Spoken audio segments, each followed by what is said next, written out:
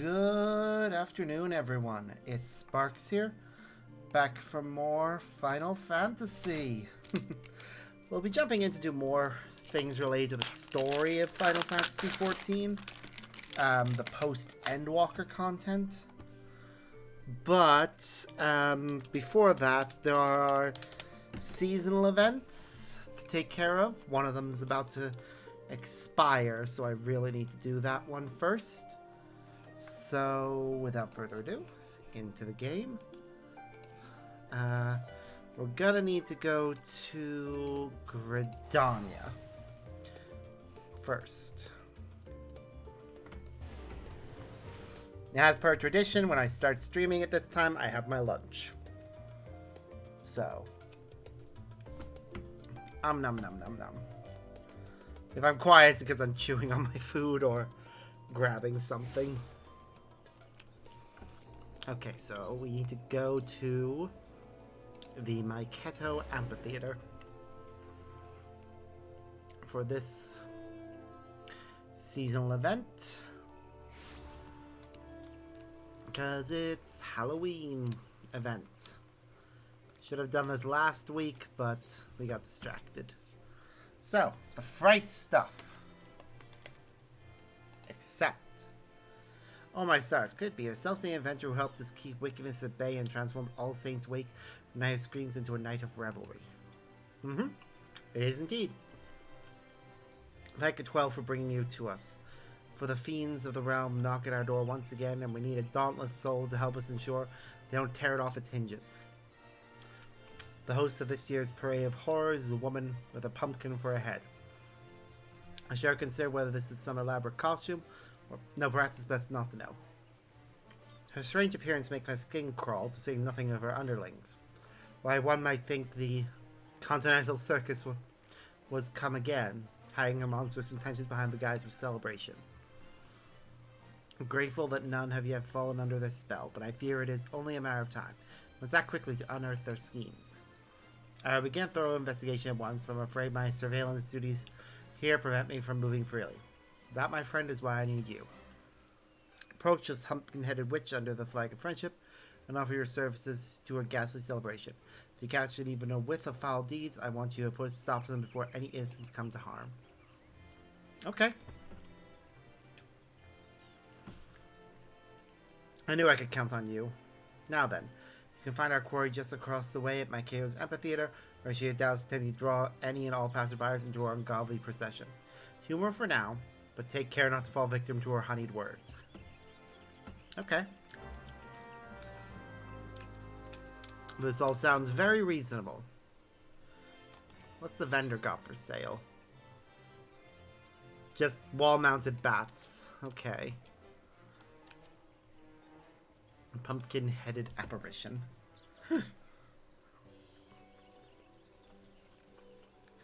It is you. I knew your arrival was inevitable. For any who once indulged in the revelries of All Saints' Wake cannot resist a chance to relive their experience.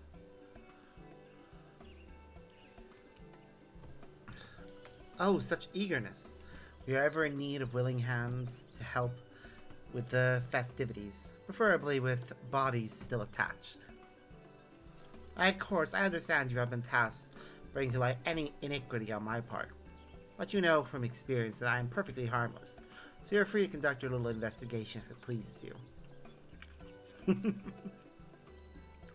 Together, I believe we can make this All Saints' Wake into one that will be remembered for moons to come. Yet before we begin, allow me to illuminate the history of this event and our intentions here.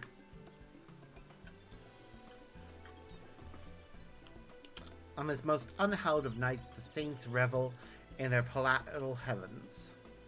And as their judgmental eyes become leaden from drink, the impure are free to feast and frolic without fear of punishment. In ages past, the common folk would rue the coming of this night and cower in their homes. That is, until the adventurers took it upon themselves to rid the streets of evil, thus turning the event into a celebration of your collective bravery. A joyous happening, to be sure. But of the goblin, the ghost, and the gremlin, unfortunately there are many monstrous sorts who yet consider this a night to spread fear like a plague.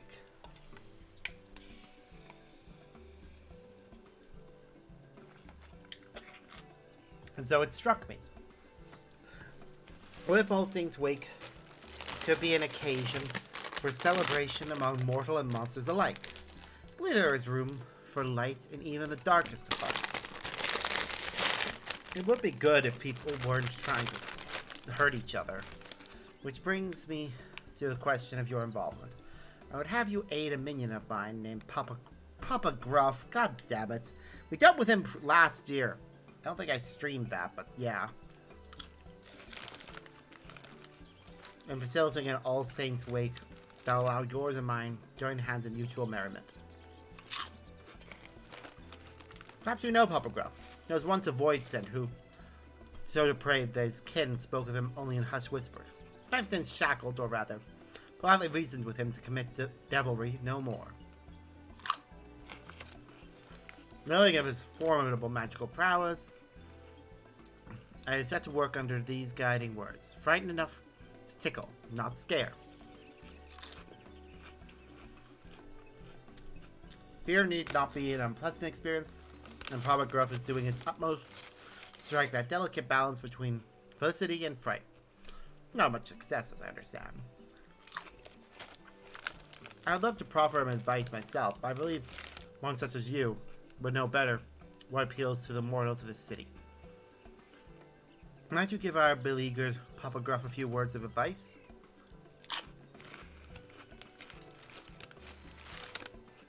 Thank you, truly. He should be putting on a performance near the Leatherworks Guild at present, assuming he is yet to be chased from Gridania's borders. Please speak with him and give him my encouragement.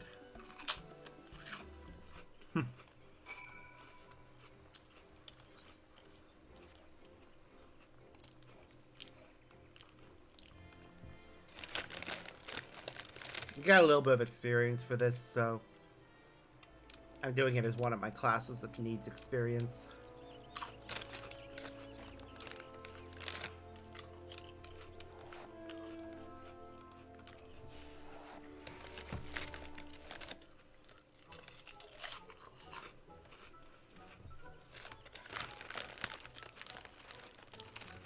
You're that meddlesome adventurer.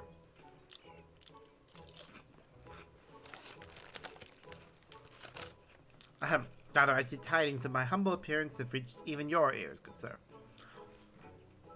Please honor me with your presence as my guest of honor. Without further ado, I shall summon a foul fell beast before your very eyes. I only hope you've brought a change of small clothes. A monster? It'll take more damage than a cantrip to scare me.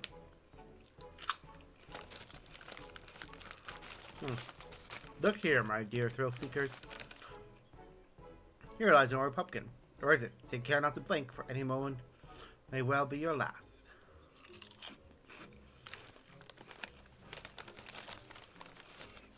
Magic. Aww. Aww.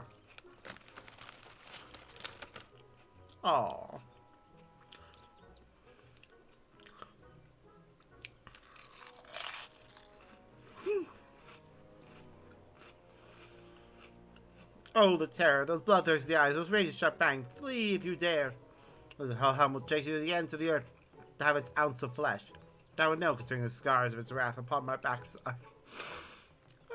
Imagine every pumpkin adoring this fair city transformed into such a thing. I dread, pray of hunger dying until the last ailment if I made it so. A banquet of chaos. Do you want to tell him or should I?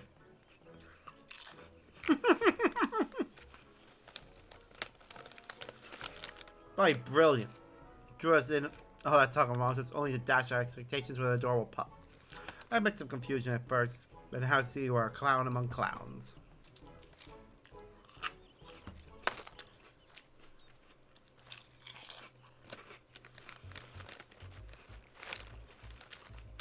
Not a single blood-curdling stream, but a smile. It's not a complete failure, I suppose.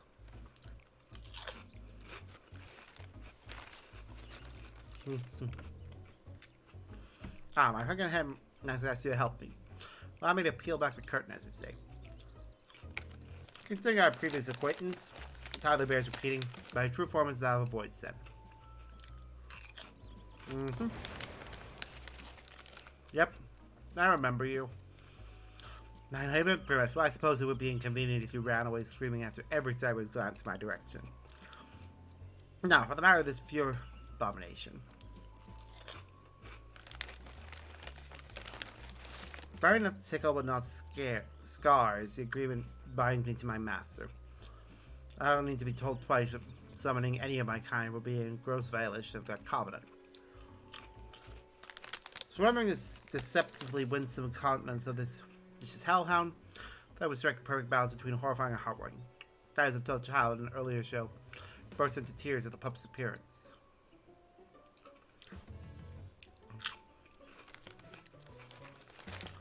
Now, I've seen a man react with a hearty laugh to the exact same dog, with nary trace of fear in his voice. The difference is vexing. Tell me, is a puppy something to be feared or cuddled?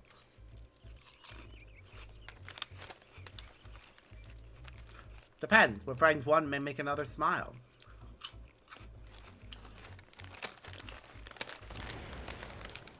Ah! Dude, Jess, you may say your kind's definition of terror differs from person to person? I admit, that does explain the sheer contrast in reactions I've observed so far. There's a place between a rock and a hellish, soul-rending place. If my task was simply a matter of bringing people into fearful tears, the ground underneath you would probably be soaked through. How in the hell's good name does one frighten to tickle?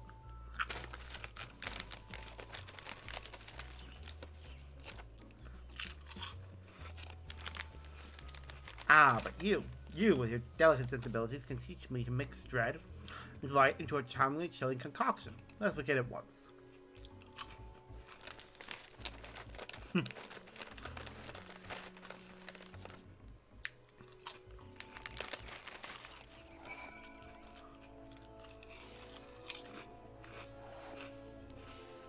Let's get right to it, eh? First, we need to find people to scare but not scar. You guys seem to gravitate towards the hunkers we place throughout the city. It is a perfect opportunity for mild mischief. One of our displays should be just over this hill, and another is near the Lancers Guild. Your job is to tell me what the transform comes into once we find suitable test subjects. Let's see how well you tickle. Okay. Okay, we need to figure out what to pick.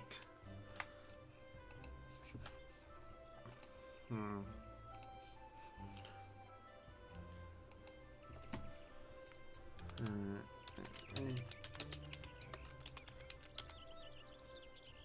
fright stuff.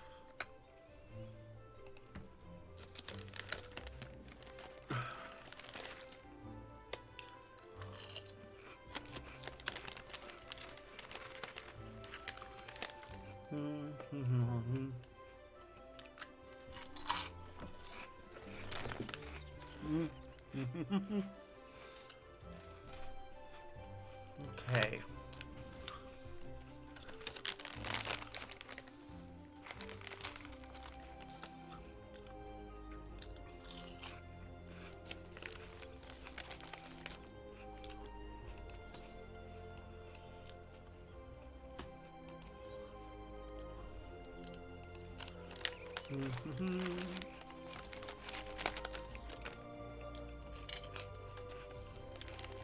Okay.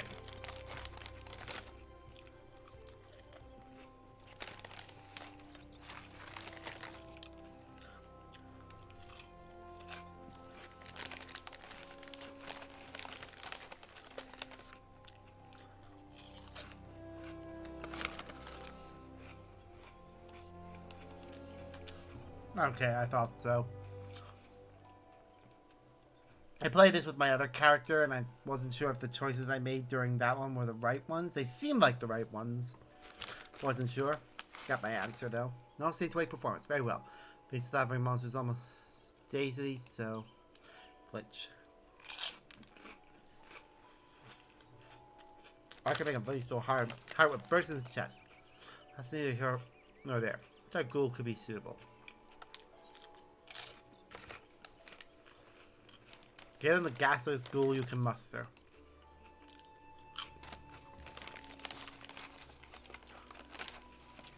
Well, if you say so, allow me to oblige.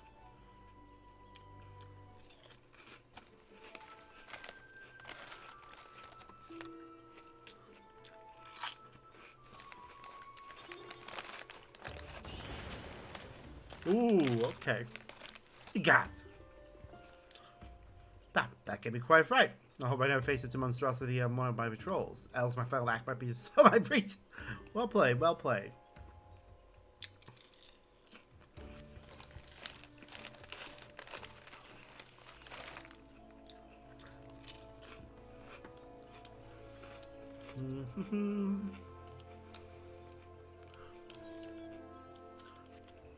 To the Lancers Guild. We can avoid walking quite easily.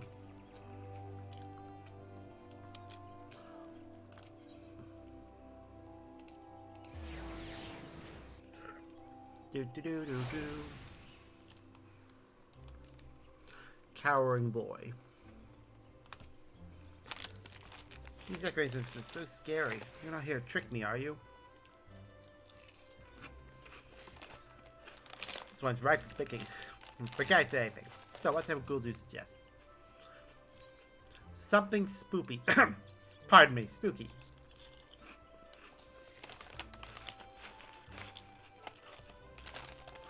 If you really think so.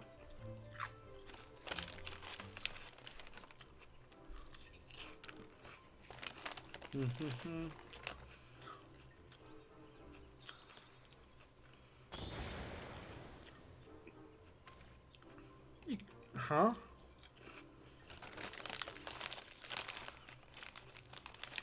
It is rather cute, ain't it? Yeah, when you look at it, it's actually kind of cute. The smoke was a little scary, though. I think I'm beginning to understand. If a fright doesn't kill your kind, it can actually be somewhat pleasant. Exactly. That's why we love Halloween. Are we ready to take the proverbial Sabbath? Come, come. Should be more pumpkins around Apakalu Falls.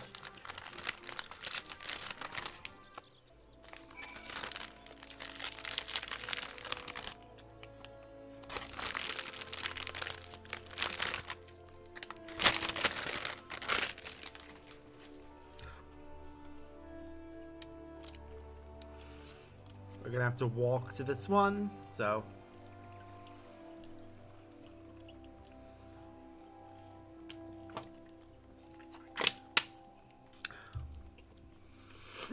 You know, his disguise is still kind of funny. Like, of all the things he could have chosen to appear as, a clown.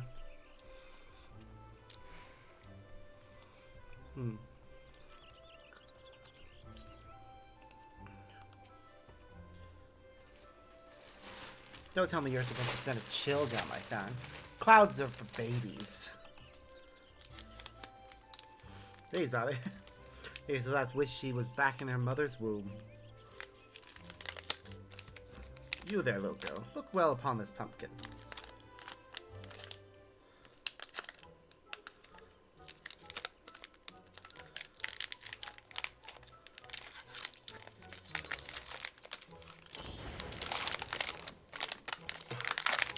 Ah! A monster!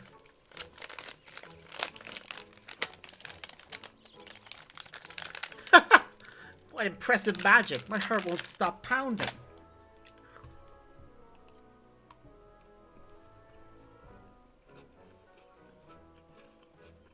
Damn, Marble. I had afraid of their life when I saw a real honest-to-God's monster. I can't wait to tell them. I'll think twice before I insult the con again. Thank you for the thrills. Wait, does that one have a hat? That one does. She said thank you. I scared her near out of her shoes and she thanks me. Can't say I've experienced that before.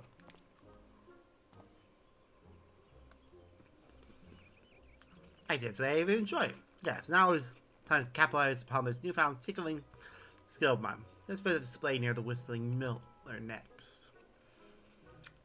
Okay. Yeah, that one's got a little tricorn. That's cute.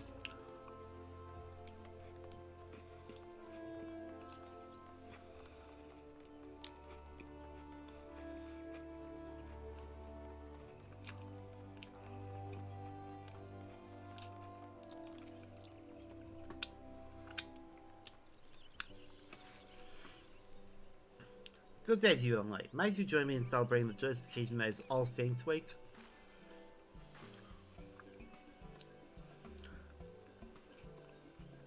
Celebrate? That's the last thing on my mind. Please go and bother someone else with that ghoulish makeup. Alright, aren't you in a fret? Not the good kind either. What happened, lass? Papa Gruff is here to help. You'll really help? I could certainly do worse than a clown.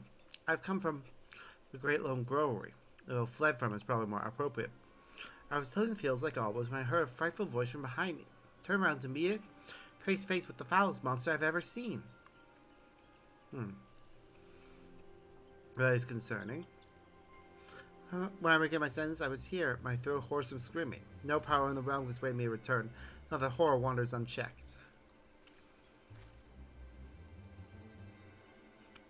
Monster, but we haven't visited the grower yet. What could it have been, do you think?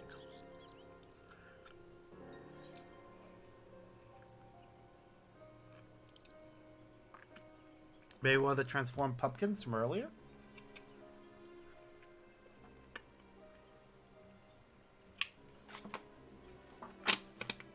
Impossible. Those illusions are no more capable of free movement than the pumpkins that he sprang from. I believe something much more real may be lurking in Gridania. Yes, no doubt there are voids sent running amok.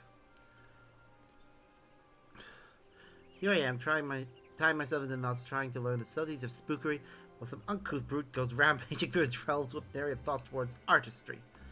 If we forgive such behavior, our efforts to find glee and terror will have been for naught. Tremble if you're no longer, lass. We shall investigate the matter. Truly? You're the first people to believe my claims are more than seasonal mischief. Oh, I knew father was wrong when he said all clowns were villains. Thank you. Wow. What is with the clown hatred?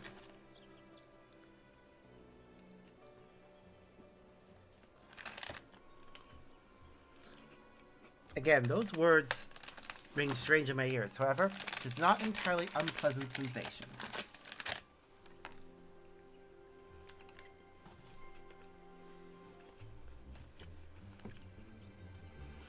Now, this wasn't why you were sent to assist me. There's no telling how many of my kind we may find. A single void or clown can only achieve so much. So would you lend your aid if the situation gets undesirably bloody? Thank you. Look at me. I'm expressing gratitude into one of your kind, no less. No matter. Let us depart Great Lone Growery and settle this.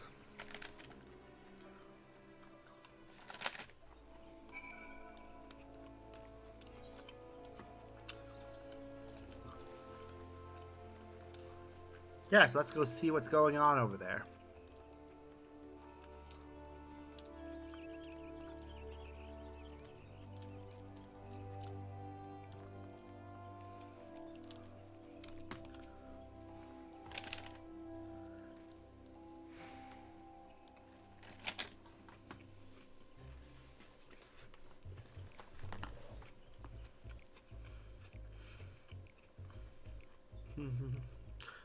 Our roguish quarry is close. Doubtless lying in wait somewhere to catch us unawares. Whereas they show themselves, don't indulge them with anything but a face of stony indifference.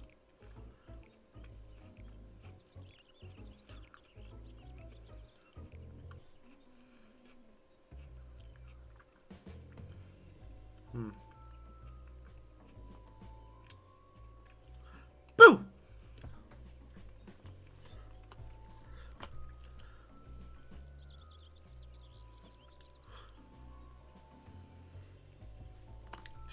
Come on.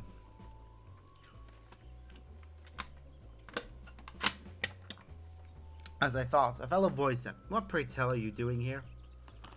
A brother of the void? Do you know why I'm here? For the night of devilry. Once we were free to carouse, creep, and caper, guided by the great pumpkin-headed archfiend.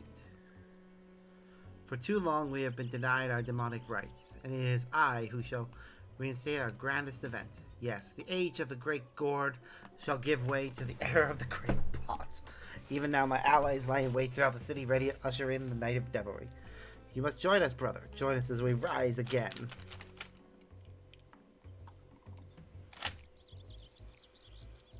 He's gonna say no. No. What? Why? Even if I want to, my covenant prevents me from engaging in the wanton vileness you propose. Regardless, I have no desire to join you for some cheap jaunt through the city, with only a few styled moments to show for it. Such indelicate devilry will only result in our swift and total annihilation. Ha, spoken like a true coward. Don't tell me you're frightened of some sharpened sticks and clumsy clubs. Oh, I am frightened, as you too would be, had you tasted the full brunt of my master's fury. Perhaps you may yet, if you continue to insist upon this foolish course. I have learned how to blend in with the people here and extract terror in such a way that is not temper retaliation.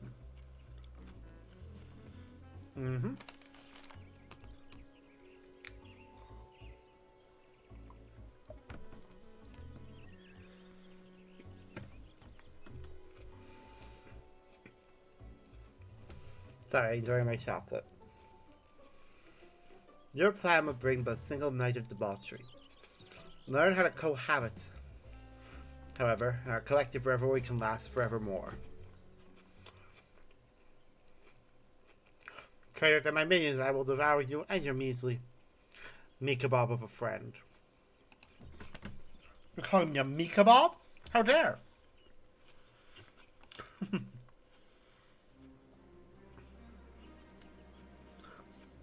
That head.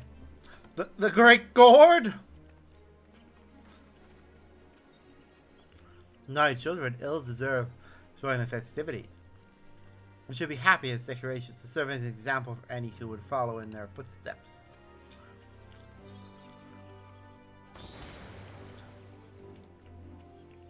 My lady!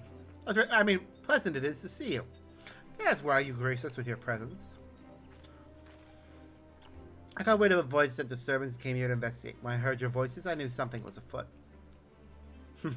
Must say I'm quite pleased that you see the merit in my approach to All Saints' Wake. Something must be done about the other beasts that have crept into the city. Let's give them the same treatment and continue enjoying this unhallowed season on our own terms.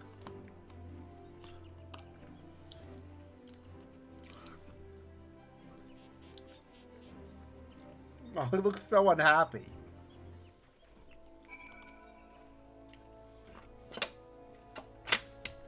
With your help, rounding up our reckless kin should prove to be a simple matter. Let us make us All Saints' Wake an occasion to remember for those who dwell in the light and shadow of life. If you sight an errant ghoul, perform the spell I demonstrated earlier. In so doing, we shall convince the residents of Gridania that the source of their supposed nightmares was not but a cluster of mundane pumpkins. This one possesses the transformative power you require. Simply swing it about in a grandiose manner and point it at your target. Once the charms have been cast, I shall collect the pumpkins. I understand they are quite delicious when baked in pie. Void scent pie. Why not?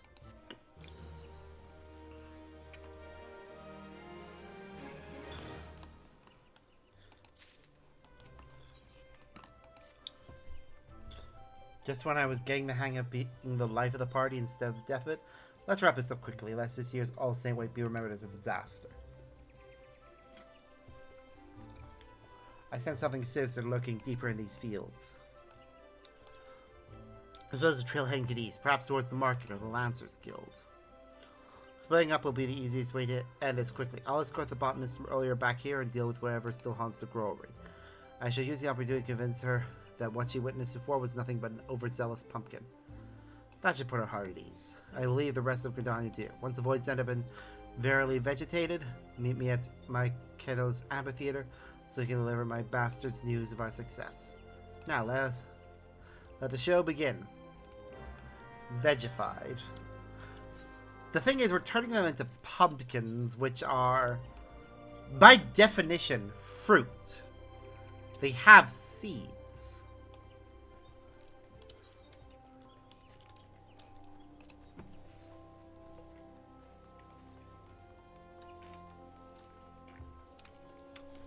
Within the flesh.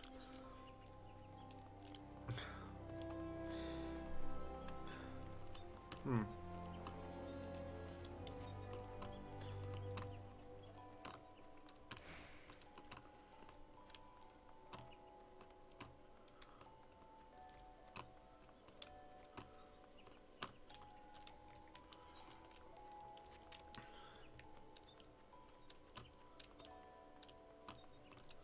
Ba ba da ba ba da ba.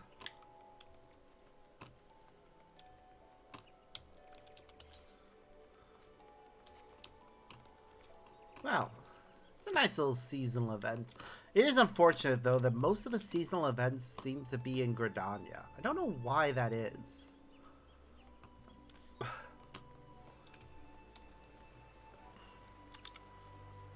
Maybe it's because the amphitheater is just such a good starting point for seasonal events.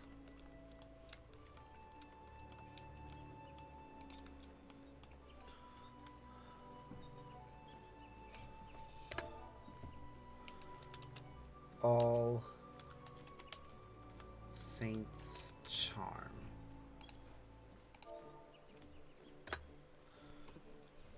Magic!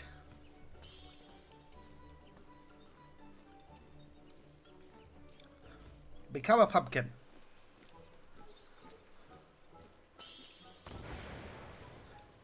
A very sad pumpkin. A pumpkin? Wait, this is all part of the All Saints Wake festivities, isn't it? I must say, that made my heart skip a beat. If this is what adorns the street, can't wait to see what the main stage has in store. Phew. Yep, convincing people that it's nothing more than part of the festivities is good for us.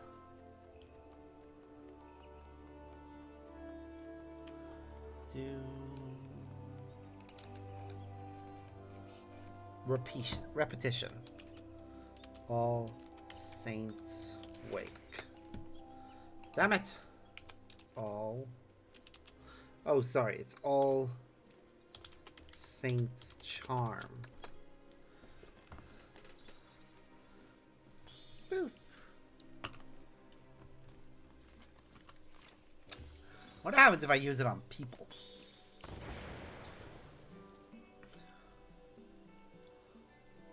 What? It was just a pumpkin? I knew the Woodwillers wouldn't let such wicked things into the city. I've never seen such a feat of illusions before. The rest of All Saints Wake is as entertaining. I best go and find the main event.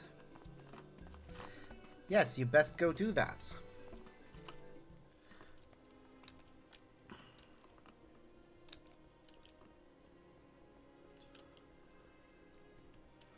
And we best get the last of these out of the way.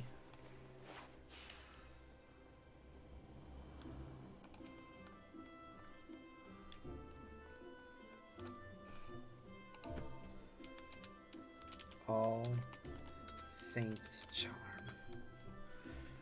Whoosh.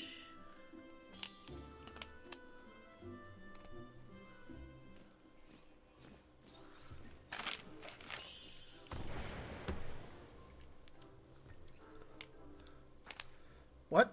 It was a pumpkin the whole time? I can't believe I fell for that. If I know it was just a trick, I'd like to see it again.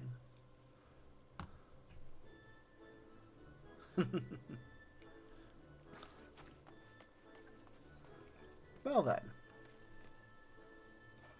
You have turned all the prowling voice in, and harmless pubgraph awaits in my cousin's amphitheater to hear tidings of your success. Woo! I might as well as walk, it's not that far. Ba-da-ba-ba-ba-da-ba-ba. Do-do-do-do-do-do-do-do-do-do.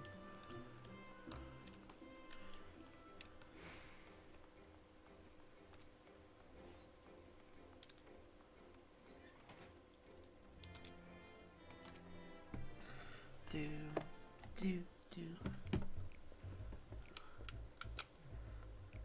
There you are. I took care of the boy's sense still haunting the great long doorway. Did your hunt go as smoothly?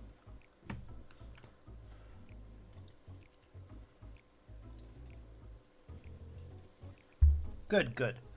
Now we can safely say that the only frights in store for the citizens of Gridania are of the decidedly entertaining variety. I took the liberty of gathering the pumpkins you created. Their punishment will not be eternal, but they can stand to remain in their current form for the duration of the festivities. It is the least they can do in repentance.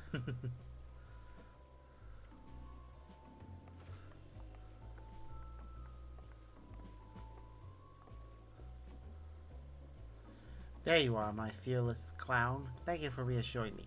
I worried I might have to retire from my position at the Great Elm Growery and seek less haunted climates. As the master of the Botanist Guild, allow me to extend my personal thanks for helping my gifted pupil avoid such a decision. It would have been a grievous loss for all of us. It was no trouble at all. In fact, I should thank you for being such an exemplary audience. A true artarian brings his all to every stage, be it a grand amphitheater or cozy vegetable patch. I only hope you were half as thrilled as I was. That scary or whatever that was looks so real. I never could have guessed it was just a garden variety pumpkin. Truly, I feel privileged to have seen a master of illusions at his craft. As do I. Would that every day were so filled with surprises. As a token of our thanks, we've made some pumpkin cookies for our most recent completion. Please enjoy them in good health. Aw. I believe I can get used to this being thanked thing. Well, since you've gone through trouble, I best eat them before they have cooled. To my good health.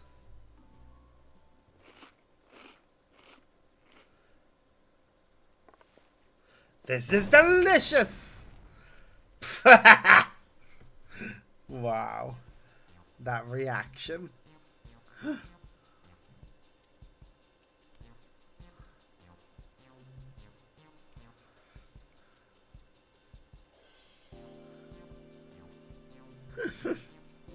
Yeah. This flavor, I've never tasted anything like it. The cookie's ether is tinged with something I can't quite put down. It's bold, but not overpowering. Is this the taste of gratitude? Oh, how much of my life have I wasted only supping on terror, all along a whole world of flavors was left neglected. I'm not entirely sure what you mean, but I should give your words a compliment nonetheless. These cookies are but a small token of my appreciation. I only wish I could have given more. You mean I could potentially receive more gifts?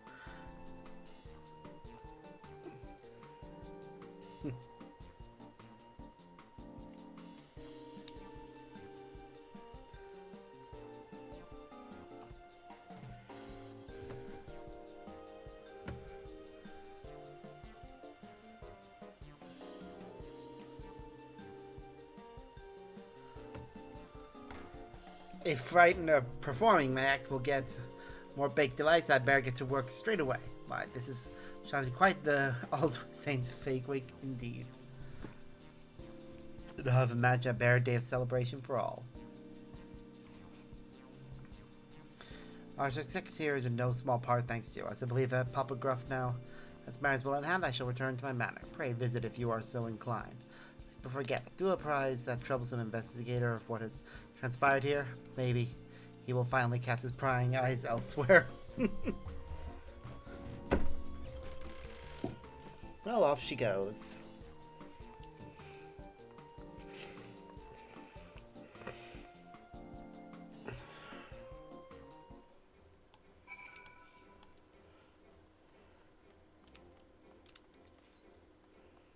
Do do do do do do. What a fantastic yarn. Monsters plotting against monsters, all to make us happy. I admit, I find your story hard to swallow, but I also see no reason why a fellow guild member would lie. Very well, I shall take your tale at face value and consider these to be glad tidings indeed. However, I cannot help but wonder if this was all an elaborate ruse. They knew we were watching them, and that may have compelled them to put on a show of charity. After all, a monster cannot change its skin overnight. I should continue to keep a close eye on their activities from afar. Thank you for everything you've done, and hope against hope that the evil has been laid to rest.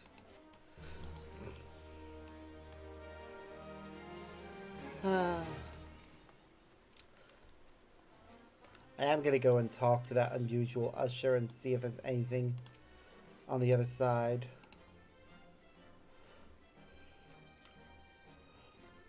Do, do, do, do, do, do. It's a spooky enough place.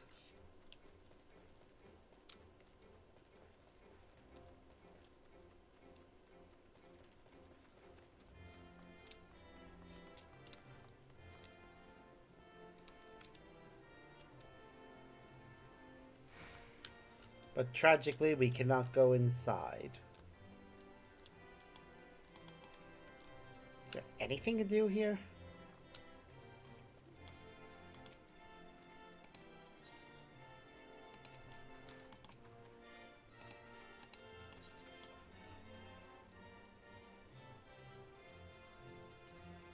Huh. What?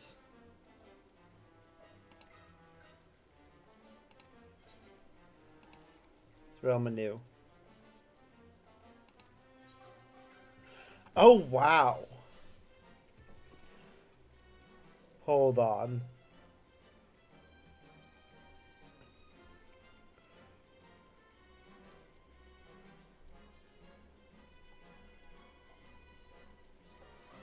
Give me a moment.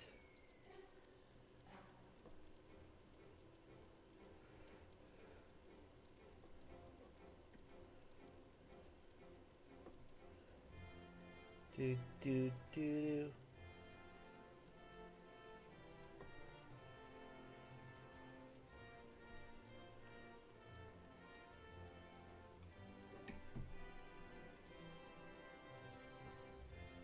Okay, I gotta go with this one.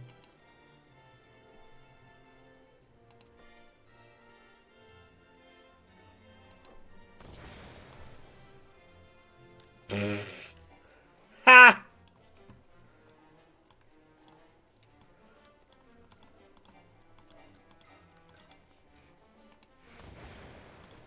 Okay, I want to try this again.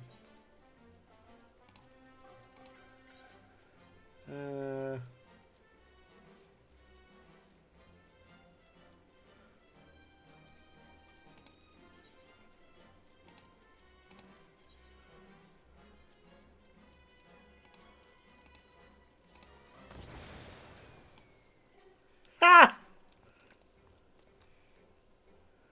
I love it. For 30 minutes I can be Raubon. When he hit 2 arms. Oh, let's do this again.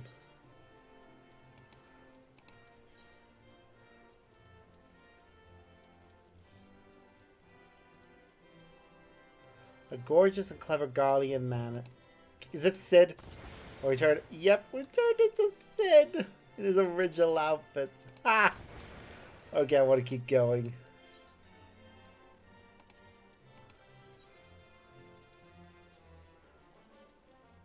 Ambitious... That's Nero, probably.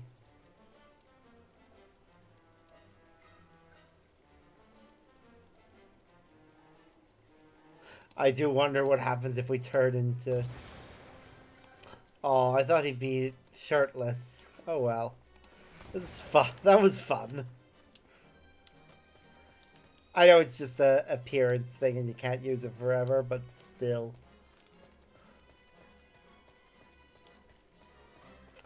Could have fun with that.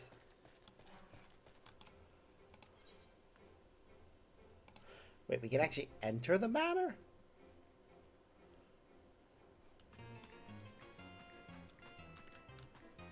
This looks like Hawk Manor.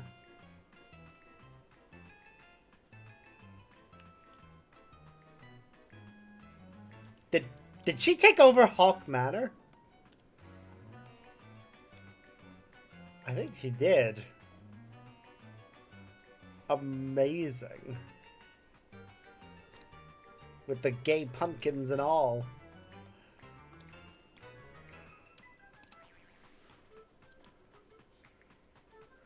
I love it. I want to fully explore this.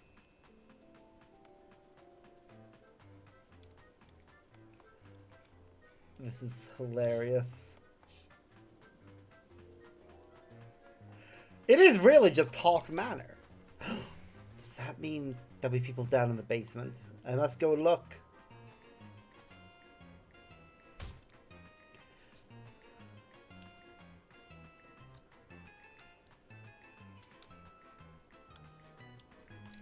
Hold on. The basement's this way. I must fully explore and see if this is indeed just Hawk Manor. Huh, inscrutable imp and unsavory imp. Okay, so he can give us a disguise. What about you? Oh wow, a journey to silence the song of oblivion.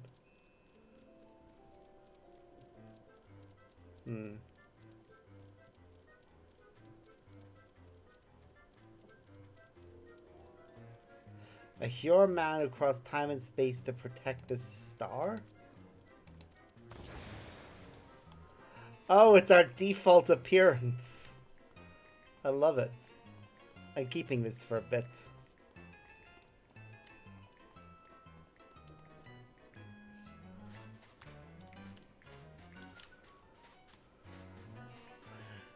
Amazing.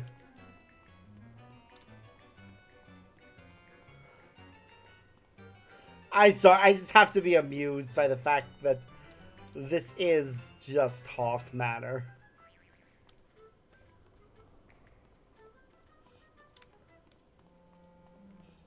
Just slightly modified to account for, you know, it being taken over for Halloween.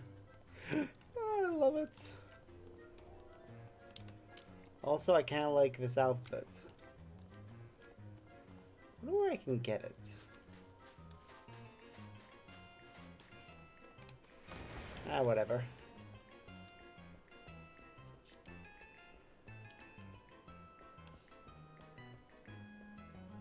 Wait a minute, I want to try something. If each of these options gives us one of the various disguises. You. Hi. Let's see.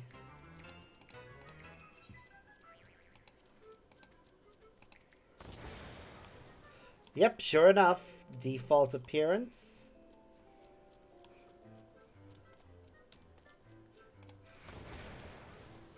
Which is what inspired our counterpart in one of the other places.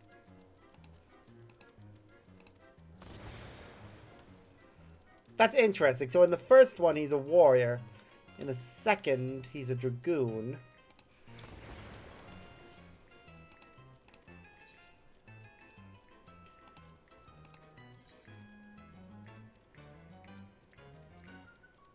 Oh god, there's two. Hold on. Monk. Okay. Very nice.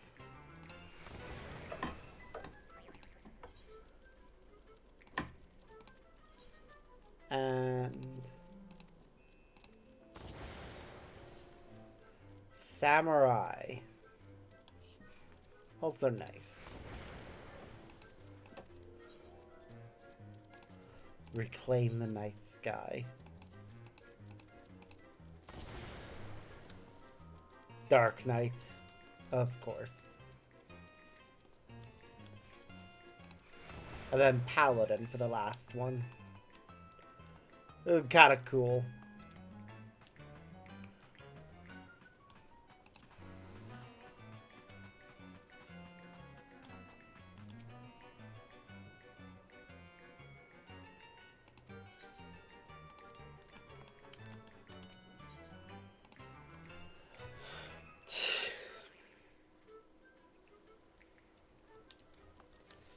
So that was a fun little jaunt.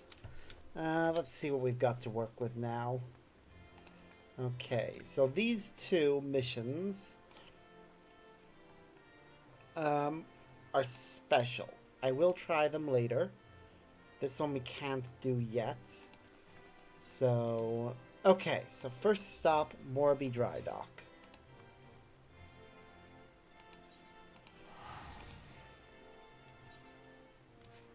Is this one giving us XP, by the way? No, it doesn't. Of course not. That would be silly.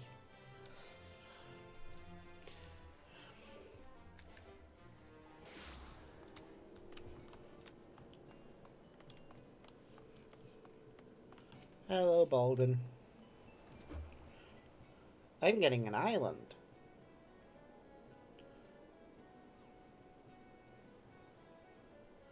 Ahoy there, lad. You must be the little mistress's friend. Been fixing it up with your own island, eh?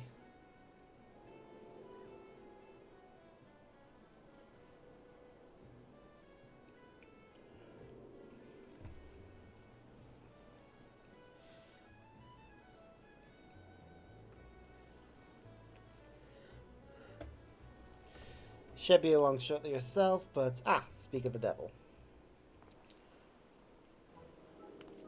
Of course she's in a vacation outfit. Sparks, I thought I dressed light for our voyage, given the notorious humidity of the Southern Isles. I trust everything's in order, Balden? Aye, just give me an holler when you're ready to set sail.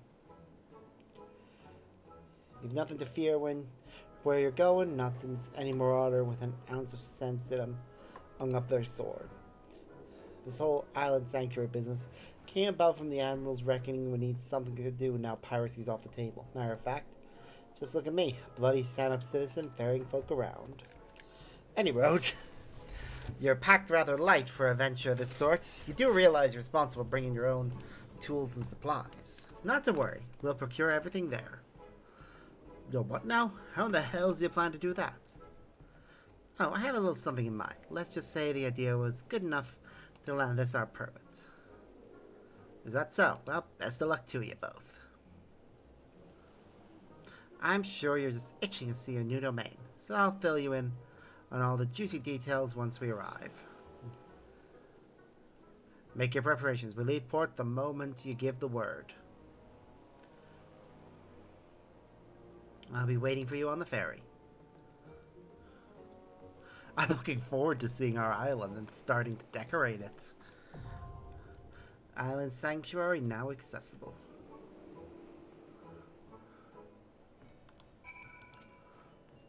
Alright, where can I take you? Travel to my island.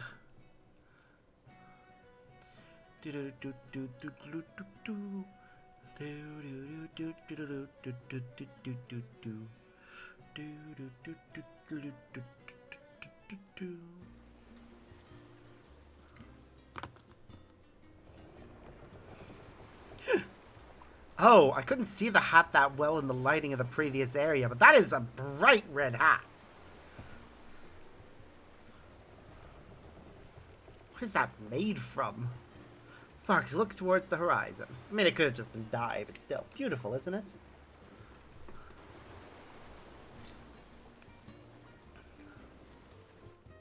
I'm sorry. This entire island is mine? Got a wild chocobo on it. And wild sheep. And owl things. God, their faces are creepy.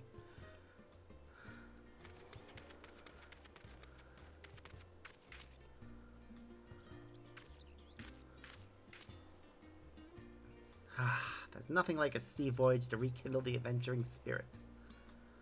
So, what do you think? This untamed isle is yours to cultivate as you see fit. Or not, as it were. If nothing else, think of it as your personal hideaway. A not-so-secret one. Wow. Question mark location. Okay. Wow.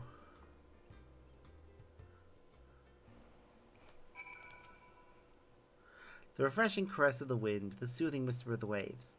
How liberating. I admit, I've been looking forward to joining you here. Now this may come as a bit of a surprise, but the isle was once commandeered by a band of pirates and used as a supply base. Fortunately for us, the group disbanded years ago, and the isle has since largely returned to its natural state. As you know all too well, Mirweb's never been one to sit around idly. She's had her eyes on Dales formulating plans for island settlements for years. Now a sense of peace has settled throughout the realm. She finally decided to put those plans in motion. Chosen few have been permitted to become keepers of private islands in this vast archipelago, and you're one of them. My industrious idea of procuring all materials needed to sell it here locally struck a chord with the Admiral when she read my proposal, so much so that she was happy to grant me a deed. This is not exactly a one-man job. Not to worry, I have arranged for ample assistance.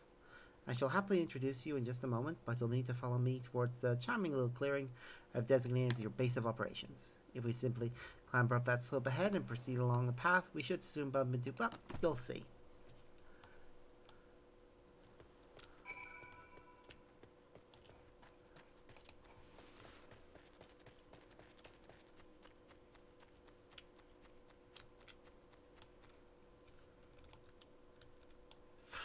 Wow.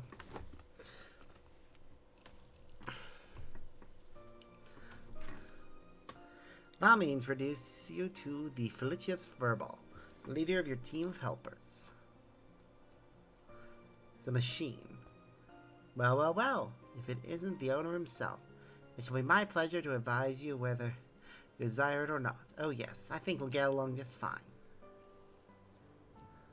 In addition to our feline friend here, I took the liberty of preparing a variety of other mammoths to assist with construction and development of the Isles. You will be pleased to know they are the latest and greatest models developed by one of the most brilliant minds of Charlian. I heard that a professor of the Studium was searching for means to make use of his advanced automata. To make a long story short, I made him an offer he couldn't refuse. I managed to acquire all of them for the unbeatable price of free. Wow! As I understand, the mammoths were produced in secret whilst the Forum formulated plans for the mass exodus. They had been used as laborers on distant stars to help in constructing a new home for the people of Aetheris. Seems all reason for their existence vanished when the threat to our star was erased. As you can imagine, the professor is quite conflicted over what to do with the remains of what may well have been his life's work, but after some negotiation, I convinced him to entrust them to us, on condition we share the data retrieved from development on the Isle. Further, while I know it sounds like an ordeal and a half to procure all necessities from the isle itself, there is ample practical justification for such experimentation. You see, the Admiral's vision is for people from all walks of life to have access to these island sanctuaries, and my idea might just be the most effective way to accomplish that. If one has the capital at hand to purchase the materials and equipment needed for such a bold endeavor, it is a simple matter to subsist safely and comfortably in a remote location. But that limits potential isle keepers to a paltry few. What of those without such funds who simply wish to enjoy nature and live off the land? We must, prove such a feat as possible and assist in providing these would-be isle keepers with the knowledge they need to succeed. Only then will these islands truly be sanctuaries. Yeah, that's fair. Fret not, Mistress Tatru. With authentic Charlian ingenuity and know-how at my claw tips, the similar-minded individual... Despite the enhancements in vocal organ design, Mechanism still gets stuck from time to time. Oh, thank merciful God! Goodness, that's a relief. But I should leave you to get properly acquainted. I'll return to see the fruits of your partnership when they're ripe for the picking. For now, enjoy your own personal paradise. Cultivate the land or explore. The choice is yours.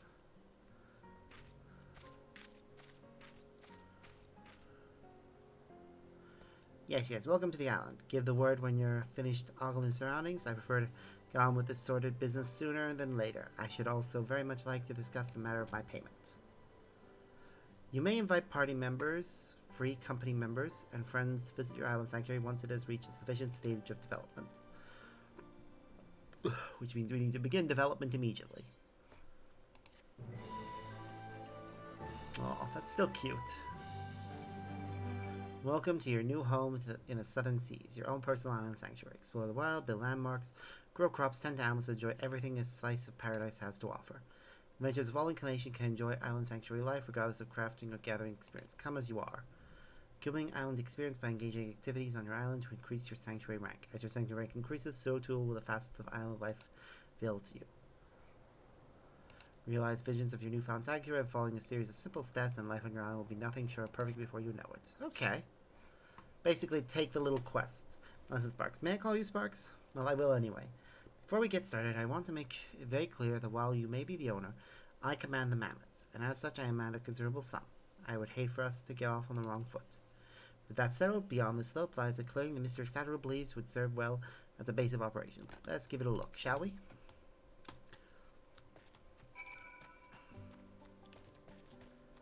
Yeah. Let's.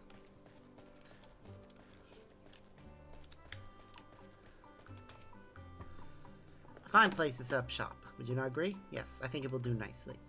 Now, while it has much potential, this clearing is currently as bare as a white baboon's buttocks. We'll need some form of shelter from the elements if we're truly make something of the place. Mr. Statteru has told me of your exploits. I think it's safe to assume chopping down a tree with your bare hands is outside your repertoire. Not that I'd ask you to even if you could. We need tools for delicate work of this nature. As such, the first order of business will be to craft yourself a hatchet. You'll have 3 palm leaves and 2 stones and branches each. Follow these along the path to make your first foray into the wilderness to procure them. Should you get any funny ideas about exploring the island and opt to leave me out here to waste in the rain, you'll find my twin, a furious furfall, waiting here for you instead. Where you go, find something for you. It's called the Islekeeper's Index.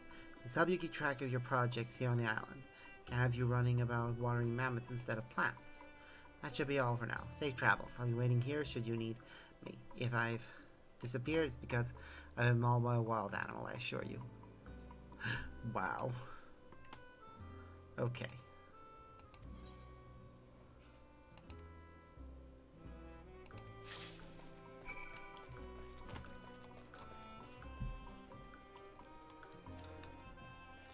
So we need to go collect resources.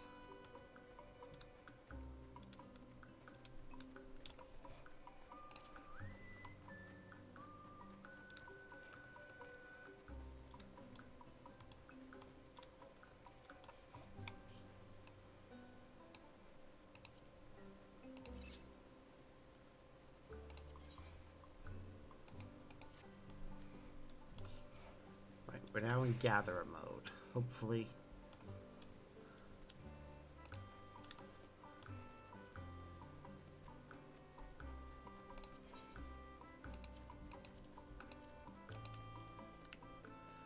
Okay.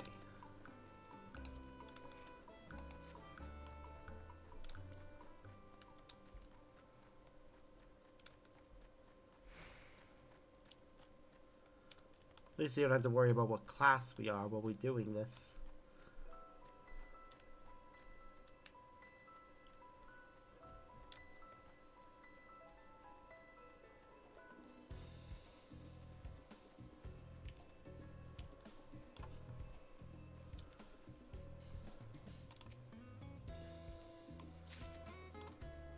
Alright, so we got the palm leaf, a palm leaf.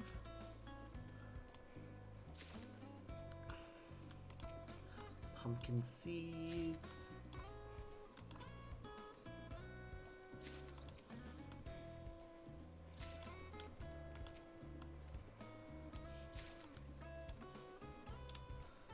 Okay. We need to get enough palm leaves and branches and stone.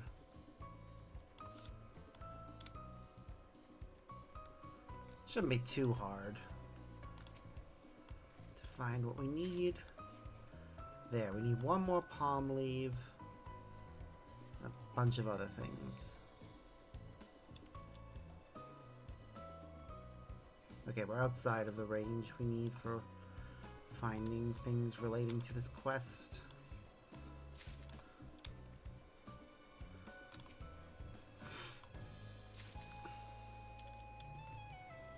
Okay, we got a branch.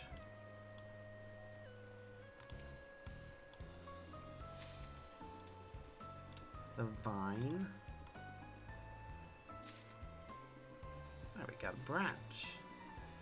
Now we just need stones.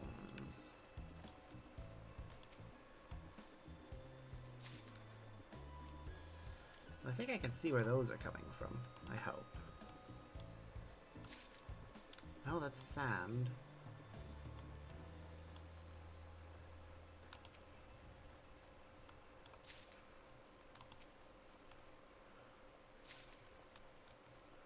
That was sand.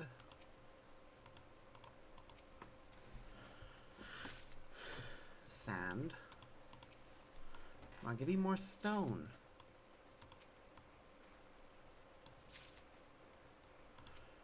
I'll just keep collecting until I find what I need.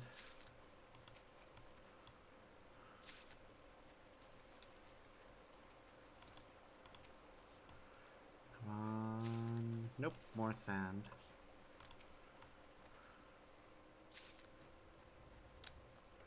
It's gonna be totally random what we find. For the most part. Ooh, wait. That looks like it'll give us stone. Yep. Things respawn after you collect a certain amount. Okay. Well, we've got what we need for resources. So we'll go deliver them. Monkey. But along the way, we'll see if there's anything else we can pick up. Just more pumpkin seeds. What is in our inventory right now? We've got 3 leaves, 3 branches, 2 stones, 10 seeds, and 4 vines. Specifically, we have 6 pumpkins. Okay. Well, we go deliver everything, and that should upgrade our home at least.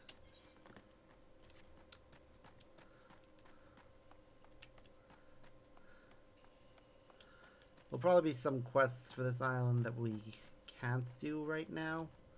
We'll do as many as we can.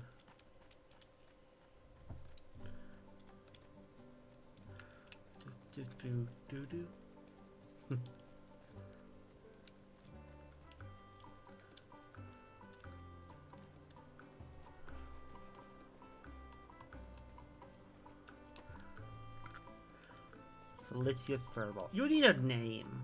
I'm gonna keep calling you Felicius Furball. Excellent, you've collected everything.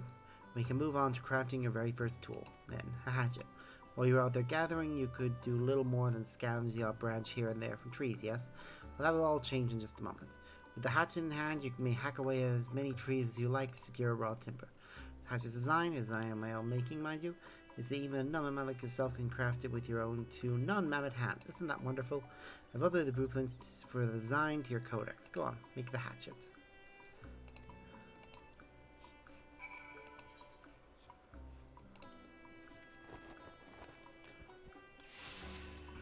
Yay! Now what?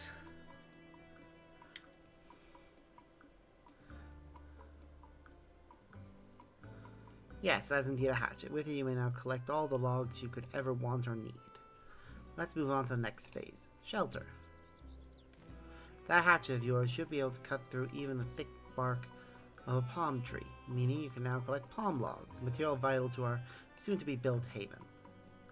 The first building we make shall naturally be the most important, as it will be the very foundation of our base of operations. And seeing as I have a gift for naming things, I think it best to leave matters of nomenclature myself. I hereby dub this essential facility the Cozy Cabin. Such a simple name. I would have called it the Foxhole. Oh, my poor back.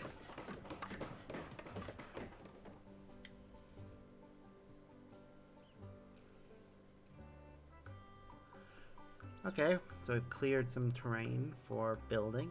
Goodness, I'm due for a healthy amount of grease after that ordeal. Anyway, to prepare the land, you'll need to prepare the rest. Check the log board beside me to review the materials you need for the cabin. Okay. As we're building a cabin this time, and not a tool, the amount of materials required are a magnitude above what was needed before. Take your time to collect them, if you must, but not too much. In the meanwhile, I'll round up the other mammoths in preparation for constructing the cabin and begin ordering them around. You know, what I do best.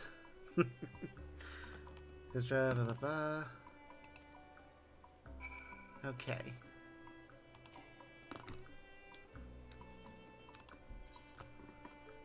So.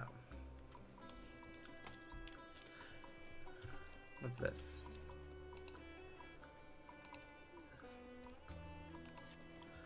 Okay, well, our first step will be to get the other resources we need.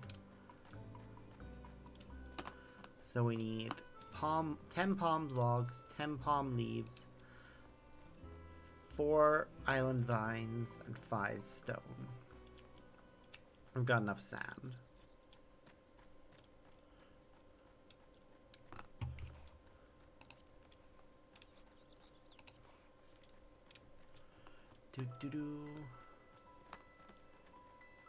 Should be able to find everything we need rather easily.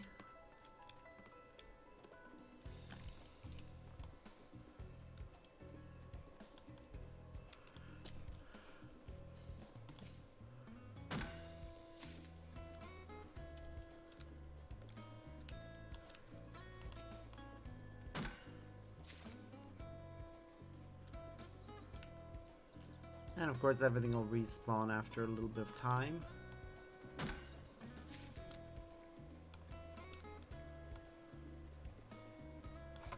I just gotta see what else can be crafted. Nothing else right now. Just a moment. Hub layout. That thing.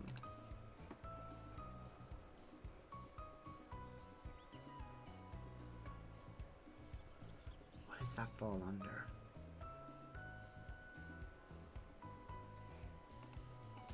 Oh, we cannot move that. That is just stuck there. Ugh, that's annoying.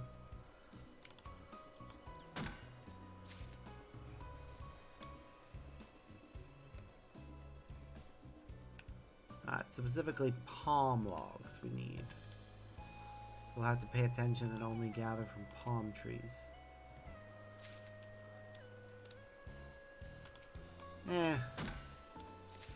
The other wood will be needed for other things, so... Right now, stone.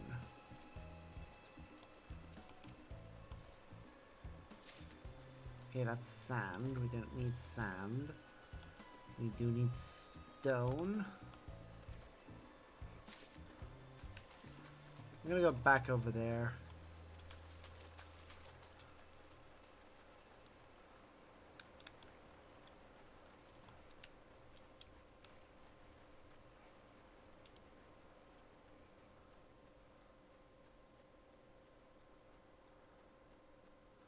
Okay.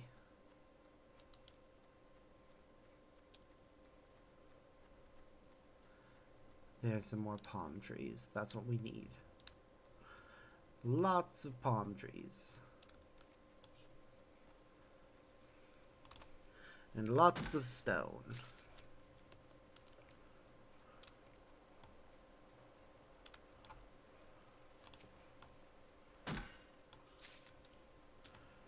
Which, yep, there's a lot of over here.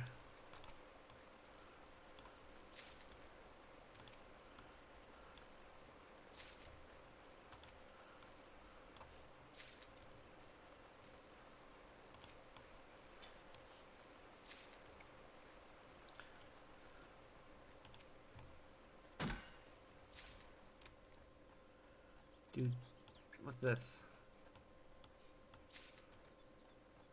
Islewort. Okay. Well, it's a new resource that we haven't collected before.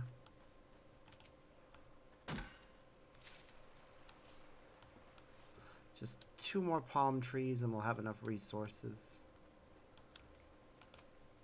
to build the cozy cabin. Though it'll probably take a bit of time to actually build it. I hope we can upgrade it after it's been built. Because it would suck if we're stuck with some small, tiny, dinky cabin and not able to build something bigger and more grand. I also hope we can go inside the cabin and decorate it inside. And then slowly, as our housing gets bigger, we get more decoration options on the inside. That'll be nice. It'll mean we wouldn't have to worry about buying houses back on the mainland. I'd have a little room in the guild house. But, Sorry, I was checking the outfit because I thought it looked as if this outfit had a design in it that actually accounted for the tail. It doesn't really. That's just the regular stitching, but still. I can pretend. Alright, there's the logboard. We just drop off everything we picked up.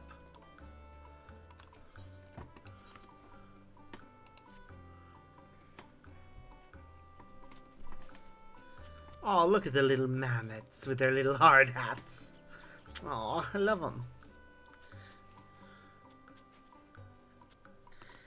Cute little robo friends. Getting hard at work.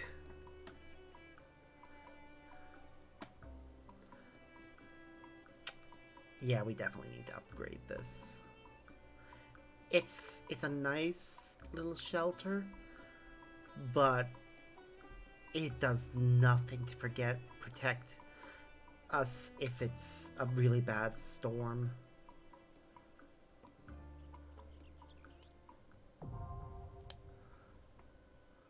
At least it's instant construction instead of, oh, you're gonna have to wait X amount of time.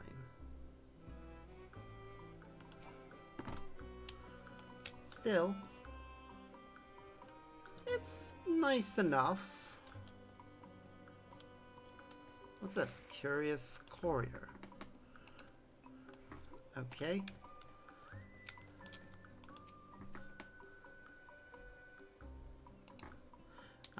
We must develop our rank before we can... Okay, finally, a place to escape the occasional downpour. It's a bit rough around the edges, I'll give you, but it's home. It's technically your home, but why get fussy about the details? Rest your head on the cot or call your friends over. You're free to use it as you wish. Taking a liberty calling a few of my own friends over, in fact, and I will think you'll find them most charming. They provide services you will undoubtedly come to find valuable. An orchestrion to play your favorite tunes, and exchange various items of the merchant stationed inside the cozy cabin. Learn 2 types of cores. If you're quarries, we earned realizing visions, developing the island, performing various activities, selling materials. Friends, free company may now visit your island. Decide who may or may not enter your sanctuary by accessing sanctuary settings. Keep codex. And then the cozy cabin for yourself. Cool.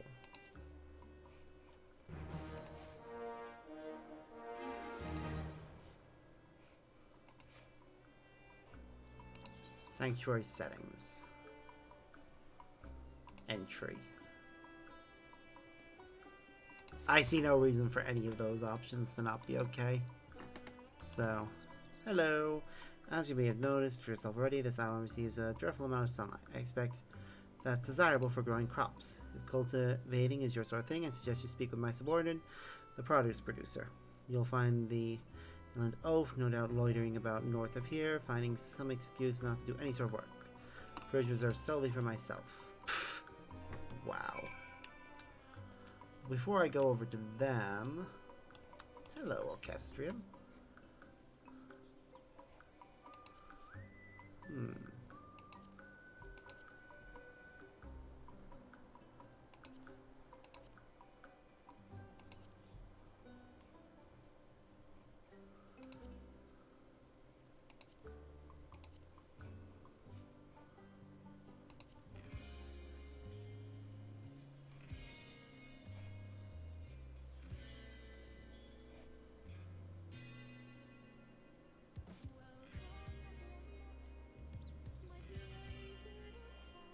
Aw, this is cute. I'm gonna let it play.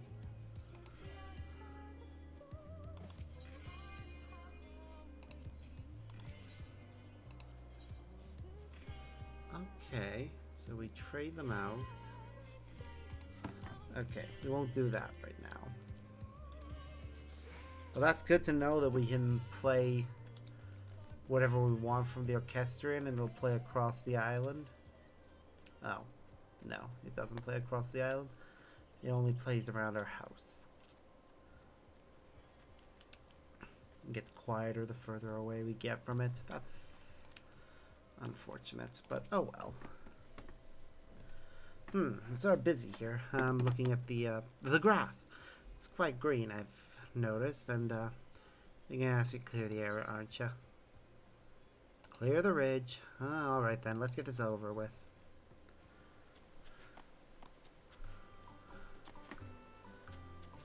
Yeah, we need a place to grow stuff.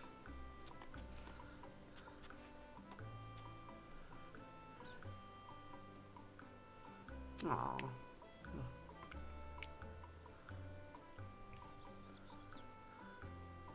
Plant. The cropland is ready. What do we do with it now? Look at me jumping with excitement. A fault in the programming to be sure. Anyway, are you happy now? There's the cropland. I've even got some seeds for you to sow. Once they've been planted, make sure to water them. If you have any questions, I suppose I can answer them.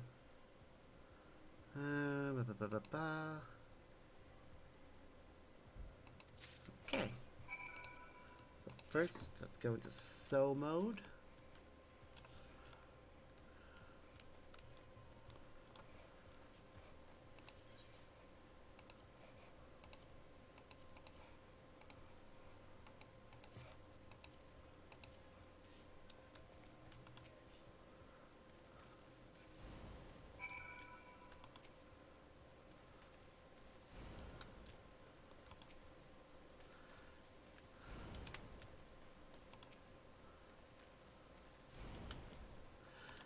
Nice and easy. And now we switch to water mode.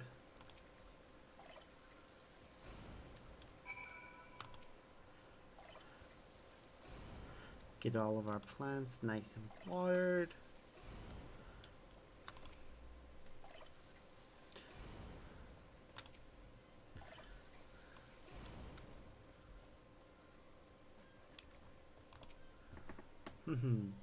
You hear that? The sound of burgeoning life budding in the soil? Me neither, but I thought I'd ask. Anyway, you're welcome to plant more seeds here whenever you like. Time water to flourish into products. Bereft of moisture, they will cease to grow. Crops will be considered watered after it has rained. Your harvest reports yielded by fully with the gather mode. Dispose of undesired crops with the cull mode. Cool.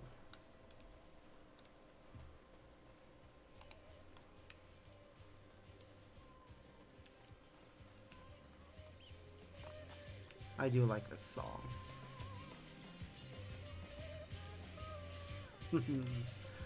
Alright, Felicius, what do you got?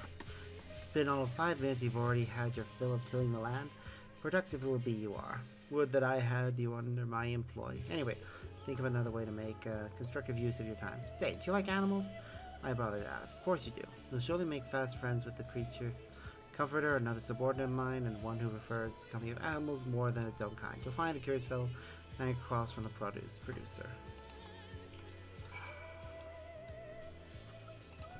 Are we gonna get a place to put all of our minions? Please tell me that's what we're getting now.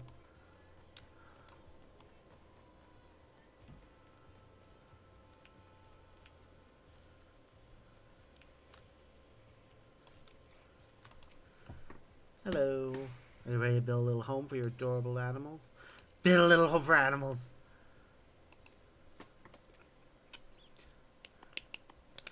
Yes. Because I have so many minions right now, and it'd be nice if they had a little home of their own.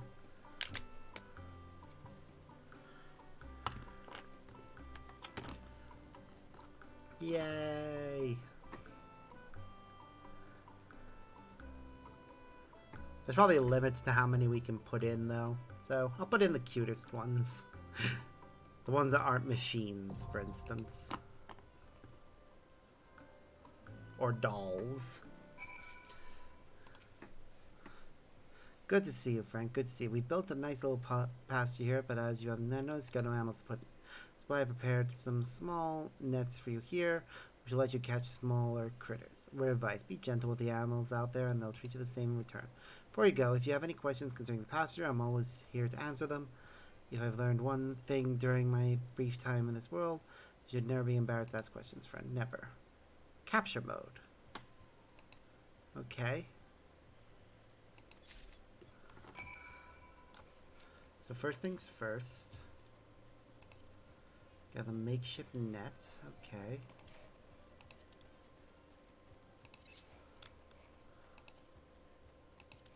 Ah, we probably can only use them once each.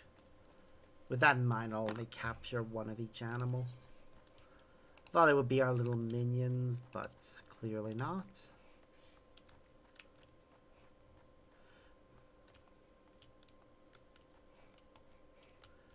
Ba -ba -ba. Okay. Probably have to look up what we can and can't capture.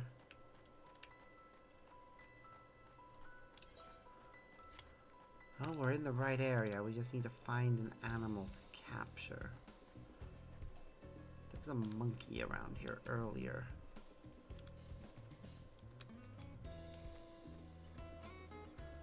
There. An awful.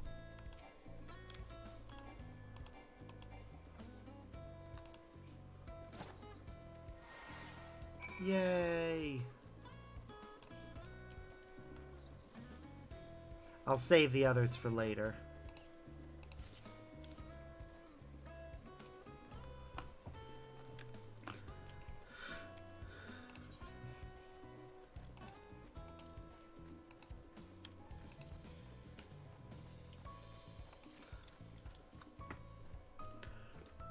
Because I'll obviously want to capture a chocobo later.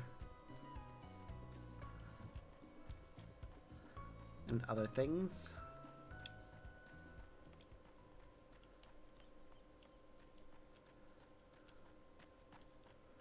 But first, our little Oppo friend. I'm only gonna capture one of each animal, I think, for now. Unless it advises me on a benefit to capturing two of the same thing.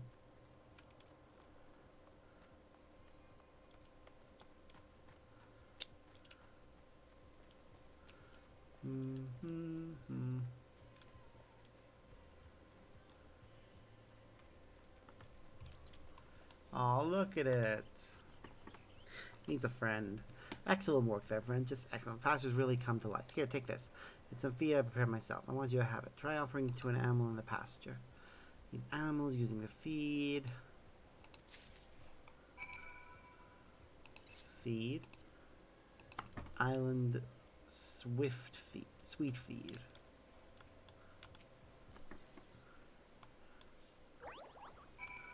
Aww. That's nice. Hello. You did it. I'm proud of you. When an animal has been fed and looked after by its master, it will feel loved. When an animal feels loved, it leaves a little something born from pure happiness. Leavings, I call it. Kneel together mode. Oh, God. Recipe has been added. Green feed and premium have been added. Crop field. Okay. Good to know.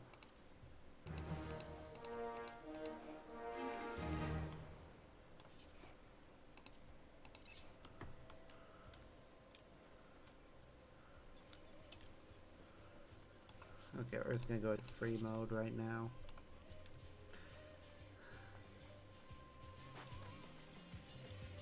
I'm gonna make as much progress as we can. As long as we don't hit the 2-hour mark.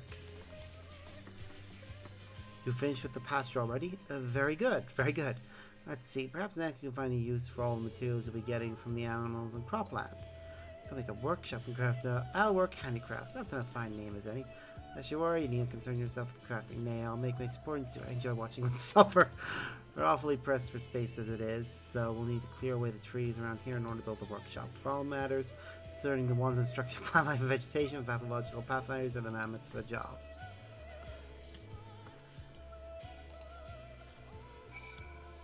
Pathological Pathfinder Mark 1. You must be the owner. Our felicitous friend told me today is the day I can finally do a job as creative. Will you let me do that job? Cut away this vexing vegetation. Take a seat. You're about to see something real special. Do do do do do do do do do.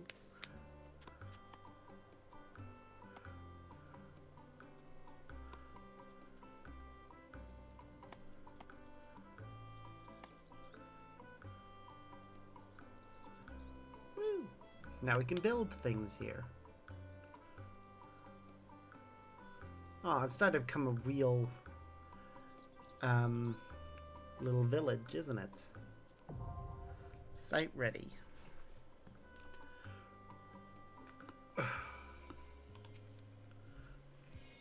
And that's how you do it.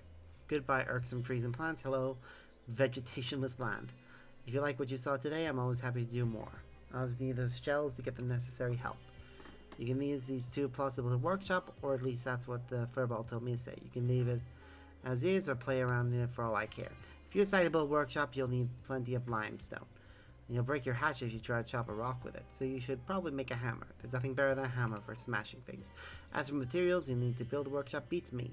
The Furl said something about writing them all on the log boards, though. I suppose there's enough space for you to release your minions now, but I can't see why you'd want to do that. Are we, your loyal hard mammoths, not enough for you? Because by releasing them, you're saying we're not enough for you. New plots of lands are now available. Further expansion appears possible, but you need a certain amount of seafarers' calories to cover the necessary expenses. The Allkeeper's stone hammer recipe has been added to Sanctuary, will allow you to gather various stones from rocks by smashing them. Now release your minions, allow them to roam around various locations within your hideaway. Access manage minions from the Allkeeper's index to begin. Furnishing glamours are now available. Select manage furnishings from the Allkeeper's glamours and decorate your island. Okay. So you got land expansion. Releasing minions.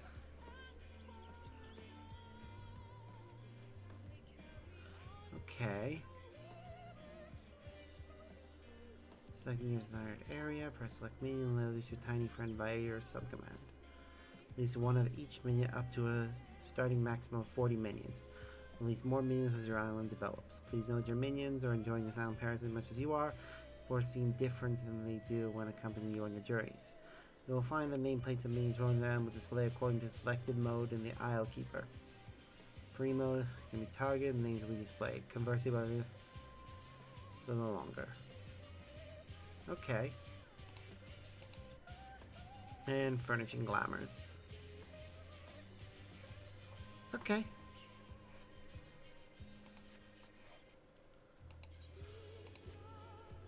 So firstly, manage minions.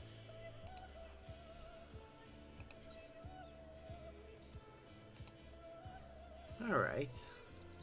So the island inlet.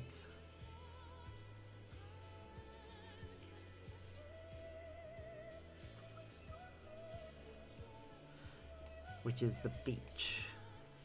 I'll release some animals that make sense to be on a beach.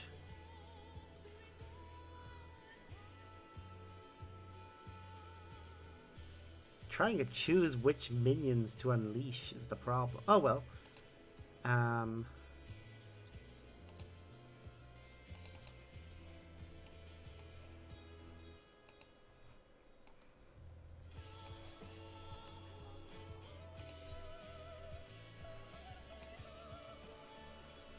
Current position, island inlet.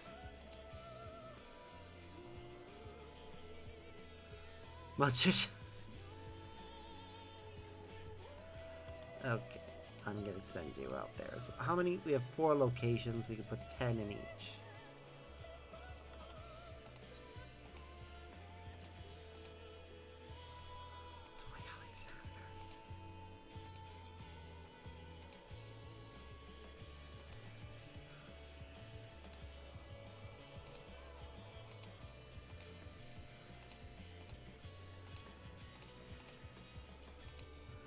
Okay, I'm not releasing any of the wind-up figures.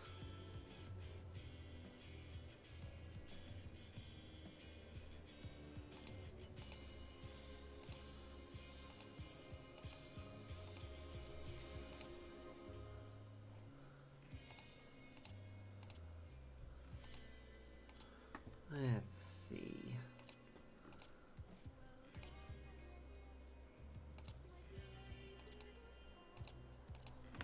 None of these other ones feel like they fit the beach. So at the central location, I'm going to put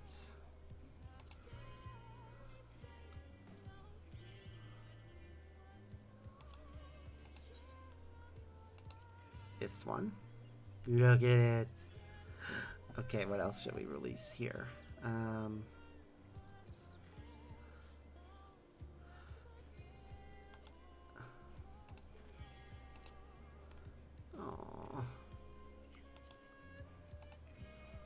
Well, this is my home base, so I'm obviously going to put down the kitten and the pup.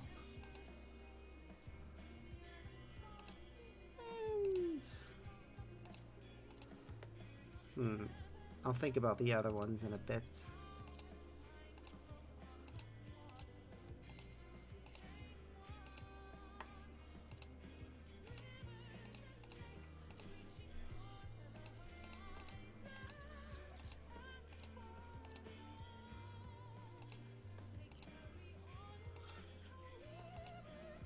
Aww.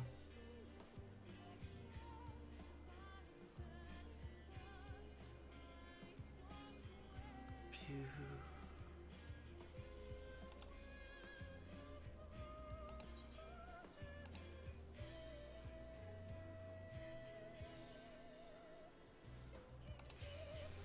Ba ba ba ba da ba.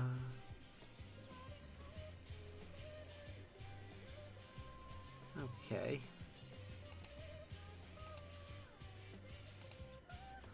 GG is following me, so I want to keep GG with me. I like having him around. There again.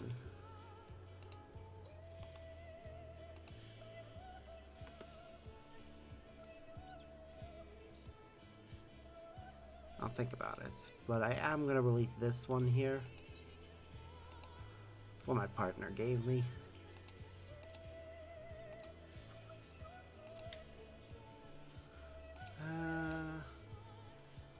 Why not? We can put Lord Edna running around here as well. And our Palico.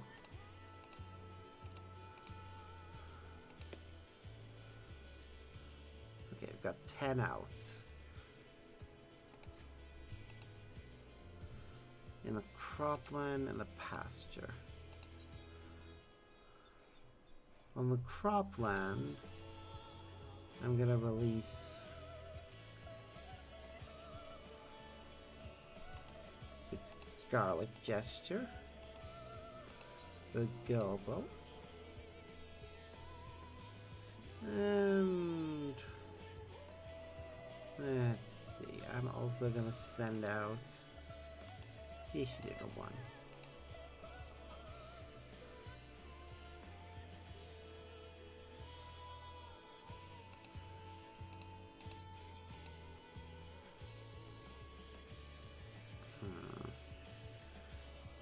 I'm also going to send out the Squirrel Emperor.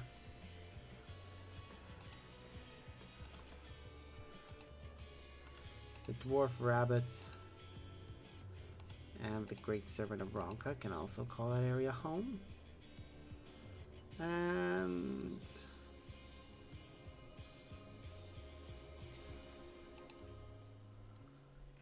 anything else I want to release over there? Not right now. But in the pasture,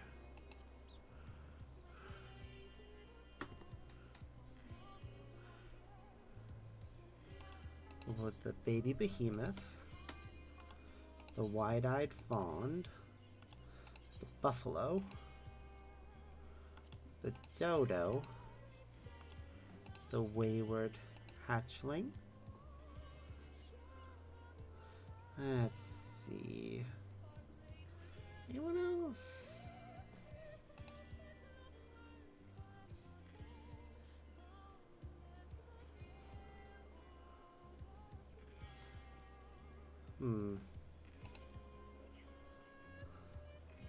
I don't see any others that I particularly want to release.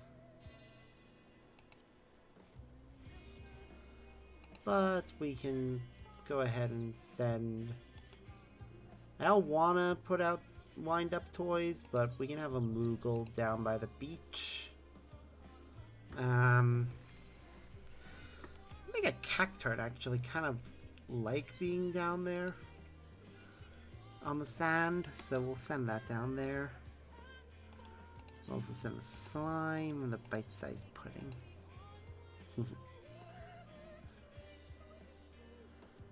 And... anyone else we want to put down there?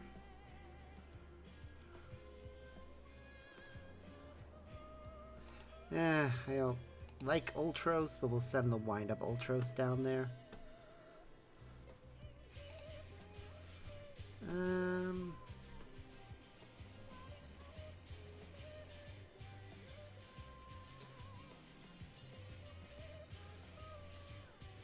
I have loads of minions, so I could easily send them all out. In the Hideaway Central, though, I'm going to release you, you, and you.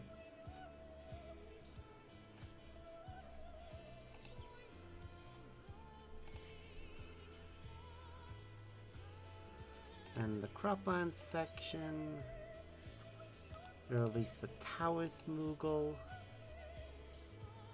the Moorball Seedling. The Mini Mole can go into the pasture.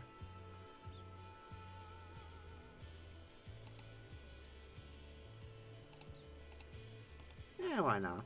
This little guy can go in there. And the Cropland. And the Fat Cat can be over there too. Why not? In the pasture, I said I was going to throw in the Mini Mole there. And...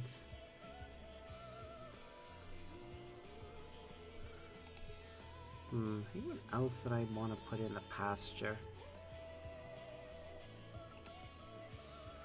Not really. I think that's it. That's all the minions I want to have.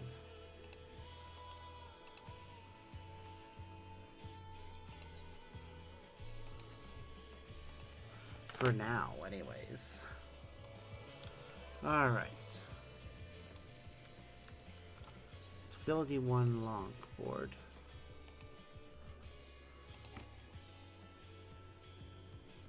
We need to have the materials.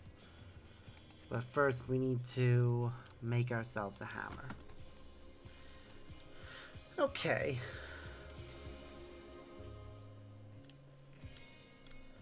Well, our minions are running around, so that makes me happy. Gigi is still going to be the one that accompanies us everywhere. Alright, I'm going to switch to Gatherer mode.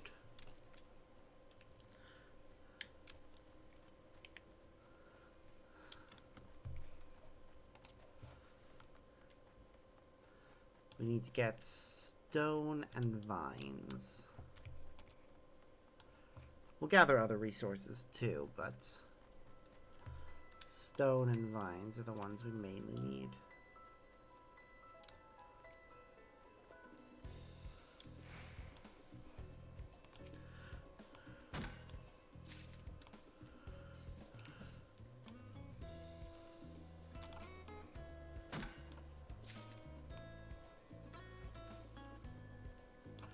Do do do. Do do do. Yeah, we need to get the initial construction projects out of the way. We have 2 things we can build. We only need one of them. Or we have 2 places we can build, but only one of them is occupied right now.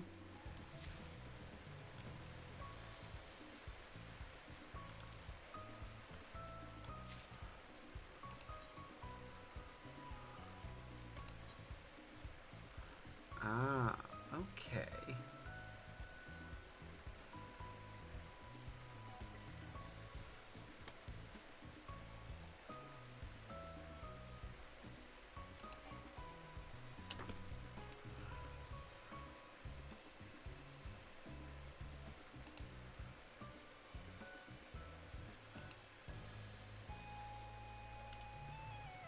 I'll have fun figuring out what we're doing for everything.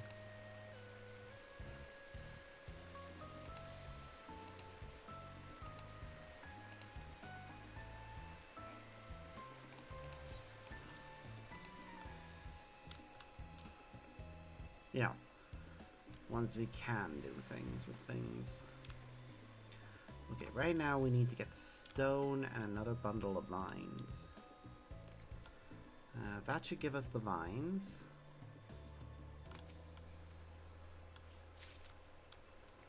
And this should give us the stone. Alright, so now if we go into craft.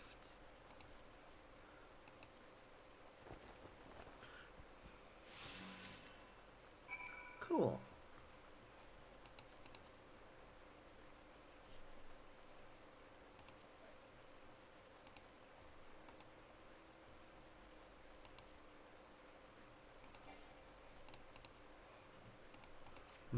Okay.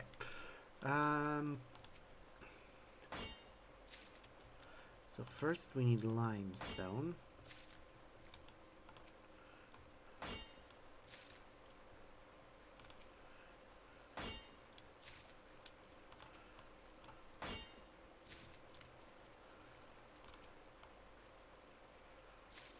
We can also get more sand, why not?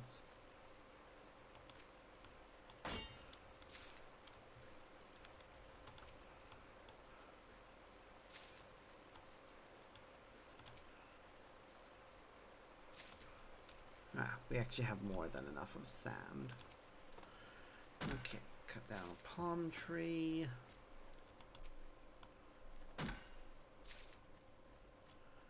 So we can get palm leaves.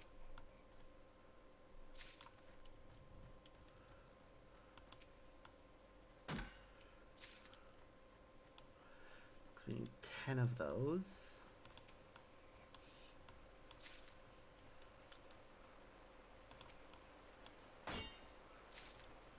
Alright, we nearly have enough limestone. I'm gonna make sure that we get more of the resources than we actually need, though. Just because we might need them for something else. Once I built the workshop, we'll be able to figure out what to do with that other plot, I'm sure.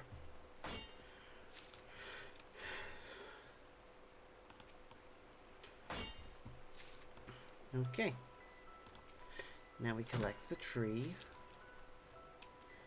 We'll need 7 more.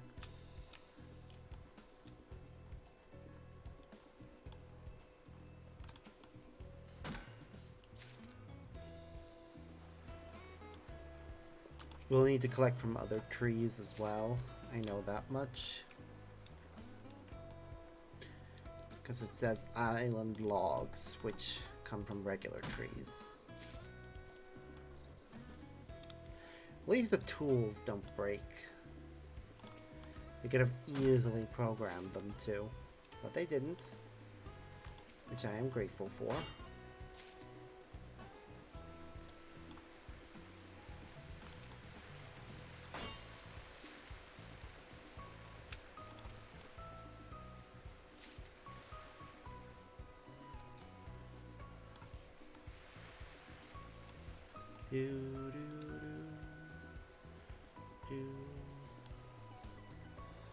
Alright, 2 more island palms, and then we can go hunting other trees.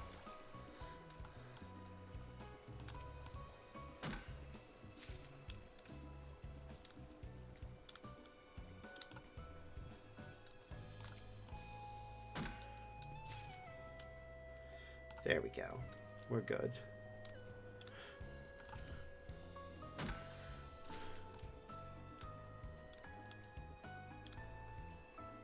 Alright, so that gave us a vine.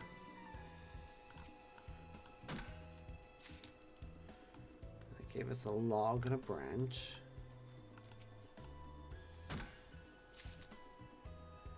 And that gave us... well, not what we needed, but still. Keep exploring, keep finding more things. Alright, that's enough vines. 3. 8 more trees.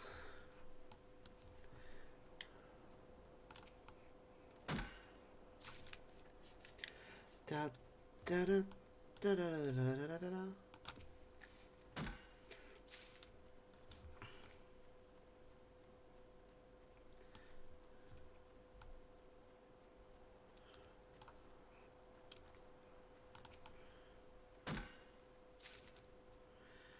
Okay, 6 more.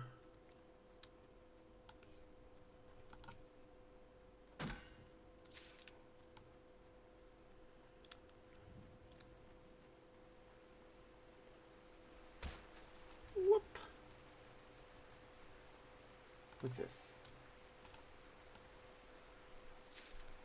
Sand.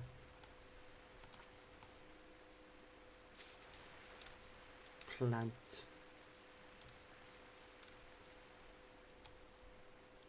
Is that another plant? Yep.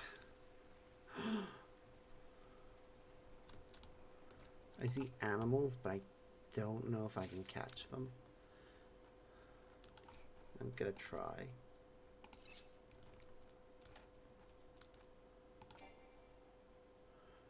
Ah. At least it prevents you from wasting resources. That is a good thing. Some other systems might let you try.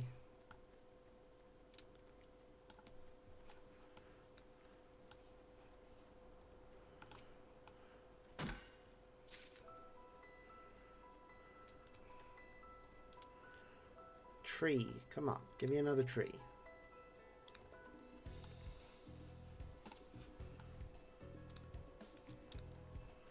Oh, it's an apple tree. I want a regular tree. One that I can actually get logs from. That looks like a log tree up there.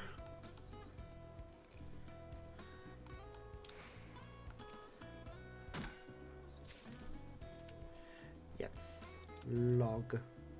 I wonder what the workshop will allow us to do anyways. Yes, that's part of the fun of finding out.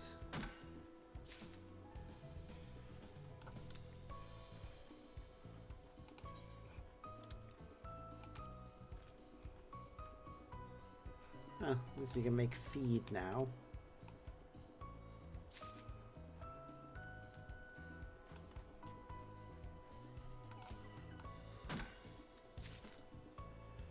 Alright, 3 more and then we can return.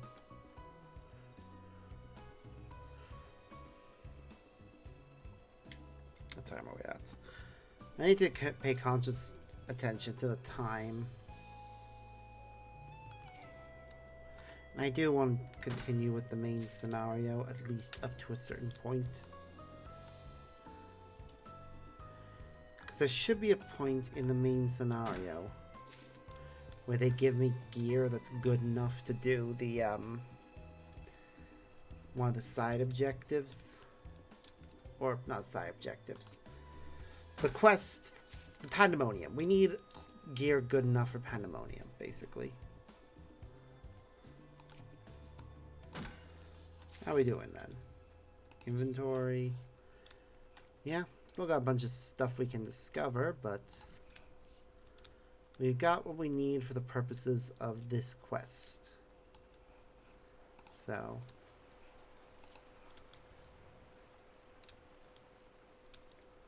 Oh, okay.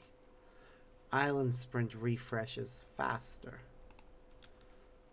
allowing us to use it every 5 seconds instead of every minute, which is how it should be normally. Nobody needs a full minute to recover from sprinting. Well, I say that, but there are definitely people who are not that fit. So, anyways, I want to go up to the pasture and take a look around. Check out my minions that are running around there.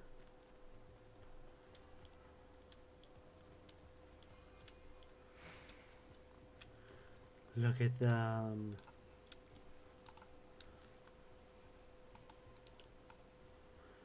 Their names aren't there, so I'll assume they're busy. Oh. And those ones are in the pasture. They've got friends.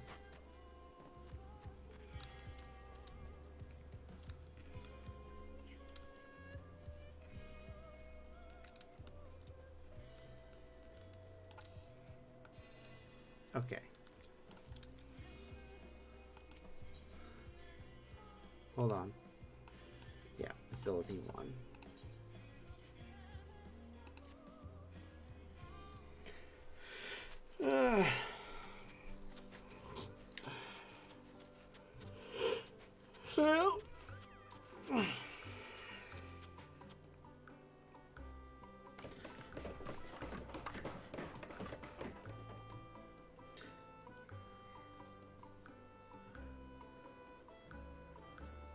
Yay, we have a workshop. Which looks nicer than our home. Okay, we need to do something about our home. The workshop should not look nicer than our house. Somebody on the street needs to deal with their bloody car alarm. I mean, look at this. I know it's just a warehouse, but this has an actual upstairs. Wah. You, hello. I see you built a workshop. Shame, I liked how the place looked before. Anyway, I suppose you can... it's craft stuff now. If you have them sell the items they craft, it should become a valuable source of seafarers' calories. You can then give to myself and other like-minded models so we can keep doing what we do best. Don't expect any ability to be constructed as quickly as this one going forward. The team worked extra hard since there were no functioning facilities to speak of, but now that there are, there's hardly any rush. Automatically expended according to the workshop's given agenda. Schedule alerts to notify potential shortages by sanctuary settings. Okay. Time to pass before it's fully constructed. Okay.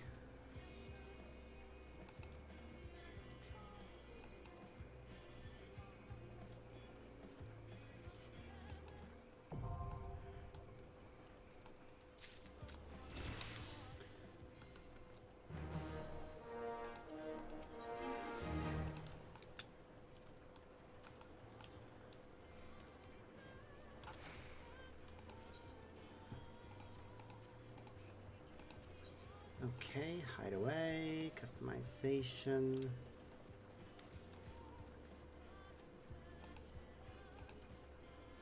Moving a facility, renovating, customization. Hold on.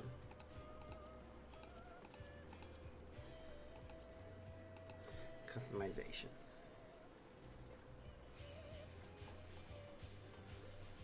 Okay. Envy crafts, agenda, cycles and seasons, productions and profits. Okay, I'll read through all this properly in my own time. What was I thinking about? Ah, there we go. This Taskmaster.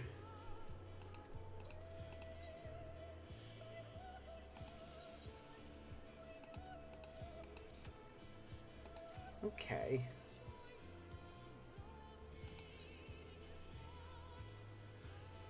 Potion.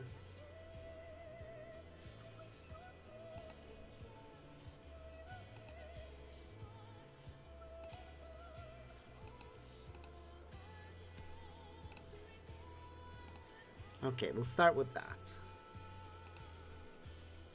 What do you mean insufficient materials? Oh, it requires 2. Okay.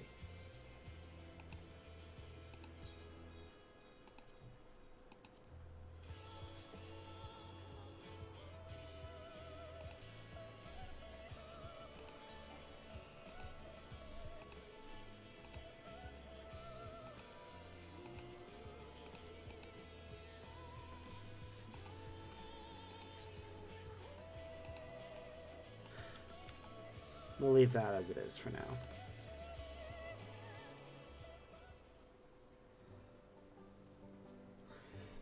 Now, this one celestial land has at last begun to look like a proper civilization.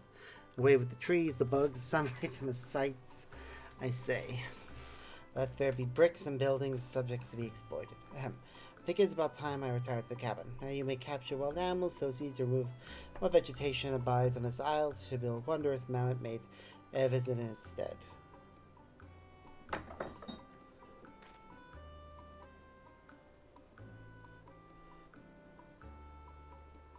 Since I trust each one of those Pathfinder units just about as far as I can throw them, tell you this myself just in case. Should you wish to begin production of craftwork, speak with Tackle Tags Masker.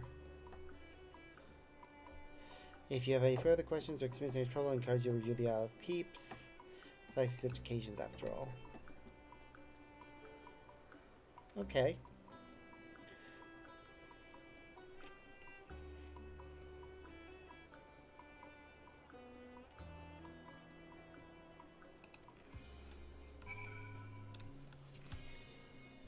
So that requires us to level up. And we want to unlock new facilities.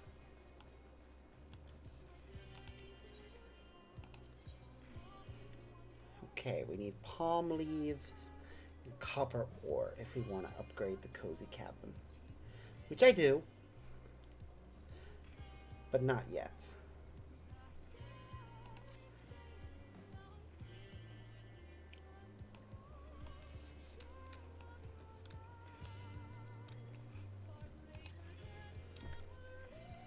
I think I'll take a break from the island in a bit. So I'm going to check and see what the story is with this.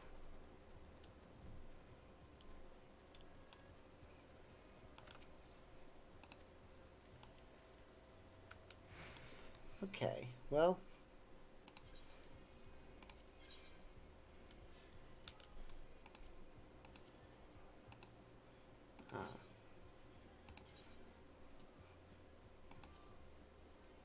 I see.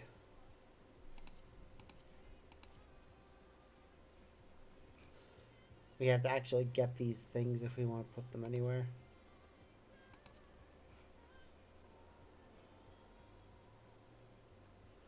Okay, that's good to know anyways.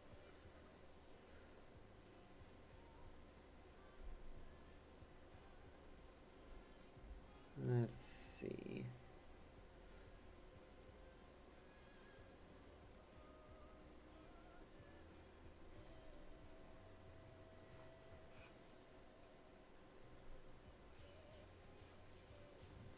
There.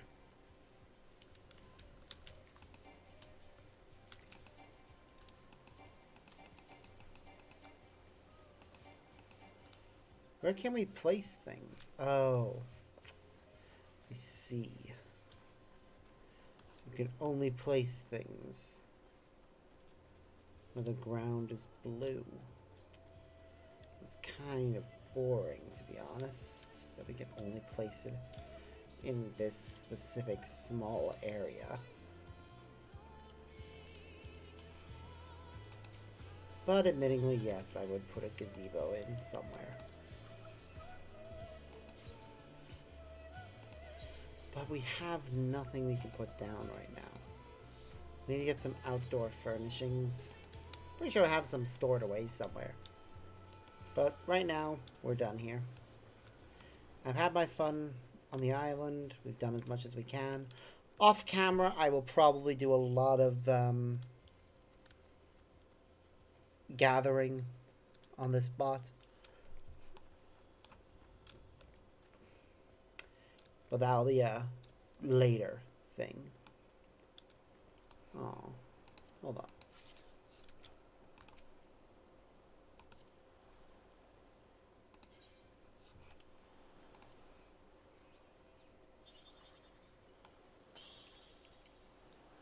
Cute.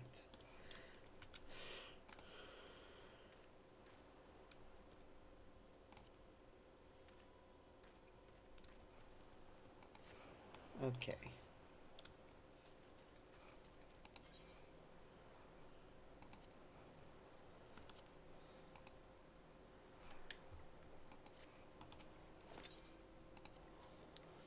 Let's leave this area and think about what we're doing now.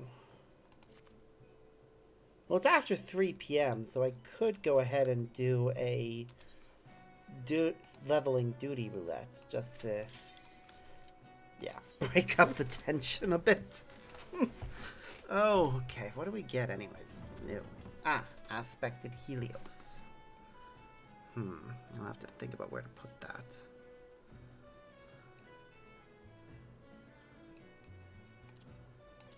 actually. Just so I don't accidental... No. I have that there for a reason. These two need to be moved.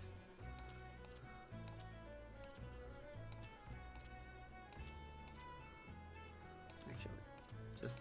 Ah! Weh! Try to keep my healing skills and my offensive skills separate. Basically. There, that'll do for now. For now being the optimum word.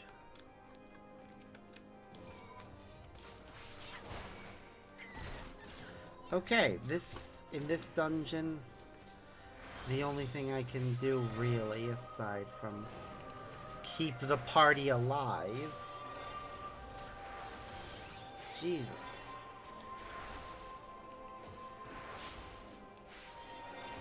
Yeah, no, this is gonna be a keep the party alive type situation, isn't it?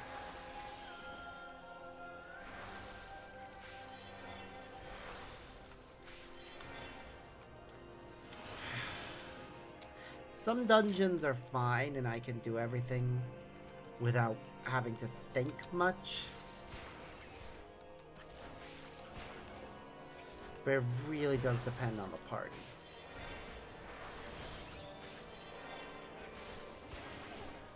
Like, I like when I don't have to be purely defensive orientated.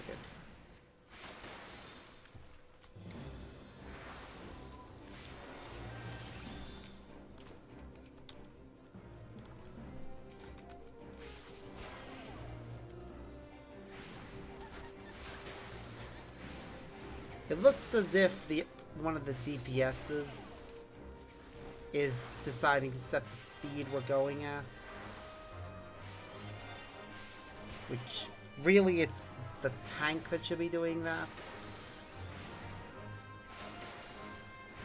Adjusting based on the comfort level of the rest of the healer and their own confidence. Not just flying on ahead.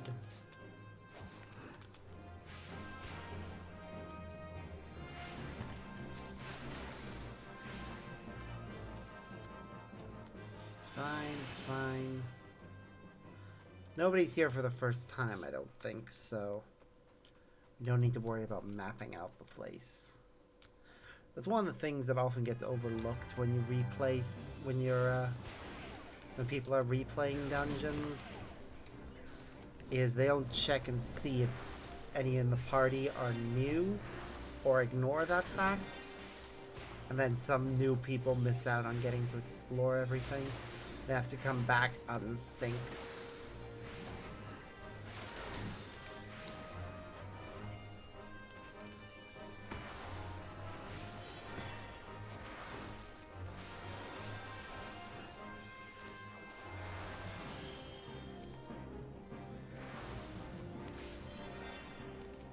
There. Okay.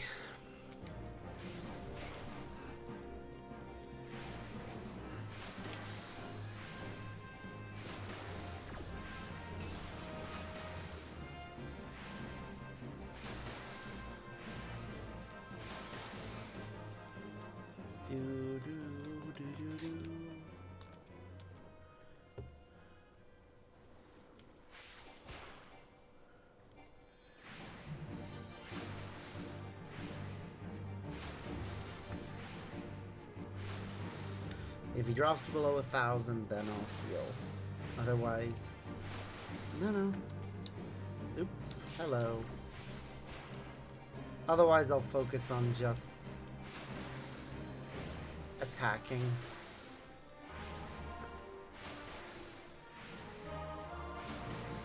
There.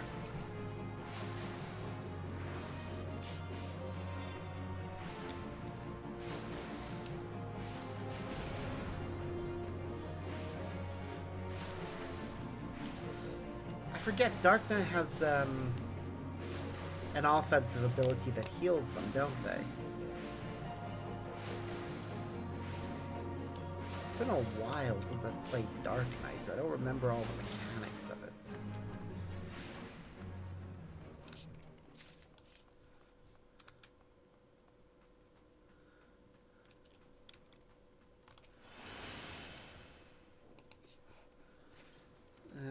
That matters little to this class. That matters a lot to this one. Whoops.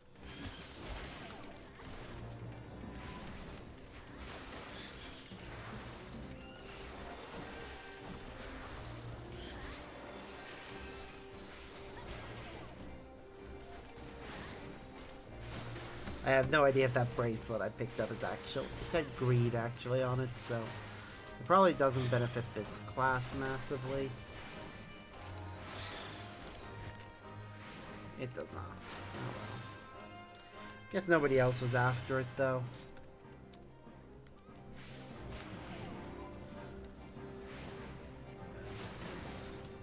Or I just got really lucky on the roll.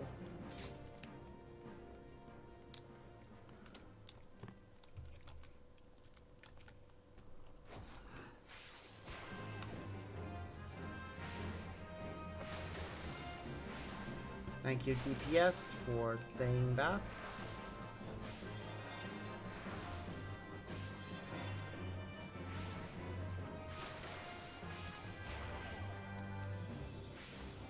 The tank should use exclusively AoEs.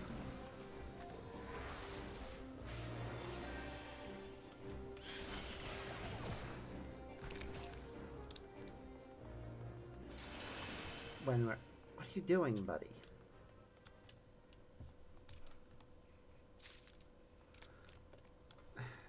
None of the tiny keys matter, because we're not going anywhere. I don't know why he's bothering collecting them. We're not opening any of the other doors. Ignore.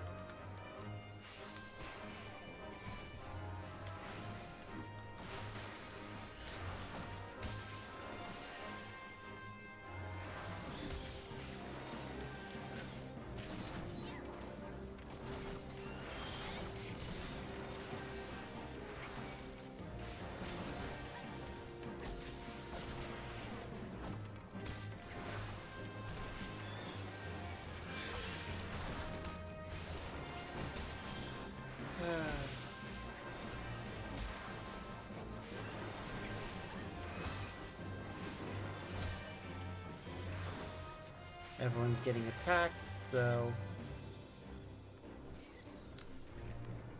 Just the last door. Buddy, no! Don't waste... Oh my goodness.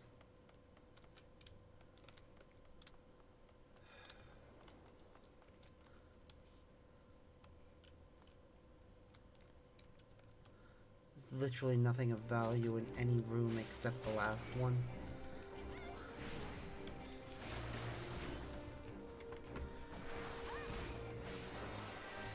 Tank isn't new to this dungeon, is he? No, they can't be. The lowest level person right now is the rogue, so them being new here would make sense.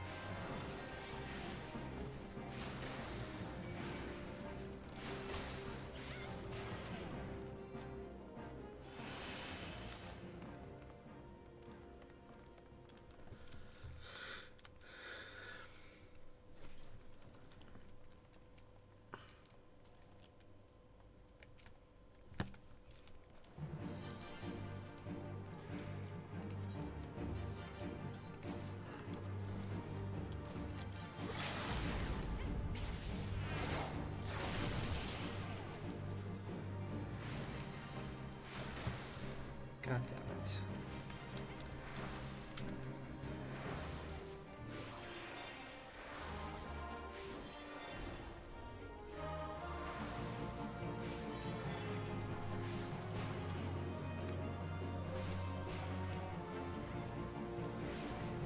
I had to mark it because I suspected that somebody might target the wrong thing.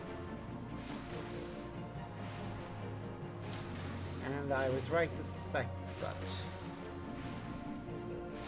Oh well, happens.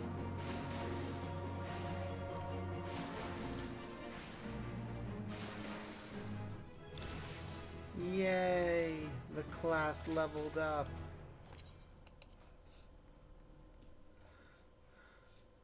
I am so glad they added that teleporting thing.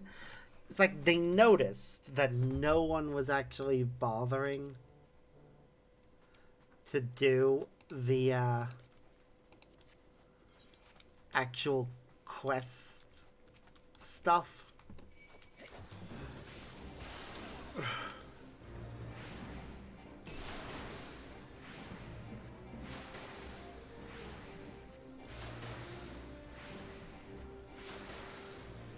Or, sorry, they noticed that people were just using the return thing, and so they decided, yeah, let's help people. Okay.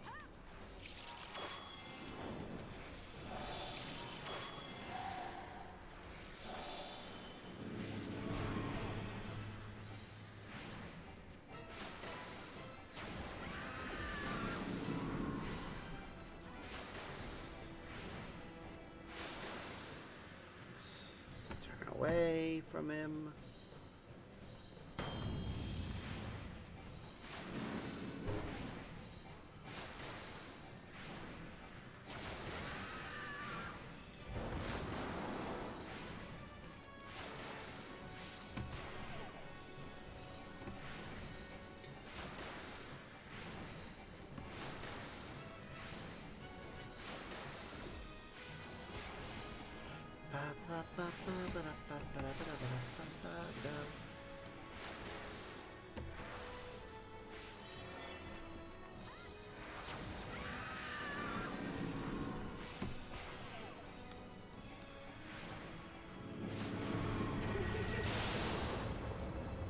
Alright, the beguiling mist.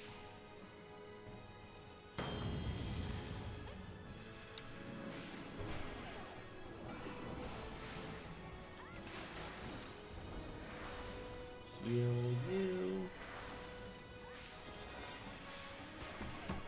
Okay, we've nearly finished this off.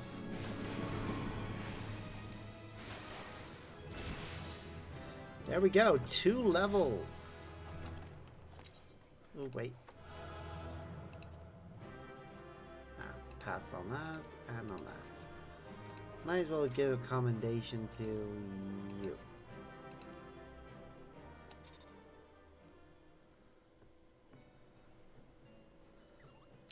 We're now a much higher level, so nope, still not getting the equipment we need for this class. Oh well, that's fine. There are a lot of things I could do right now regarding quests and such, so I'm gonna choose to go ahead and do... No, there are 2 things I want to do right now. One is, let's see, others, Sea of Stars, Ultima Thule, I think. Yeah. There are a bunch of side quests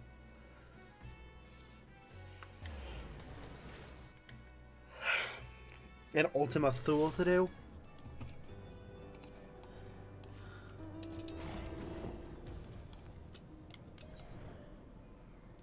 Wasn't it Ultima Thule? Yeah. Over here. We're gonna go do all those quests.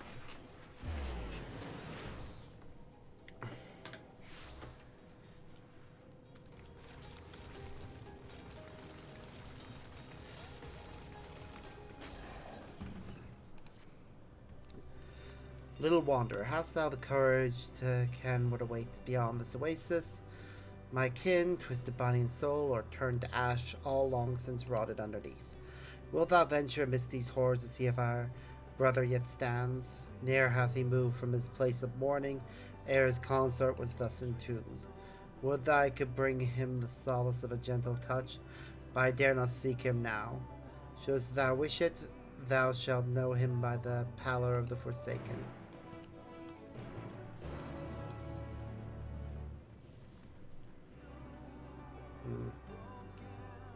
Okay.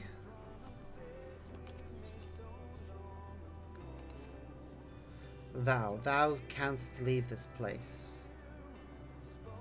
Find my child in my stead, I beg thee. She doubtless wants for her mother's warmth, but my kin permit me not to quit this nest. They feign contrition, but if they truly pity me, they will allow me to seek my child. Thou must go and assure me of her safety.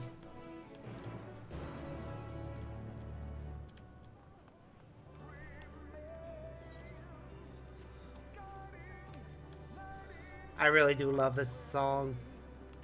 I'm glad it's playing in the background. Ere the mechanical menace ascended, the spring before thee was clear as the purest glass. Now behold the vile blight upon it. Shall we do nothing, naught shall remain save poison and black ash. Alas, my roar no longer rings loud enough to cleanse these waters. My kin here fare a little better. Yet at times I hearken to a faraway call, strong resounding, though I know not whence it cometh. Wouldst thou seek its source, that our wellspring might be saved?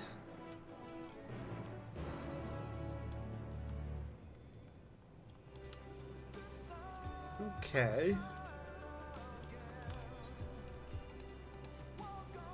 Tiny traveler, thou hast traversed the great expanse to stand before me.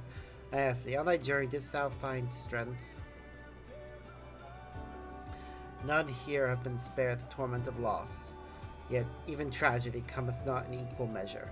Nay, of all my kin, the brood sires feel it most deeply. Eggs crushed before their eyes, hatchlings twisted beyond recognition. They cannot be blamed for turning to madness. One I would have you slay, for my own power sufficeth not to end her suffering. She yet wandereth breathless near the ash-choked lake, though not but poison is to be found there now.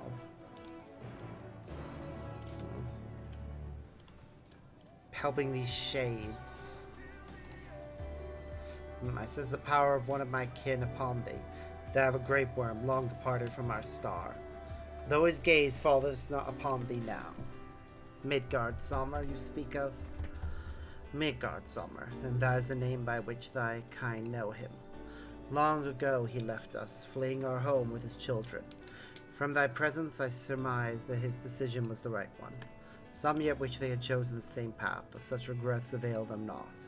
Nevertheless, tales of thy star might divert them from their anguish for a time. Seek those who would hear thee in Rath Tara and unto the vitrified isle, tiny mortal. Okay. I gotta turn these all in probably with Monk. I think is the only one I can go with. Yeah, Monk's the only one that could benefit with the experience. It's not much, but still. Traveler, thou coming hath stirred a longing in me. From where I lie I behold naught but a desolate waste, but perhaps life doth persist beyond my ken. The smallest of creatures, or a single budding blossom. It may remain ever beyond my reach, for these wounds of mine heal not with time, yet I would know of them. I would know if any cause for hope lingereth still upon our star. Alright, well, we've got 5 new quests. Do do do do do do do do do.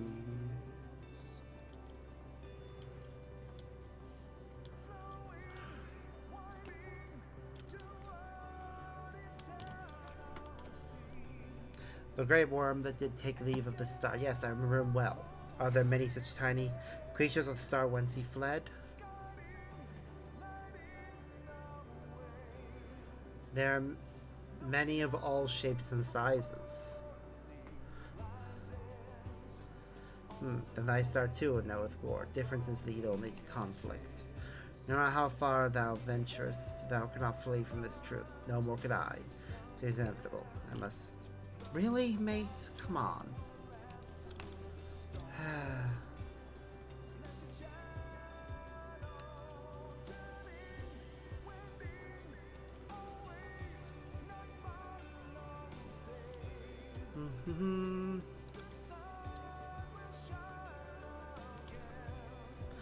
Thou hailest for the star to which our brother fled. Tell me then, does thy home boast resplendent vistas as ours once did? It has wondrous islands afloat among the clouds. Though I shall never again soar through the clouds, perchance I may bask in the splendor of such isles when next I slumber.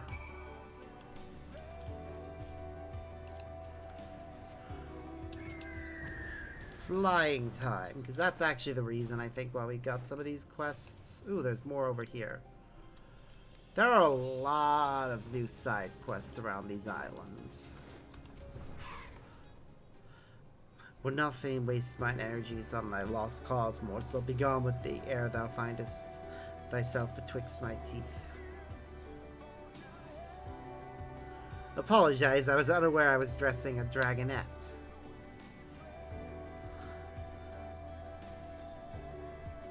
Dost thou wish to be devoured? With my peerless roar shall I demonstrate the futility of thy pursuit. Save a spare upon thy countenance when thou art forced to admit defeat. Get thee astride my back, hard by watching thy stunted limbs struggle.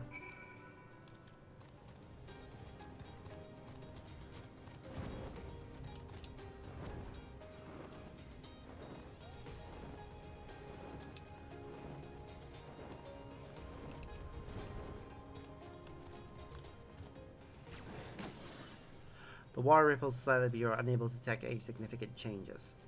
Now's thine my wisdom. You may attempt another angle, just thou thirst for greater despair.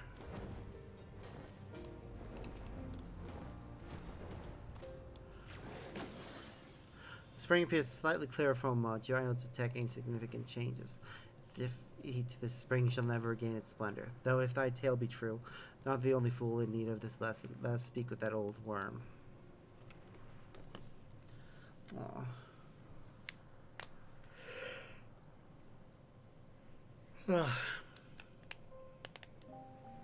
Mayhap 'twas too much to ask if these waters would run clear once more. Thou shouldst know such dreams are folly. To live is one matter, but to hope is not so futile as thou wouldst believe. Hearken closely. I drank of the spring not moments ago. Though the difference be slight, it tasteth less brackish than before. Thine actions were not wasted. Thou sought to restore it to its crystalline state. Thy aspirations have failed, in sooth. However, I suppose 'tis proof enough that my Lord still possesseth great power, despite the darkness that consumeth me. In that sense, perhaps thou art correct, that some good resulted from mine efforts, and thine, morsel. I mean, even if your roar takes a long time to take effect, you can keep trying.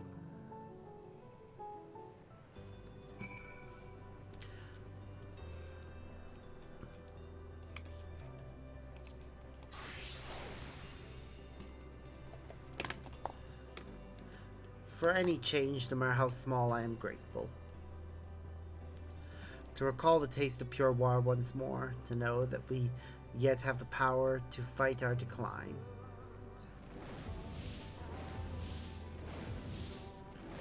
Others shall doubtless be heartened. Keep thine ears open, for one day thou may hearken unto a chorus of dragons' roars.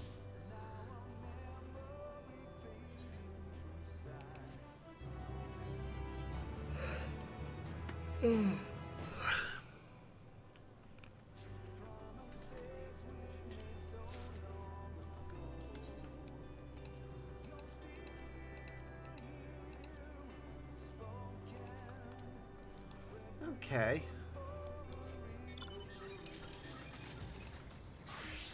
We'll need to be our Reaper as we continue, but when we get the final quests, that'll be nice.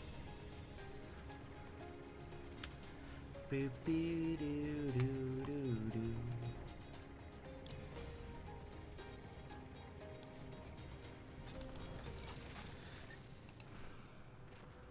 The dragon's ling stares unblinking across the desolate landscape, eyes glassy enough that you cannot be certain she even remains among the living.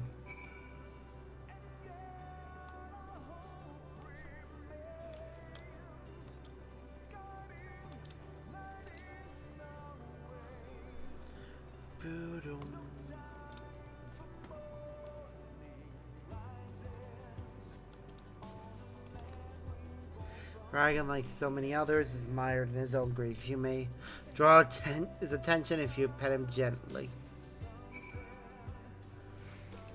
It actually wants me to pet him.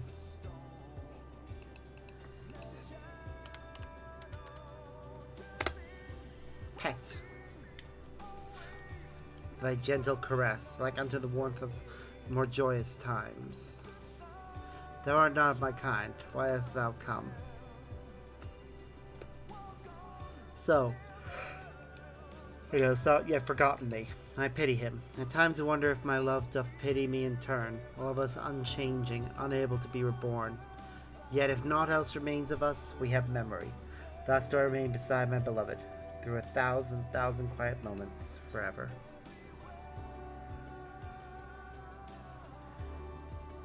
There's a better way to honor your love. Weave a song. Thou believest I need not languish in silence. Perhaps thou art correct. My beloved was generous, noble, and took much joy in our skies. None is more deserving of a proud melody. I don't have the strength to weave it in this moment, but perhaps in time. I thank thee for guiding me aright.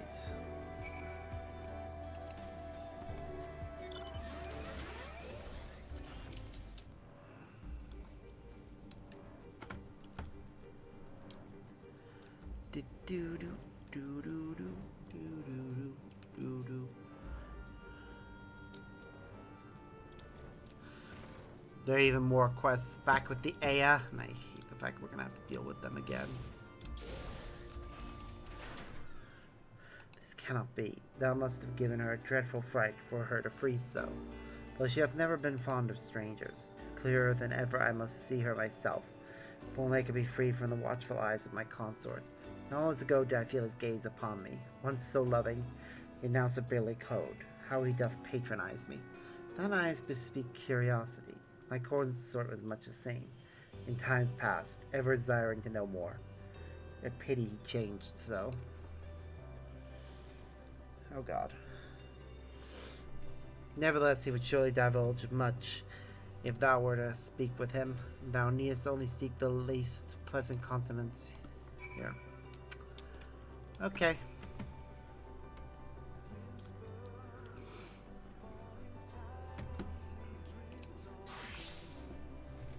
How fareth my kin? I see. Thou art wiser than thou knowest, for our brother was once renowned for his verse. It would be an honor and a joy to hear his voice raised in song again. Perhaps when next you return, thou shalt hear it as well. Maybe.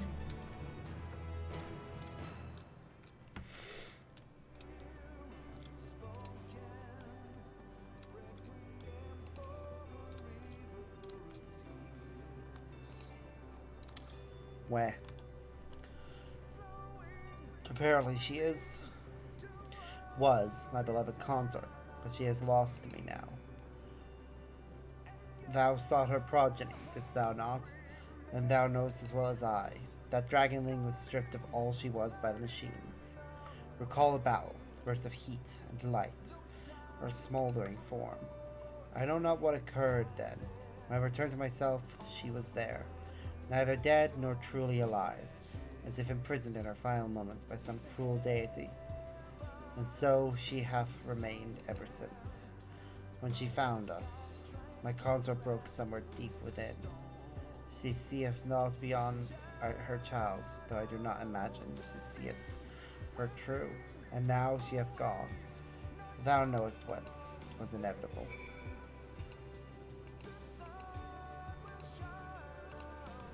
Yep.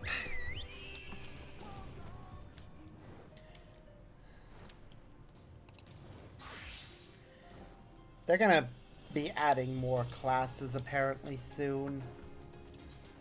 I don't know what they're gonna add.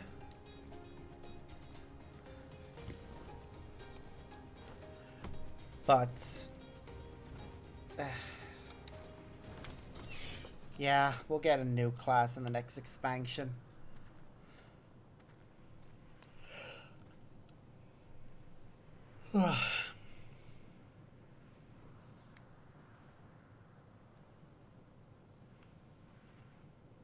Oh God. The fuck happened?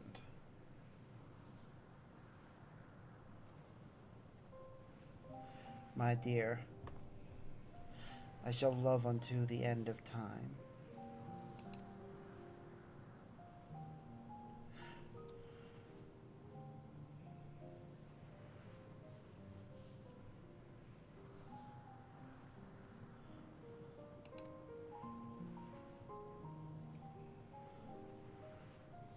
The dragonling speaks no more. Our mother's consort should be informed of what has happened here.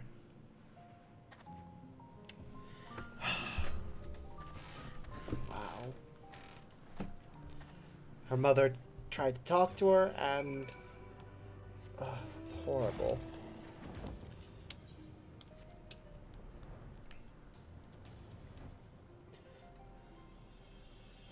I don't know what else to say. This whole place is just horrible.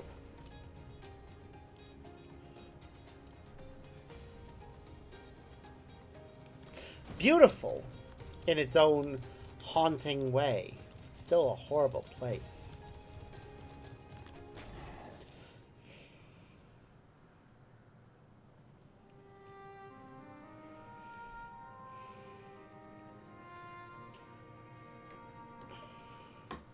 Tis strange. A little stranger than the rest, perhaps. Thou couldst not change their fates. Yet in learning our tale, thou hast come to share my burden, and theirs as well. I thank thee. This is the repeat of what actually happened.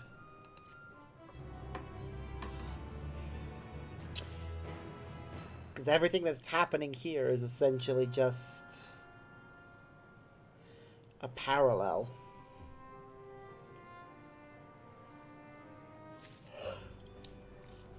Of events that happened a long time ago.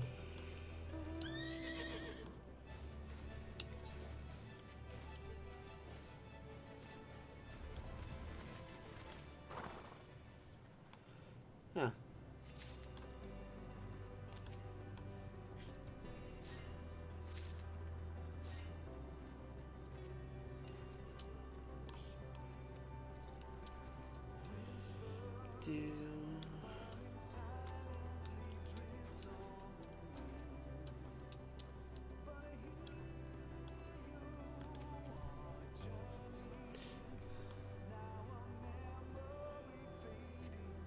The land is bare as far as you can see. No life is to be found here. Turn that in later when we have to return there. I still love the idea that this thing is in 2 locations at the same time. Essentially allowing it to serve as a teleporter.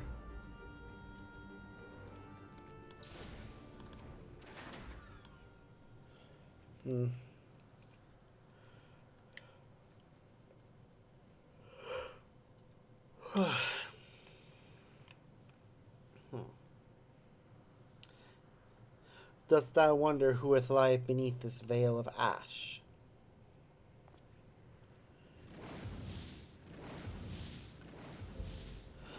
'Twas with this worm at my side I looked to the skies and thought thy Midgardson were departing for the great expanse. The machines were already upon us. He called to us, those of us who still lived, and begged us follow him. That he would find another star and start anew. Alas, most branded him a coward who lacked the fire to defend his home. When he left, 'twas with but his own eggs. The mightiest of the machines gave chase as he fled. To many of my kin's jeering approval, the coward had proven useful, they said. However, some few did wish to follow him. Midgardson was wiser and more formidable than most. This they believed. They knew he would forge a better fate than awaited us here. Would that they had not been halted by the ferocity of the machine's onslaught in the end. Thou hast my gratitude for coming so far to meet mine old friend. Thy tale means more to us than thou shalt ever know. Return with me now to Rhaeatara. Thou art doubtless eager to away from this ill-favored place.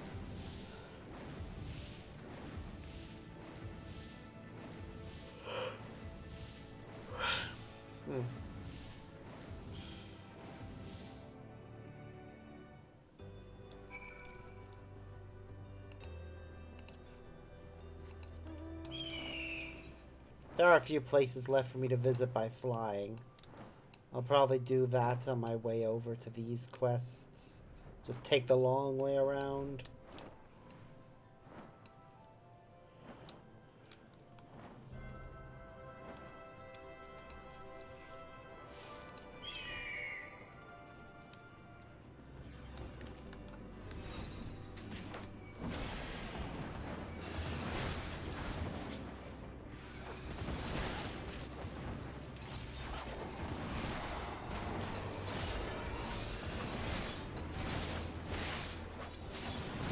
Come on.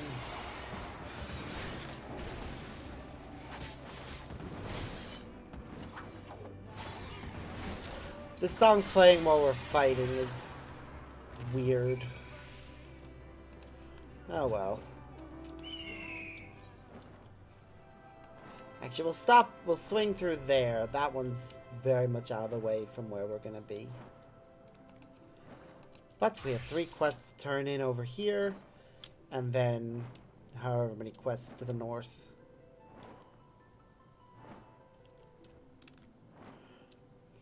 I'll be able to get this class at least a little bit closer to leveling up. Still a long way off from max level, which is what we want to get every class to right now. But, Dost thou return with glad tidings?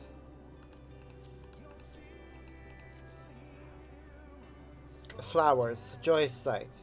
Are there more whence they came? Didst thou find a thriving forest or a splendid field?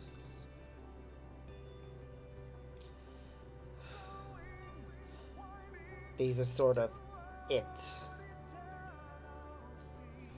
'Tis as I feared. To see it now, canst thou even imagine how our star once teemed with life? How it flourished beneath golden sun and a trio of moons. Stars shining like gemstones in the night. 1 sun and 3 moons. I like the idea of the 3 moons. Probably be very nice to look at. My brethren and I love naught more than to soar amidst the clouds of green, teaching our eager hatchlings the delights of the hunt. These flowers once grew upon the mountaintops there, high among the clouds. So small do they seem to us. Their fruits bear suited to feeding our star's tiniest creatures. We rarely paid a single blossom any mind. Yet together, vibrant with the turn of seasons, they were breathtaking. Would that I could return to appreciate the sight as we should have then.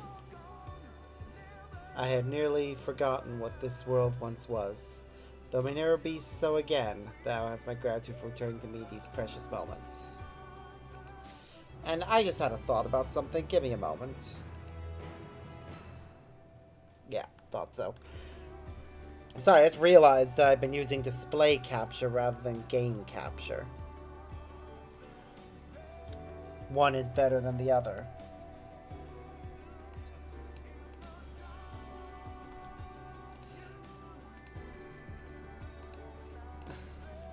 Okay. 2 more quests in this area. Then we go over to that other area. Thou hast rendered solace unto us when we had naught but sorrow. Thank thee.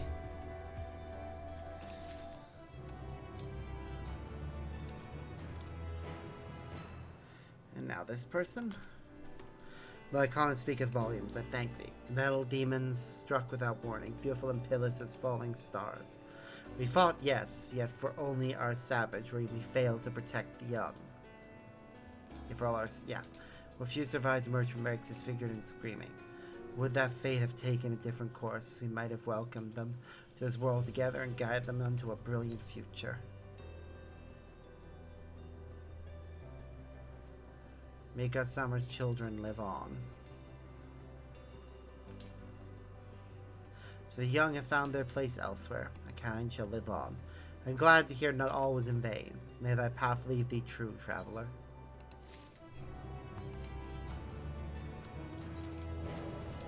Alright. I know we can fast travel over there, but I really want to pass through this part of the sky. So, flying it is. We're actually riding on Midgard Summer right now. Ah. Oh, that's fun, actually.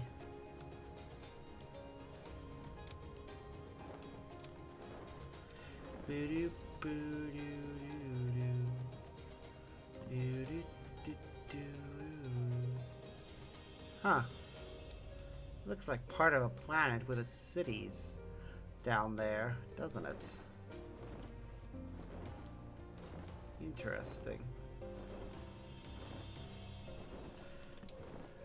Now, this place's weather is umbral wind. I expect it to be permanently that. No? There are times when it has fair skies. Okay.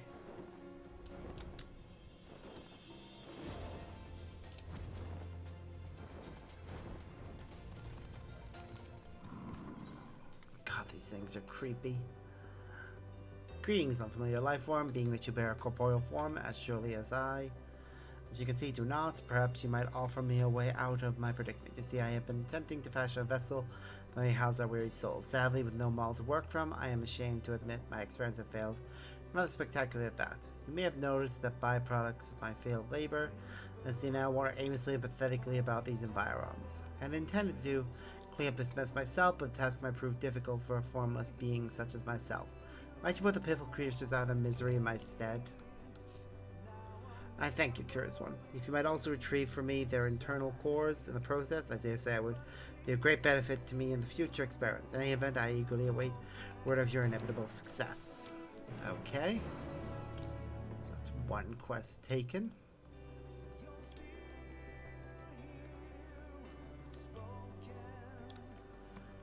Huh. It's not actually that far from us. Ah, look at those rosy cheeks and that sharp silhouette. While our own decisions to discard our corporeal forms was of course an enlightened one at the time, I must confess there are some times when I fondly think back on the days when I too was a tangible being. Oh, what I would not give to don proper fleshy raiments once more before I pass into the void. To that end, I have been exploring the possibility of inhabiting another physical form. But I fear there is a rub, for you see I cannot for the life of me recall what my true form once was. I blame it on the execrable and excruciating flow of time. Alas, I doubt I could ever manipulate body now if I wanted to. Maybe you might indulge me with a serviceable demonstration. Long appendages greatly contrast with our current gaseous composition. I wonder if your general sense of mobility was similar to that of our original physical presences. So let's see it then. Humor me with a display of sheer joy. Okay. Good morning, Nano. I mean, it's afternoon where I am, but hey.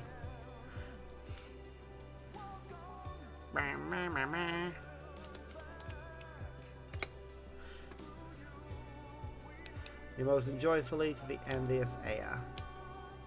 Intriguing. You start a great sound from your Fadre Apanji and make a sheer suggestive gestures from how we express delight with subtle telepathy. I would like to replicate the movement in preparation for the next time.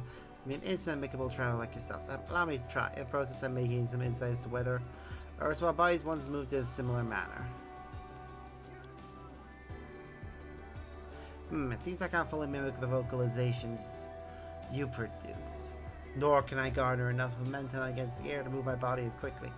Try a different approach.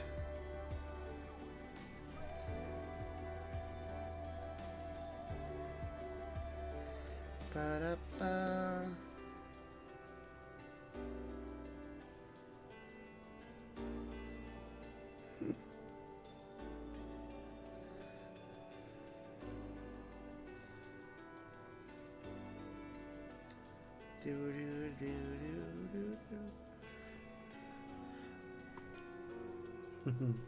I feel as though I had a comparable frame, especially those tentacle-esque appendages dangling from your side. Did you call them again? Hands, was it? Anyhow, I'm curious as to the degree of velocity you can generate with said appendages. Should agree, I would like you to swing those hands with great speed and strike me as force. Wow. Okay. They want me to slap them.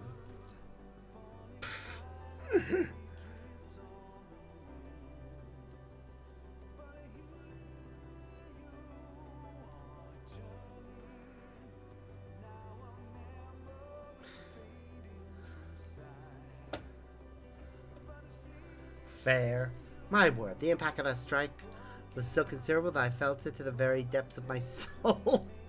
I can only hope there were no feelings of genuine hatred or indignation behind it. Oh, there was some hatred behind that. Stop popping your heads off.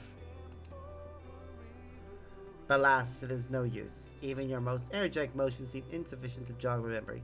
Perhaps if ill frames were not so analogous after all. If that is the case, I would make one more request of you. You have ventured to many different places and met many different life forms, have you not? Among the many creatures you have met, is there not one that possessed a similar form to that which you might surmise we once had?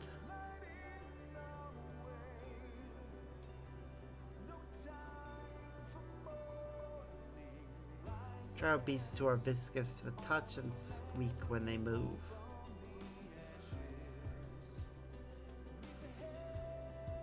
Fascinating, if a bit difficult to picture. Perhaps you could hold an image of them in your mind's eye for me. I should really attempt a metamorphosis.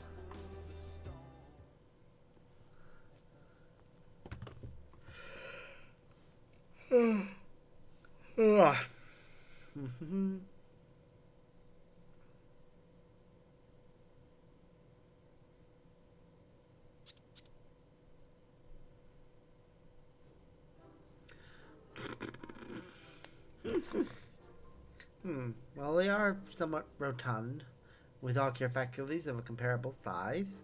I form a locomotive experiment with this body shape. Well then, first a gesture of joy, then a vicious slap to the face. Oh my goodness. Oh dear. I see the clammy appendages beside these creatures. The very apparatus are distinct from the hands that you possess, and somehow I feel the urge to utilize them despite their absence.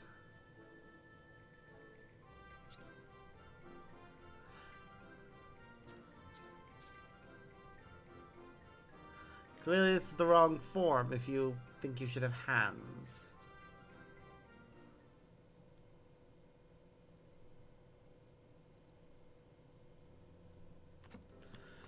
Given that my immediate synaptic responses are misaligned, it would seem that the erstwhile forms of we are, unfortunately, are similar from your Piscine friends. I apologize for the needless detour.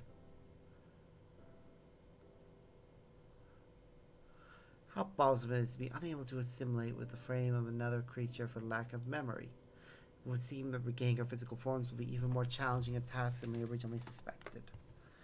While today's experiments has ended in failure, I appreciate the stimulation you have provided me. Take this as compensation for your efforts. Yes, the mind is a fickle thing. I only hope that I will recall what I once looked like while I still possess my mental faculties. Aww.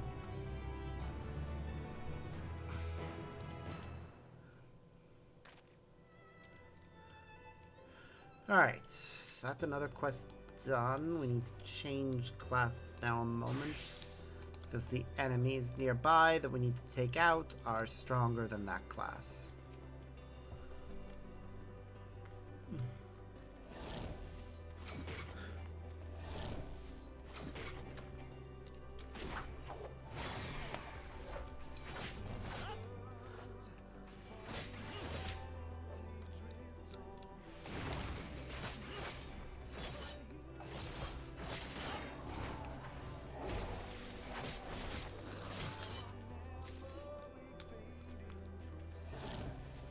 Aha!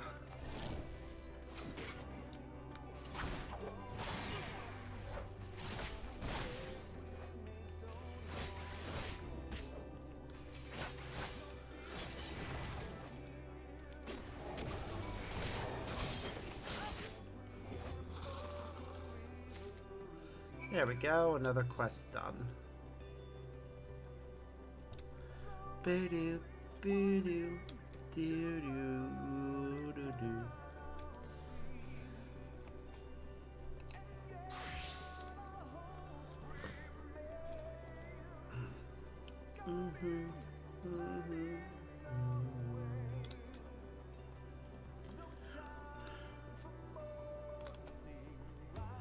Well, do the unwitting products of my labor suffer no more? Have you brought back their cores for me? If so, do return them to me. Yes, these are without a doubt the cores that form the doleful hearts of my kind. While I am disheartened to see my efforts end in this way, I can only learn what I can from my failures. My future experimentations might give rise to a satisfactory vessel.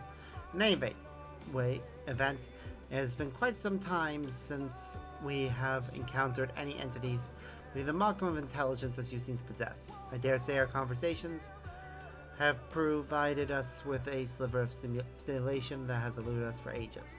I'm grateful for your assistance in more ways than one. I hope the day will come when we can one day meet each other. How might you say it? In the flesh. Okay. 4 quests left in this, or is it 5? I thought I saw another one there.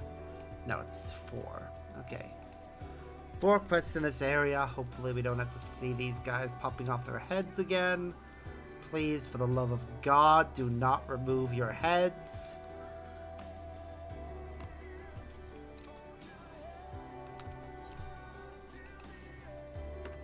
Fleshy one, come hither. I have a task of some import I would entrust to you. Worry not, it should be well within your capacities. See, I wish to summon back one of my fellow Ea who lingers at the gate to the beyond. To what end they await there, I do not know. What I do know is that if they do not return to us, their spirit will eventually unravel, leaving them nothing but a wandering entity like those on the outside. And so I would ask you to summon them back to our abode before they are consigned to such a fate. Can you do this for me? Leave it to me. I am much obliged. Simply make for the gate and call out to my friend. My sense of very traditional air beckoning. Allow me to demonstrate. Cool, cool.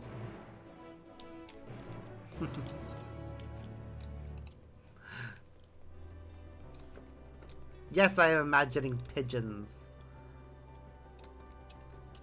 with their greeting.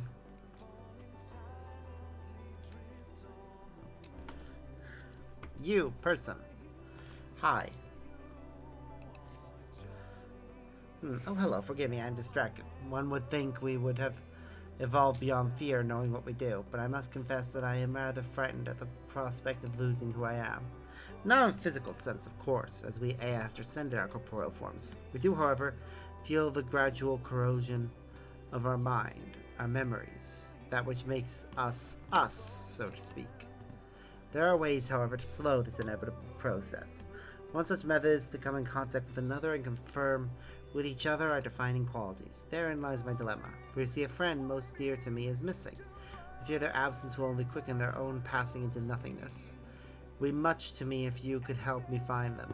Should they be so far gone as to meet you with hostility, simply subdue them and return them to me. Here, you can use this to bind their essence to a retrievable form.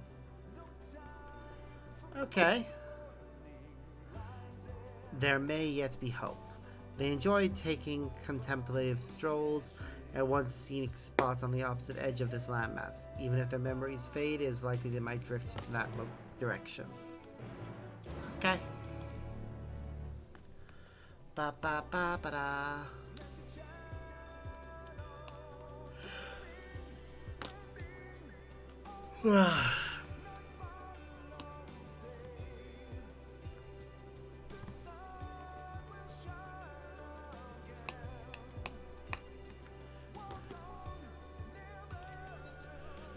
Eat like an... Words cannot express my gratitude, traveler, as it is thanks to you that I now remember the wonderfully unpleasant pangs of hunger. It is truly a blessing. And since you are here, allow me to ask you a question. Have you perhaps come across an Aya at the very edge of the land, gazing vacantly into the great beyond? Would like them to join me for dinner, if I may trouble you to ask.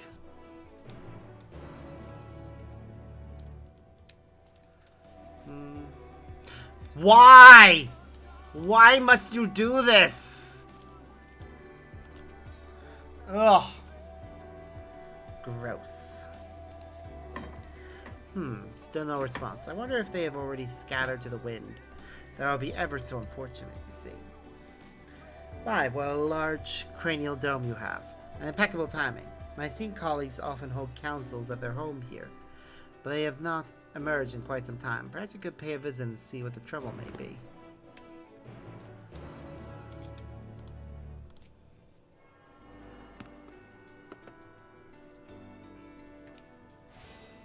Ugh, leave me. There's nothing left. The anguish groans in the air resonate in your head. Tell the anxious air that you were able to find that you were able to.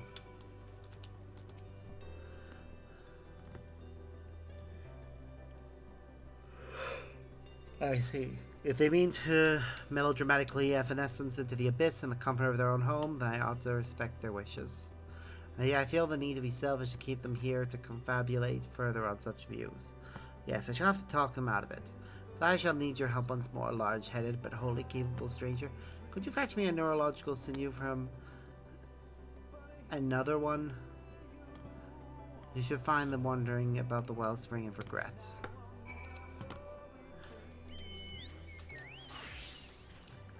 We're gonna have to wander outside of the place, so be a class that can actually withstand fighting things.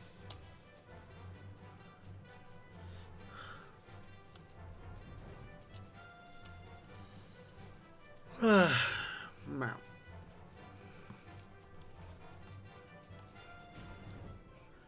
Oh. It's literally just a creature called Other One. That is just a giant eyeball with tentacles.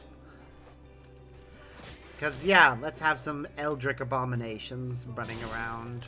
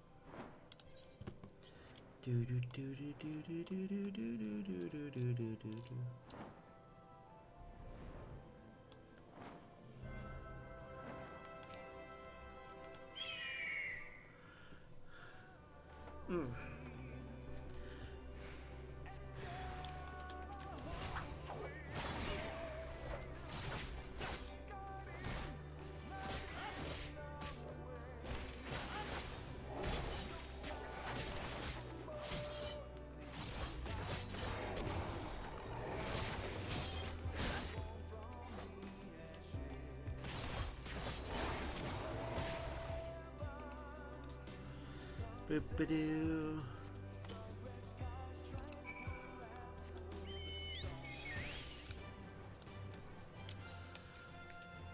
We'll complete all the quests and fly over to this spot to get the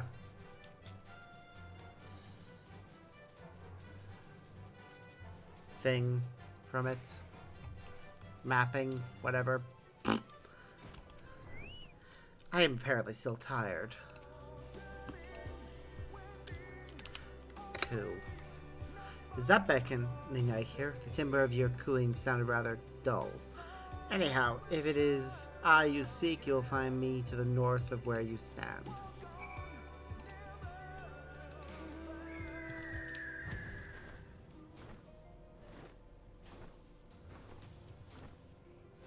Hello, person. Are you the one who summoned me? No wonder your voice sounded so strange with that fleshy body of yours.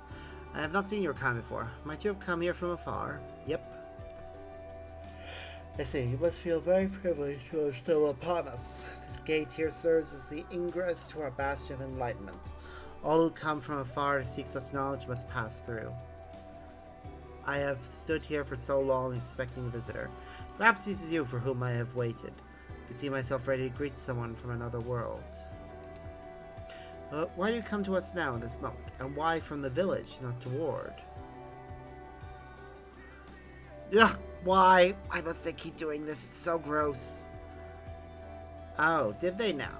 That is an unexpected development. In any event, I was waiting for someone, and that someone has come. There's no need to wait further. Let your Jack be assured that I shall return anon. They should not be saying anon. I know it's a thing for this world, but again, it's one of those weird things that Eorzeans say. Or Ethereans. Having somebody from a completely different, like, species and culture say it, it's jarring. Yes, what do you want of me, stranger? Food? What is this food you speak of? Oh, yes, I do believe I'm beginning to remember. Victuals, sustenance. That said, your unusual appearance suggests to me that our concept of what constitutes a meal differ greatly. Pray tell, do you enjoy the act of eating? If it tastes good, of course. Intriguing. What precisely constitutes something tasting good? I surmise this means that it evokes feelings of pleasure within you. That's accurate, yeah. I too wish I could experience this concept of taste for myself. Sadly, in my current state, such things are not possible. Perhaps you might briefly lend me your corporeal form for the experience. Promise I will give it back once my curiosity is sated. I can't do that, I'm afraid. Well, can't blame you for asking, but it's no matter. I shall take it by force. Really?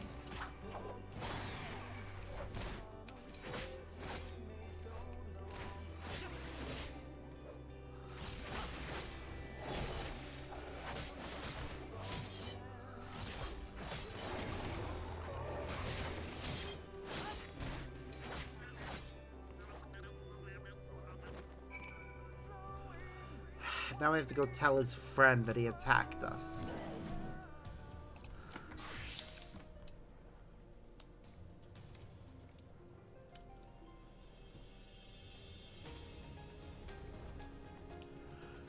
Though without a corporeal form, I don't know, can they die?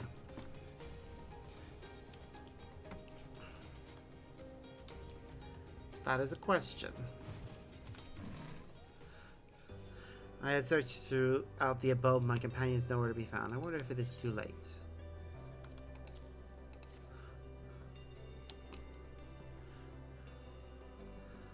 The poor thing, to think they were so far gone. Still, I am glad you were able to find them.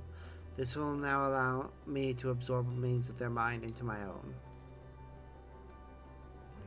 There is no cause for alarm. The procedure should have negative effects on my faculties. If my friend can no longer recognize me, I have no choice but to become host for the memories they themselves can no longer recall.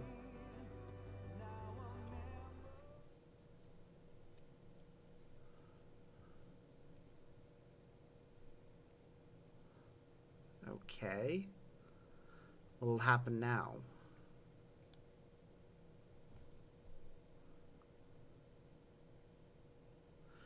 These visions, yes, these are my friend's memories. They have grown faint with the loss of their owner's identity, but they have not yet dissipated completely. And what is this? Yes, they still have memories of me. Dim as they are, they now serve to remind me of who I am. I myself once was. Why? Why must you do this? So gross. Every time they do that. And yet, as the memories come together, the identity that is Ruka begins to flicker and waver. Yes, I must speak the final words that will become my epitaph while I am able. Fortunately, there's someone here who will remember them for me.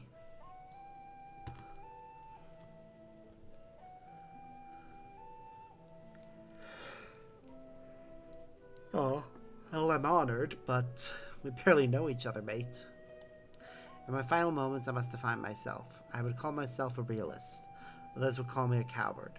Which am I to believe as I become one with the void? And in the end, it doesn't matter.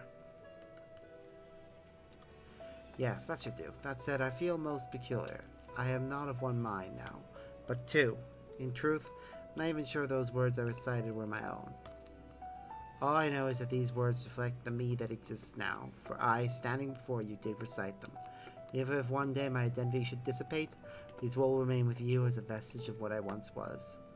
That is of some comfort to me, for no one should be forgotten, even if they forget themselves.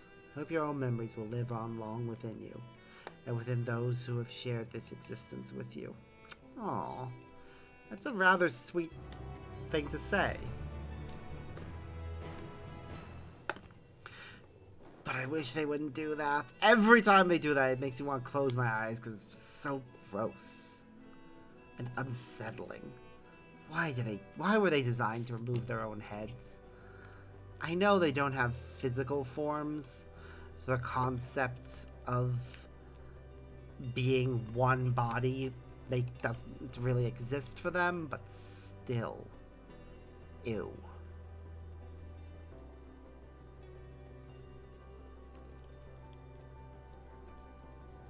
It's just gross to look at. Oh well, what can you do?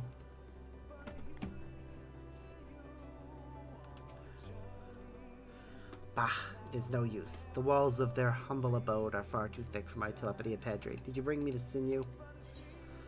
Yep.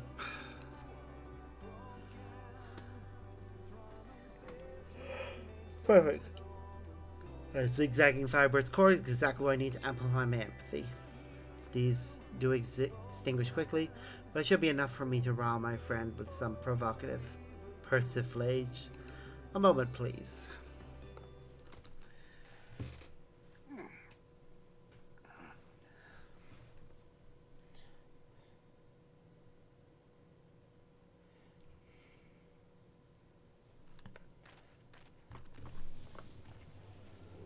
Bloop. Again with that. Somehow it's less gross when seen from behind. Maybe because it just looks as if a part of their body is popping off. Just a random white orb. Instead of their literal heads with their eyes. Ugh, my mind's still smart. Your worn out jape was bad enough, but did you have to shock me as well? I entirely forgotten this despite coming from a dumb beast. The neurological sinew from the other one would still transmit its lasting, jolting thought. The killing blow you dealt it.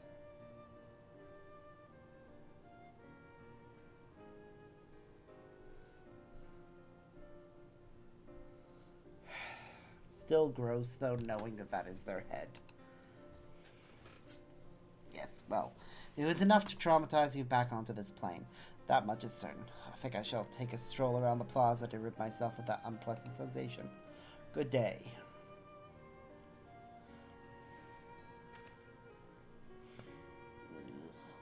Ugh.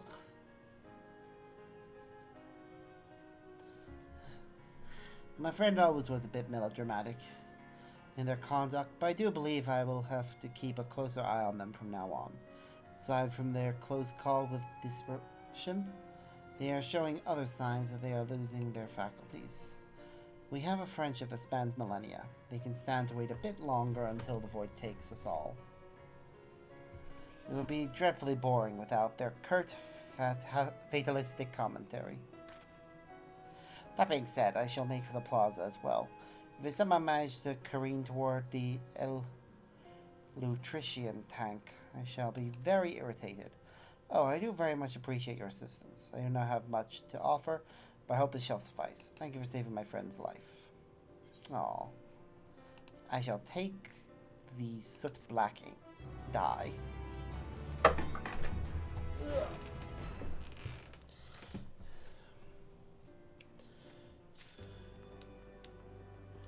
Meow.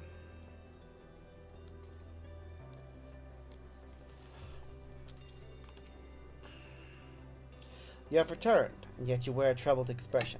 Did something amiss happen out there on your travels? Oh dear, to think their mind had already deteriorated to such an extent. I knew their mental decline had progressed, and I've been worried they would eventually go mad and drift away. I had hoped the memories of a good meal could bring them back to us, but to attempt to rob someone of their physical form like that would seem they were already well beyond my reach. Quite sorry for having forced you into such an uncomfortable position, as well as the unceremonious way in which you were treated by one of our own. Here, pray accept this as a token of my most sincere apologies. Yes, 700 is definitely enough.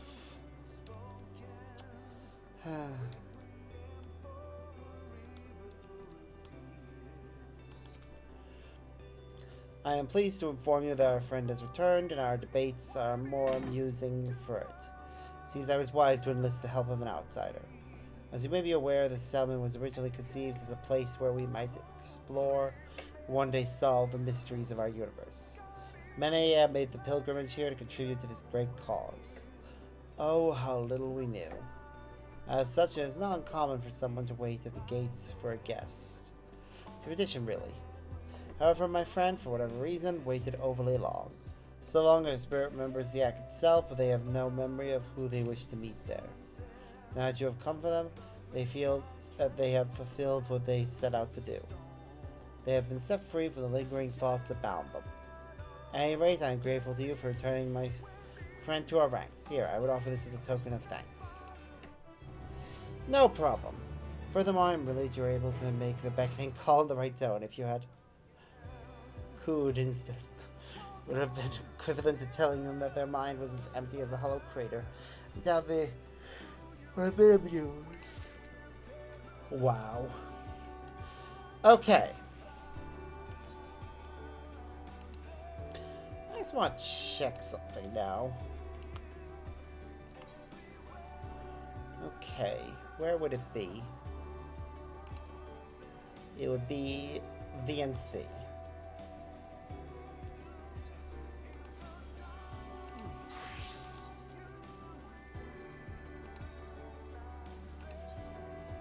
Okay, we'll set our actions as...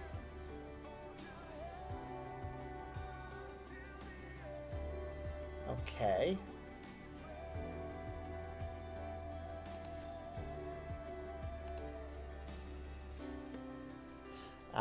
In order to do this one, we need an average item level of 575.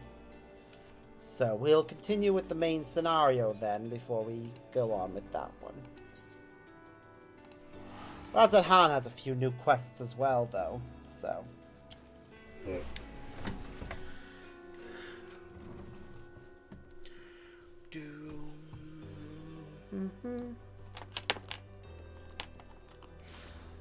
Ooh, I want to check something as well.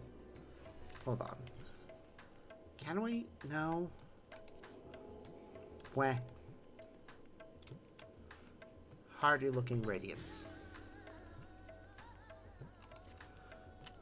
Hail, adventurer. I sincerely hoped you might return to the fair city of ours someday. After all, it is thanks to you and Silence before you now. It's still going to share something useful to you, though I shan't be the one doing this sharing. Seek out my sharp-eyed comrade to pull out a stamp for further details, adventurer. Okay, that just gives me money, though. Oh! God damn it. The story continues. Hold on, I need to check something, though.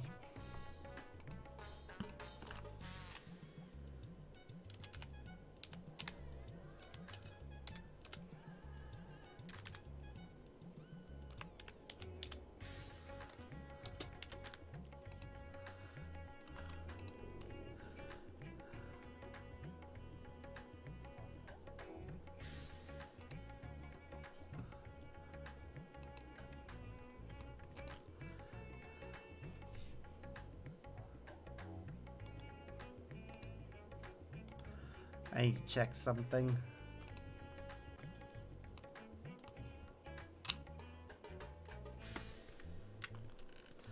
Okay.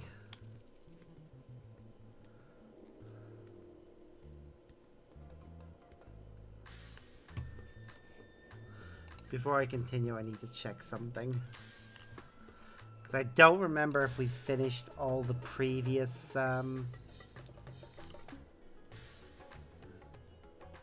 missions related to Hildebrand.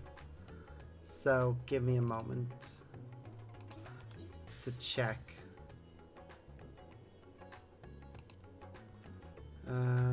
Hildebrand, Agent of Inquiry.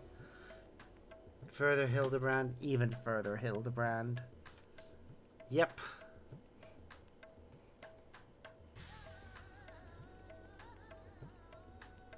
Okay, so I think we've definitely finished all those. Huh. We haven't finished some raid series, though. Weird.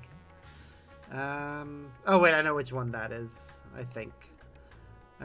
Anyways, let's see.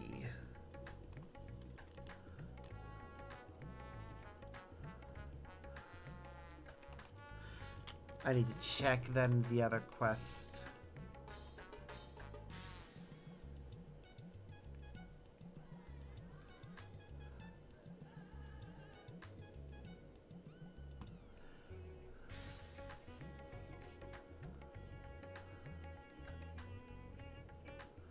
I don't...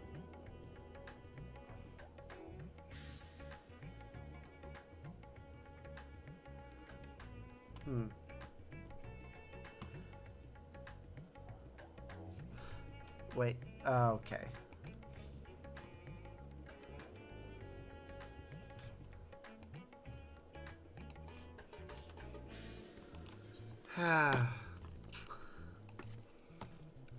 Wait, I know you. We met in Kagane. You're that stone-cold killer I asked to look after the love of my life. What's that look for? Sure you haven't got me. You and me, we had a moment connection, just like the one got with her, of course. But I know I left an impression.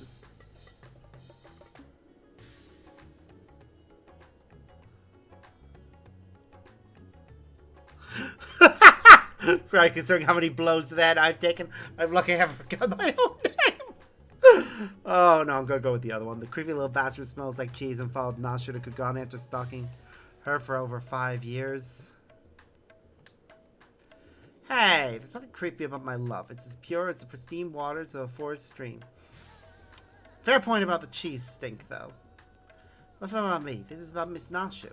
Ever since she got sucked into that weird portal back east, I've been scouring the world for any sign of her. I was this close to giving up, but then, huzzah, I found her here in Razatan. Normally I'd be happy to get back to playing a silent, invisible guardian, but she seems pretty distressed by the plight of her inspector friend. He's here too, but laid up and showing no signs of waking anytime soon. My Nashu has been fashioning all sorts of medicines in hopes of rousing him, but to no avail. I mean, I couldn't care less if he kicked the bucket, but I hate seeing her like this. She's liable to work herself to death. So what say you? Will you deliver my dearest Nashu from her plight? You'll find her over at the High Crucible, no doubt slaving over in Elembek. That'll get back to cheering her off the shelves. You too, I guess. Now go quickly, save my beloved. Alright, any other quests? Yes, we've got one called Bitter Snow. And then the main scenario quest, which is over there.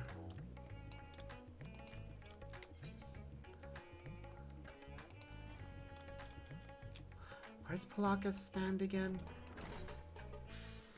Oh, right, it's back out here. Yeah, we'll go there later.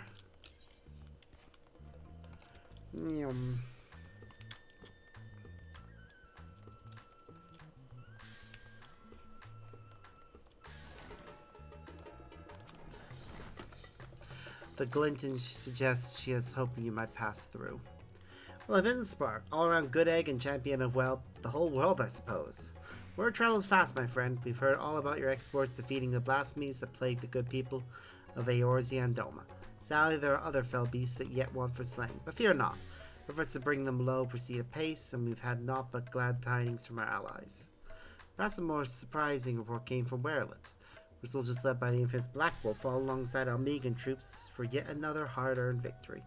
Reports from Garlemald, however, suggests another blasphemy threat lurks in the snows and received a petition for assistance. Strange, don't you think? When the effects of the final days began to spread in earnest, we encountered great many monstrosities in Garlemald, but never a blasphemy. To make matters worse, they say the Garleans who chose to remain and rebuild have begun transforming into yet more hideous creatures. From what I understand, it was you and your comrades who brought an end to the source of the final days, is that right? Even so, it appeared effects will linger a while longer. Until this malevolent influence on Akasa subsides, I dare say this won't be the last time we hear of such sightings. As for a blasphemy, we have reason to believe it is a great deal stronger than any we've faced thus far. Your spent and expertise will prove quite valuable if you're willing to help, of course. Why, of course I'll help. Truly, our contact in Charlie will be thrilled to hear that. Though they did not request your presence, it was clear from the first they were hoping for it. If I may be frank, I was not expecting Charlian of all places to be so concerned with the present state of Garlemald, or with their strict policies of non-intervention. Perhaps we'll find out the reason before this is all over. But that's an inquiry for another time. I'll not keep you any longer. Once you arrive in Garlemald, I should think the intelligence officer stationed there will be more than happy to apprise you of the situation. Okay, so first things first. Main scenario quest needs to stay at the top. Then this one, and that one are the next ones. I know we're going to finish one of them very shortly, but... Why am I walking? The place I need to go is the High Crucible.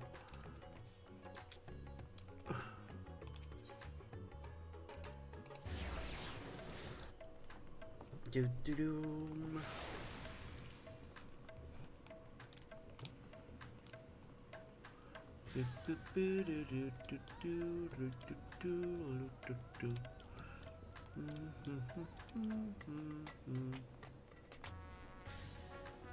I don't remember her falling into a portal. Well, this is gonna be weird. Hildebrand quests always are, though. I don't think I've ever done a Hildebrand quest and not been like, yeah, this all makes sense. That should do it. Now take his medicine and...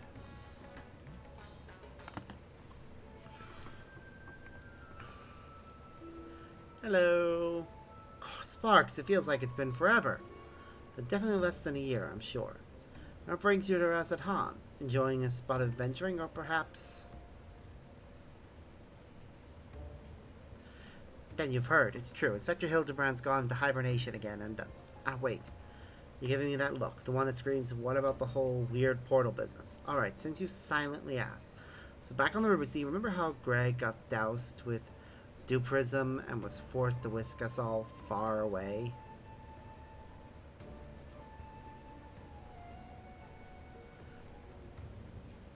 How that strange rift then opened up, which the inspector then got sucked up into, and how I followed him in after that? Uh-huh.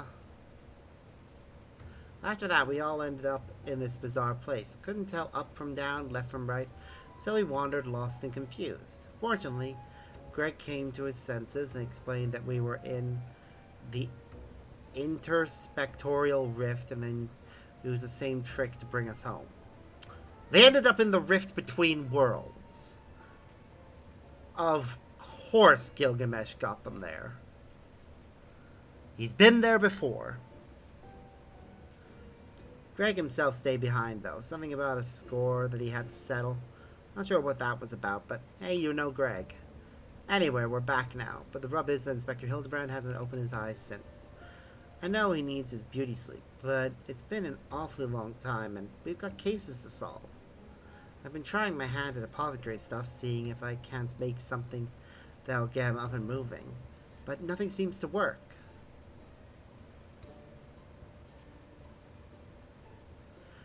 But I think we're making progress. Me and Mr.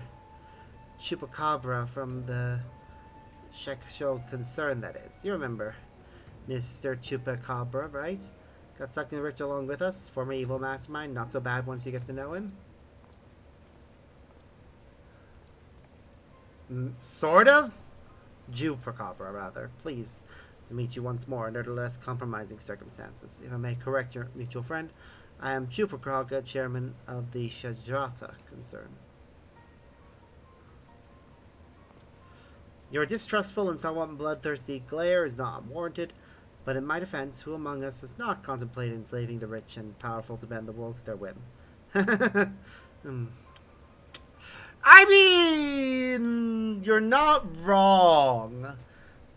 Who among us has not contemplated? Well, most commonly, most people these days are contemplating eating the rich, but same principle. I pray you forgive me my poor joke and allow me to assure you that after wanting the interdimensional rift for the sisters only know how long, I am a changed man. Naturally, I understand that words alone would not suffice to absolve me of my sins. Thus, since my return, I have operated a humble apothecary that cares for the needs of one and all. Furthermore, I made arrangements for Miss Nashua's workshop. Rest assured that I will spare no effort in helping her see Inspector Hildebrand awaken to return to full health. And with that, if you would excuse me, I must see to other business. Uh-huh. You better behave yourself. Ugh. Really? Evil smile? Nice. I need to contemplate making my dinner soon. Probably within the next half hour. Is he the nice ex-villain you've ever met? He's not an ex-villain, he's just pretending. Well, that's right, I had just finished my latest medicine. I've got high hopes for this new recipe. I suppose I ought to get a look at the Manderville man myself. Yep. Himself, rather. By all means, the inspector's resting up in a room up in coma. Awake or asleep, I'm sure he's enjoy your company. Let's go. You go. I have other matters to attend to first.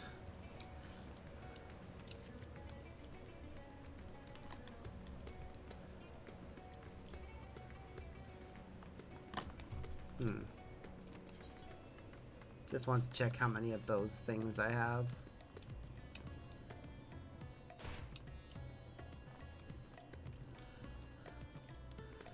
Teleporter. Away to... Where am I going again?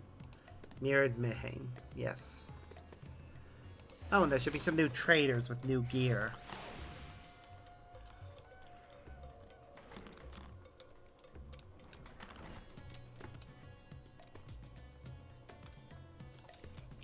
Hello there. Welcome to Mirrod's Mihane. Hello. Oh, hello. I didn't recognize you at first. Are you here alone? Let me find you a table. I'm not here for a table. Wanting information. Ruins beneath the bounty? Should we be speaking of the sunken treasure vault? We have one regular, a historian in fact, who could tell you all about it.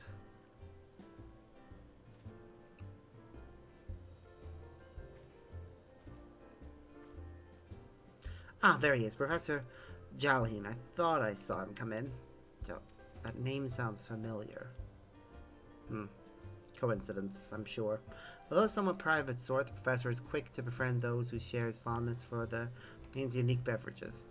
Now, from any drink from our selection, he should happily share everything he knows about the vault you seek. And a few other odd bits beside. Wherever you buy for him is on the house, by the way. If Mary found out I took coin from Thavner's savior, she would have me scrubbing pots for a week. That's fair.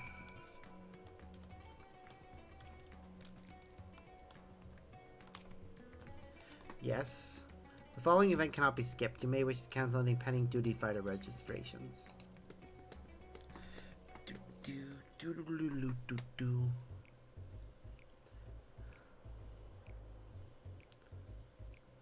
And what may I do for you, my Eorzean friend?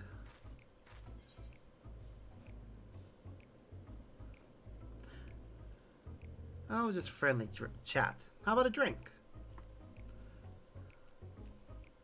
Well, I certainly wouldn't say no to a drink freely offered. Here we are, one of Mirrod's finest. Enjoy. Ah, lovely. Bottoms up. Empties the cup in a single pull. Wow.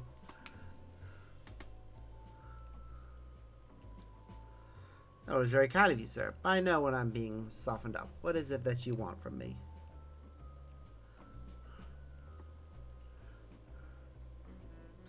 Oh, chasing down that old tale, are you? It does seem to appeal to the adventurous at heart.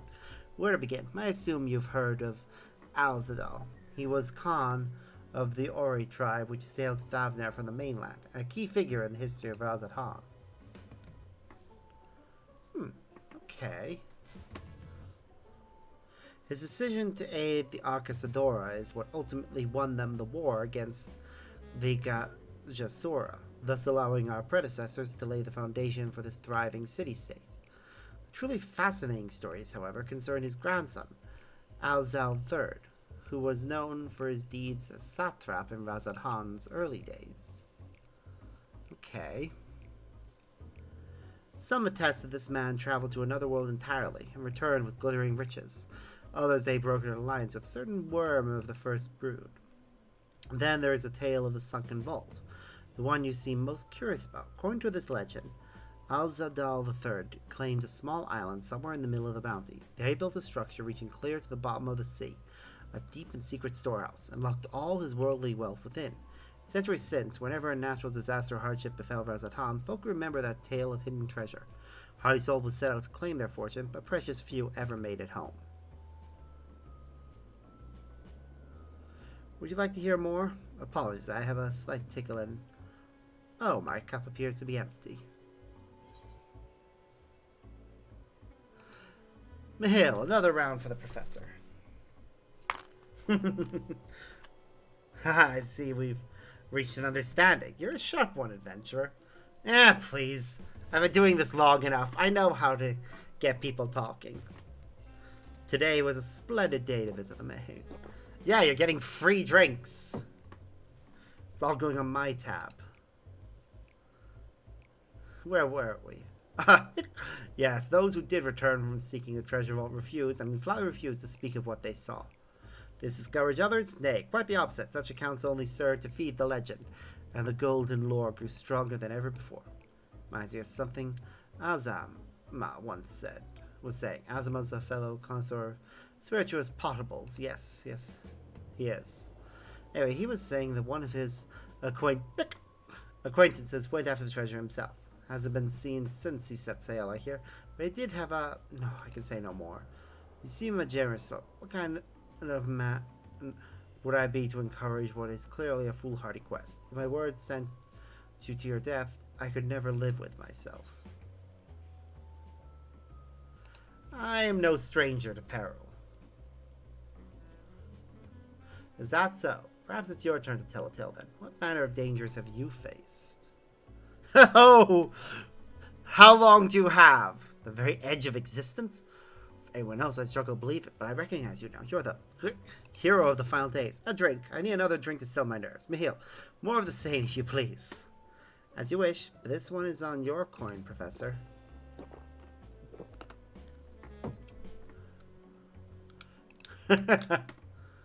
Oh, God. I think you've had enough, mate.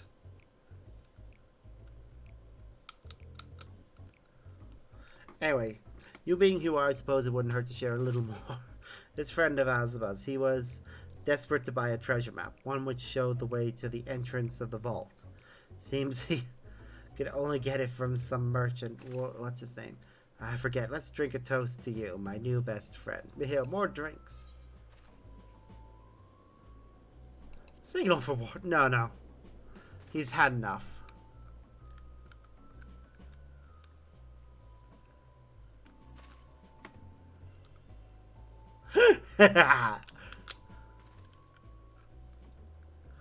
Your drink, sir. Ah, marvelous. I am parched. Down the cup of water. That was water. Did you tell her to bring me water? No, that's probably for the best. Very kind of you, really. My head will certainly thank you in the morning. Yep. I seem to have overindulged. I am put in mind of the words of Master Jalson. Be wary how much of the drink you swallow, lest it swallow you. Forgive me, I will subject you to no more of these unseemly antics. You want to speak with Azama? Well, as I said, we share a taste for the men's fine spirits. He probably came in as we were talking. I wish you fortune in finding your fortune. Yep, time to locate the next person. Oh, God. He's swaying in his seat.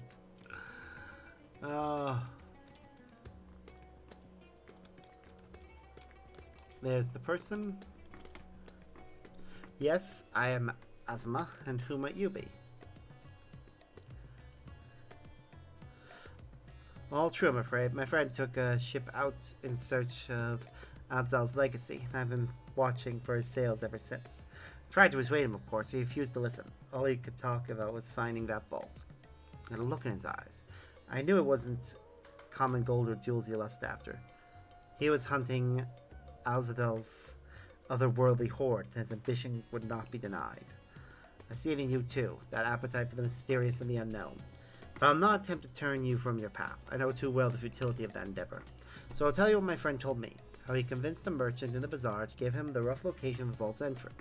Sees this merchant, one Zashtal, I believe, is selling a map which shows the exact route when my friend's purse was too tight for its exorbitant price. With what meager wealth he had, he instead paid to learn that there are ruins on a small island somewhere in the bounty, And within those ruins hides the path to the vault deep below. If you truly intend on seeking Azel's treasure, I suggest you put your affairs in order. I wish things were different, but I do not believe my friend is ever coming home. Aw, poor guy.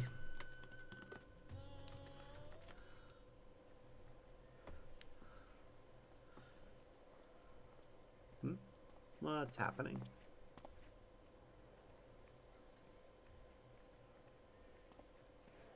Please, Ashal, please! You must let me have that treasure map! Oh, that's a child.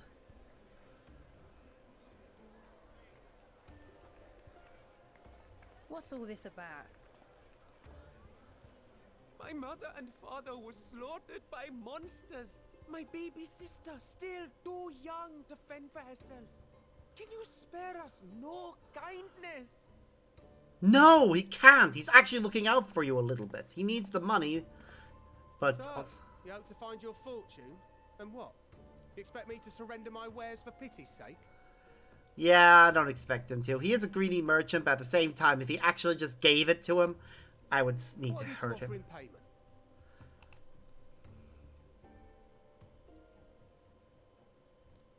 As I thought. Come back when you've more than rags to your name. Greedy merchant, but also child. This treasure has killed people. This is no mere treasure map.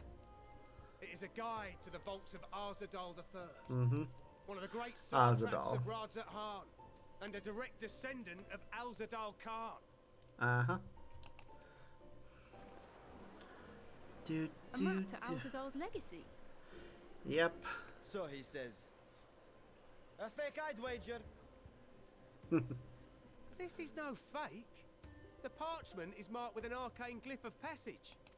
You may find the ruins hidden in the bounty, but you won't be setting foot inside without this in your possession. Huh. A priceless artifact it is, discovered amongst the rubble in the aftermath of the final days, and lovingly restored by yours truly. Okay. This map is the key to fabulous riches. I'll be the king of fools to simply give it away. I mean, you're not following. Be glad I am no such king, boy. Your scrawny-eyed would never return with that treasure alive.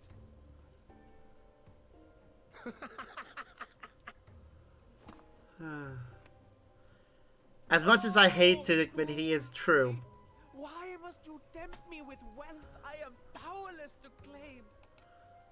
Yeah, if I got the treasure, I'd I spread. envy the one who purchases that precious map. Whatever they pay will be but pittance against the golden hoards they stand to uncover. Okay, the way he's talking, I get the feeling he's working for the merchant and this is all a scam.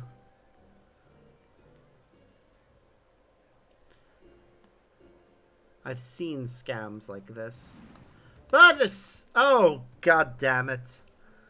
Of all people to be here.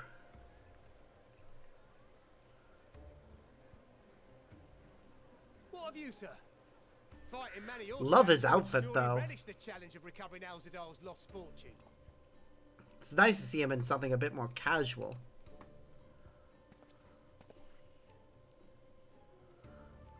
A fortune, you say?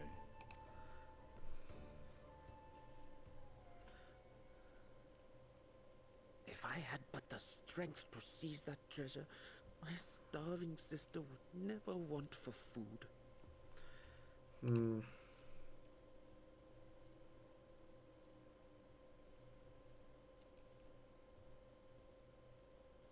I'll take it. Will this cover the price?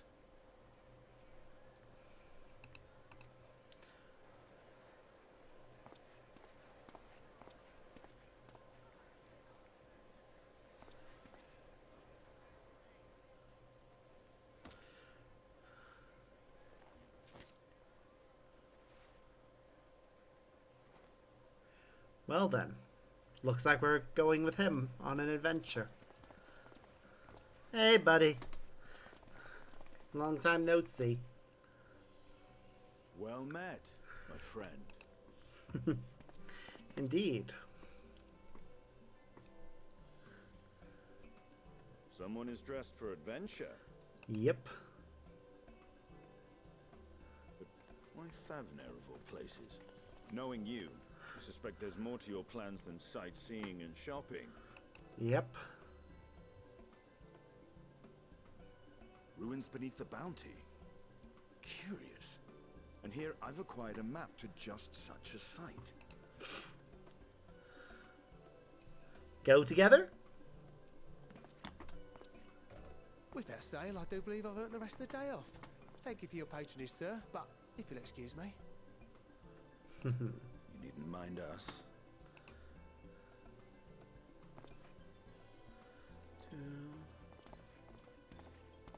And now I've fleeced one of the heroes of the final days. Pray the sisters were looking elsewhere.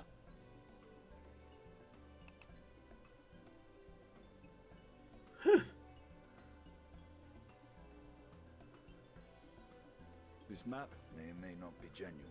Either way, we'll need a ship to find out for sure.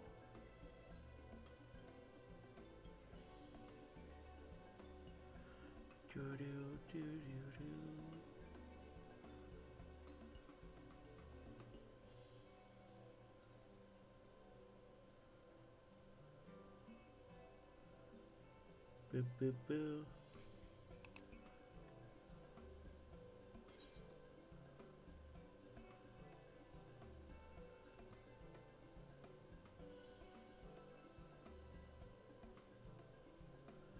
Boo, boo, boo.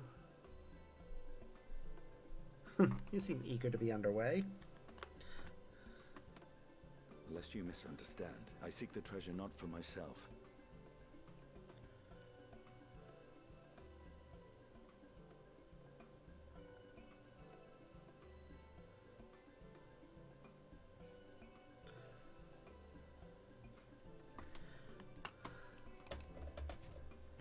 If such a fortune truly exists, then it could help ease the struggles of those who lost their loved ones in the final days. I hope to do for Thavnir what you and Alphino did for the Alamegans when you recovered the Mad King's trove. Come now. You know Alphino needs little encouragement when it comes to recounting the tales of your shared exploits.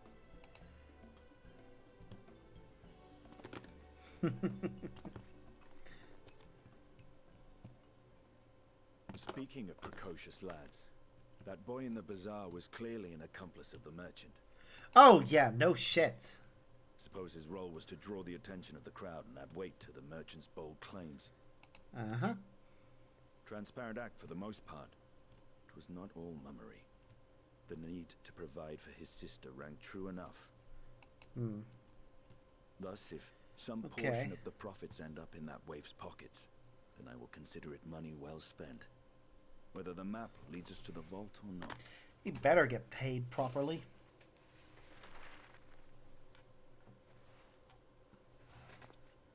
Oh, you're trusting me with it. Ah, coming along, yes? Of course I am. Naturally.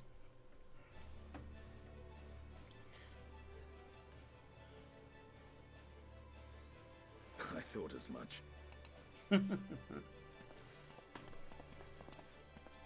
Now, let's see about securing a vessel. Yep.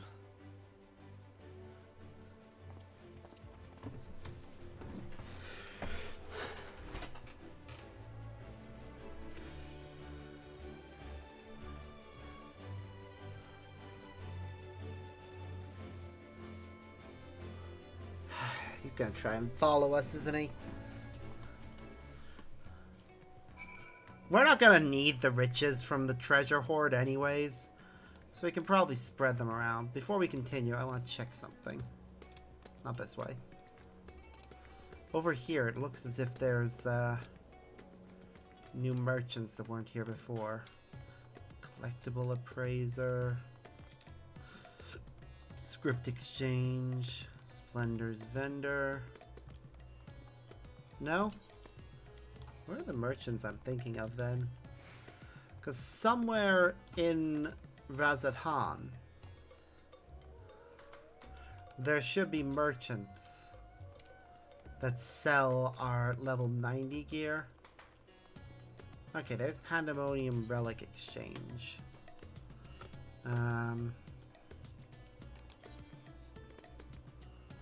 Okay, so that's how we get some really good gear. So that's them. Oh, hello. I see that.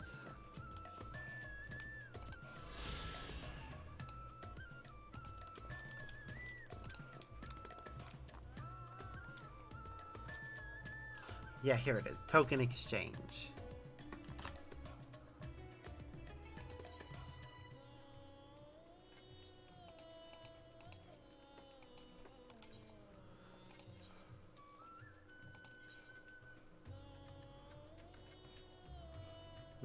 Okay.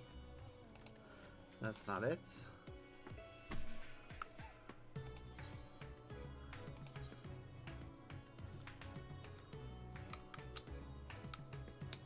That's not it either.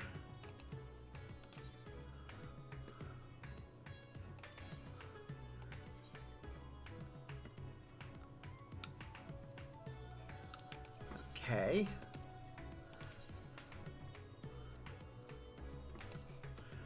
So that person isn't the one we need. Totem and Sundry Exchange. Out of this world oddities.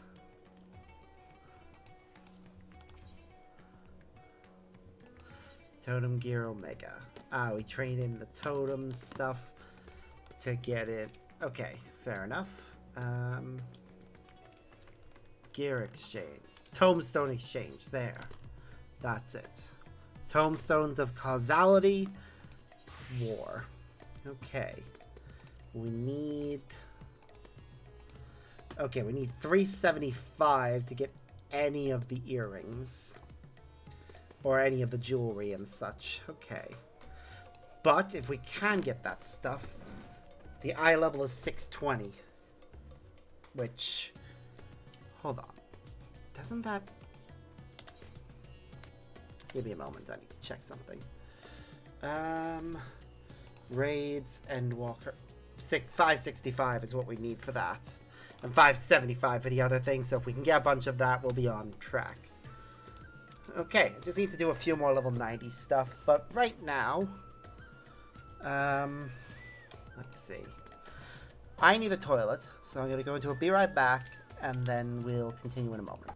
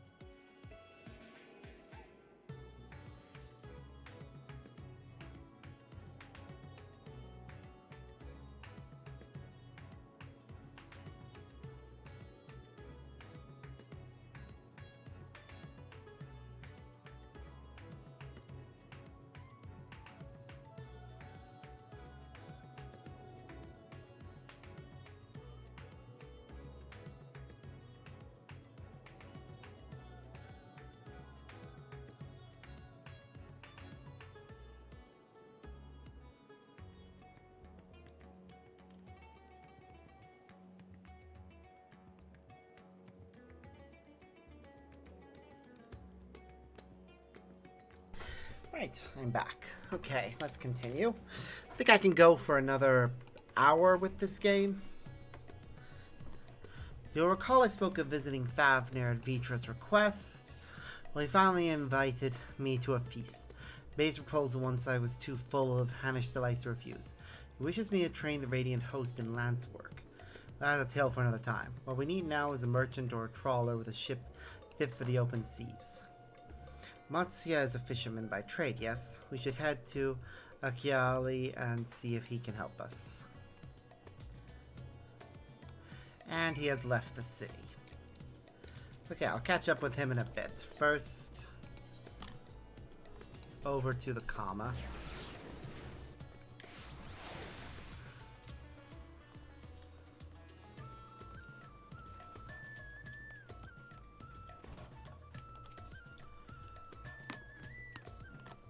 Isn't this room nice? Mr. Chupacabra has taken care of everything.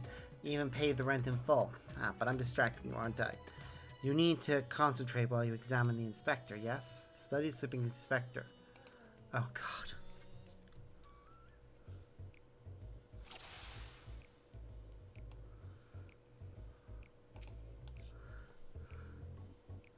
Rugged features belie what is at closer glance the sensitive mien of a cultured gentleman. While he still breathes, he appears to be locked in a deep slumber.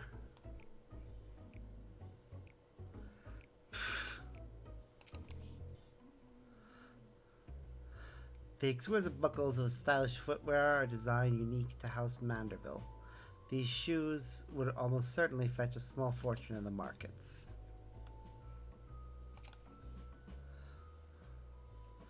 Rippling muscles bespeak impressive strength, while smooth skin suggests that only on the rarest occasions does the man resort to violence. Troublingly, his limbs are stiff and cool to the touch, as if the blood runs cold in his veins. You know, I have expected there to be some sort of joke. The condition is disturbing representative of scions who were summoned to the first for a time.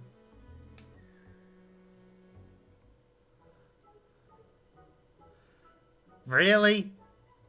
Falling asleep while I'm trying to be helpful. Oh, finished already? Any theories as to what's wrong with the inspector?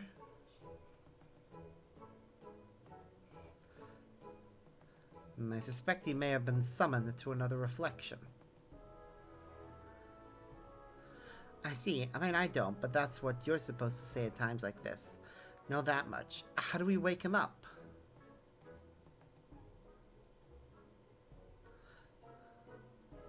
Returned soul to his body, but where did it go? And what is it doing there?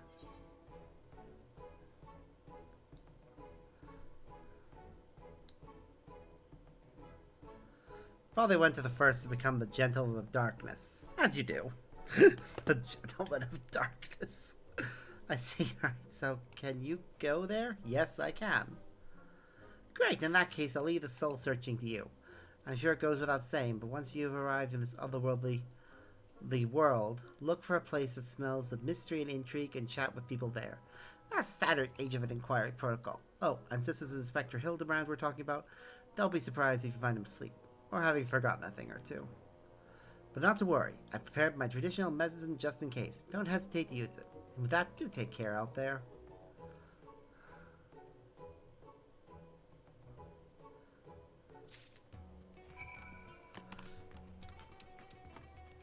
Well then.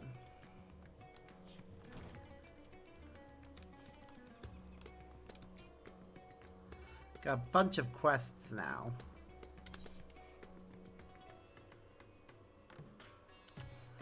I'm gonna start by taking the one in Palika's stand.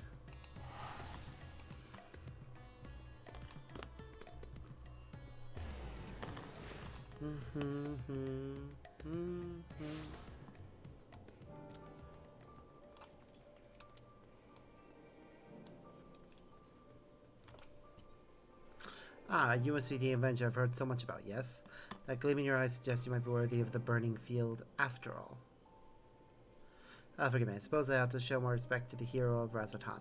You're always quite busy, so I won't waste your time. Let me introduce you to the Burning Field, steam training arena, where we radiant hone our skills in preparation for felling our enemies in combat. I get it. I know what this is.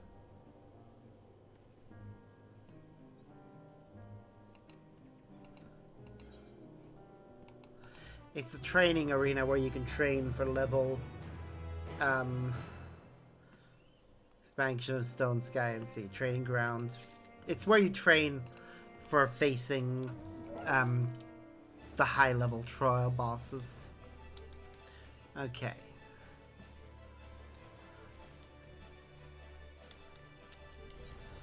We've got a bunch of other quests, one of which is, I believe, the culmination of the role quests. And I would very much like to see that, so I'll probably do that one next. You know, I never actually noticed the statue before. We were here a few times, but it is gorgeous. Very reminiscent of statues of some of the Hindu gods that you can find around India. Which, yeah, Rajasthan is very much inspired by India, much as Doma is inspired by Japan.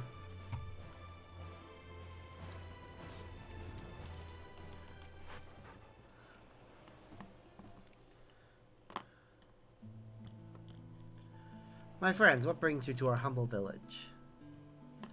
Ugh. He's just back in his armor again, isn't he? God damn it, Estinian.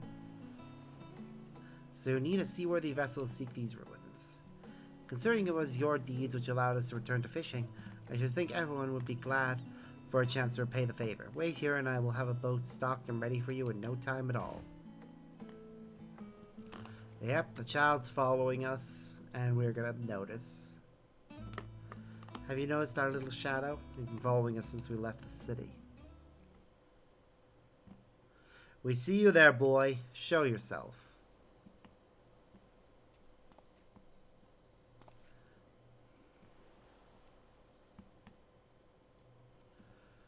We saved... it is you. Do you know how far out of our way we walked so that you'd not cross paths with some wild beast? I'm sorry, sir, but aren't you the heroes who saved Thavner? You are. I know you are. And I've gone and cheated you. I worked with Zashel, you see, the map merchant. It's my job to play the pleading orphan and convince the crowd his wares are worth the price he asks. Machine I've what I've done and beg for your forgiveness. If not for you, my sister and I would never have... Well, we'd be... Enough. I knew your game and I paid the price willingly. A fortunate purchase, as it turns out, for my friend here was seeking those very ruins. You are kind to overlook the wrong I have done. But there is more you need to know. Is it the map's a fake? The map you bought is very real, as is the island it shows. Oh, it's actually real. However, Zeshel selling the information to another customer. Told that man where he needed to search, about the ruins, about the vault, about everything. Then the man sailed out to find his fortune, never to return. You cannot go alone to that place. You should have more friends with you, maybe even a whole army. I don't doubt the ruins hold danger, but I assure you, between the two of us, there is little we cannot overcome. Please, I cannot bear the thought of...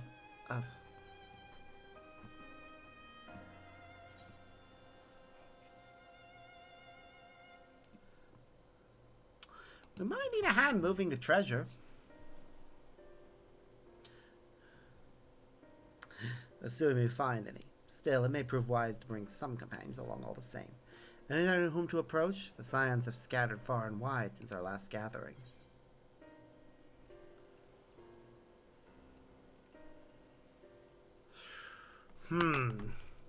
Who to bring?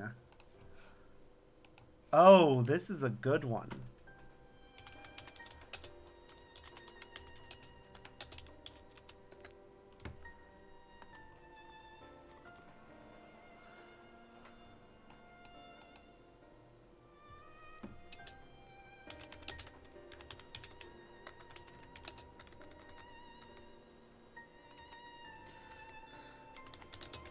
Personally, I want to bring...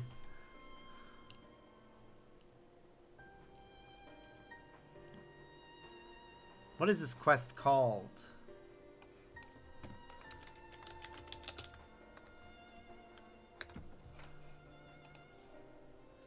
Give me a moment. I actually need to find out what this is called. Let's see.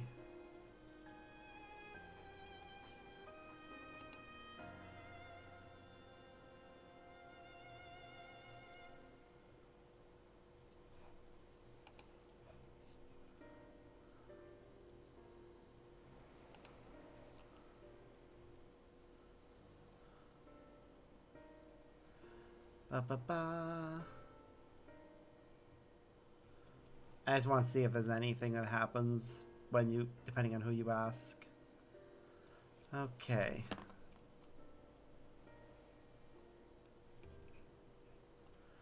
Okay. Ba, ba, ba.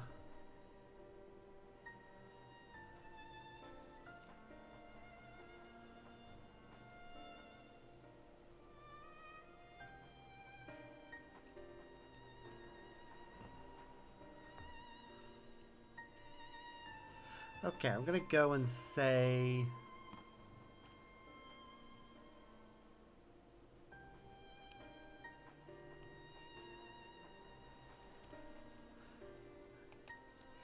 Graha and Kryl. Aye, Kryl may have her hands full rebuilding the sands, but if you reach out to Graha, he would surely leap at the invitation. Will that set your mind at ease? Yes, if that man is as strong as you. Is he though? Strong, I mean? What is your name, boy? Mirrid, sir. Well, Mirrid, your life is yours to live as you will, but I suggest you find a more honest trade, if you truly wish to keep your sister safe. I'm not proud of what I do. What choice do I have? We need to eat. Everyone's too busy rebuilding their own lives to bother with two grubby orphans. Wait, boy. I didn't take this roundabout road just to see you end up in some creature's belly. Let me walk you back to the city gates. Thank you, sir. Call me Estinian. Aww.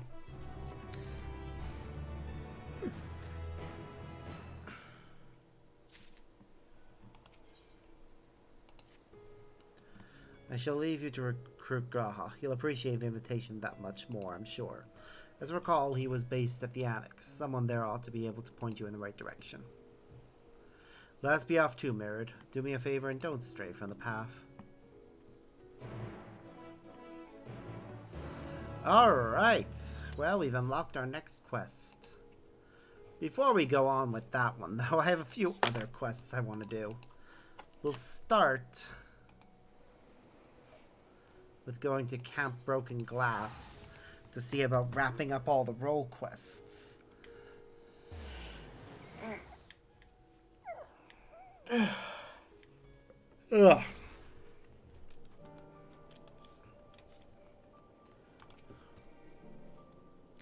Sparks? These Sparks? It is an honor to have you with us, sir. I presume you've come to assist in our hunt for the blasphemy. Yep. Maxima and Lucia will be pleased to hear it. If you could come this way.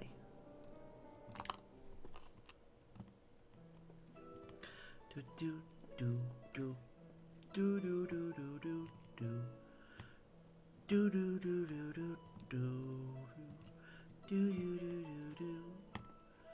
do do do. It is good to see you, Sparks, though I wish it were under more fortuitous circumstances. We were reluctant to call upon you, knowing you but recently returned from the far reaches of the heavens. We are no less glad for your aid. Now then, I believe it best if the man who first discovered this blasphemy explained the situation.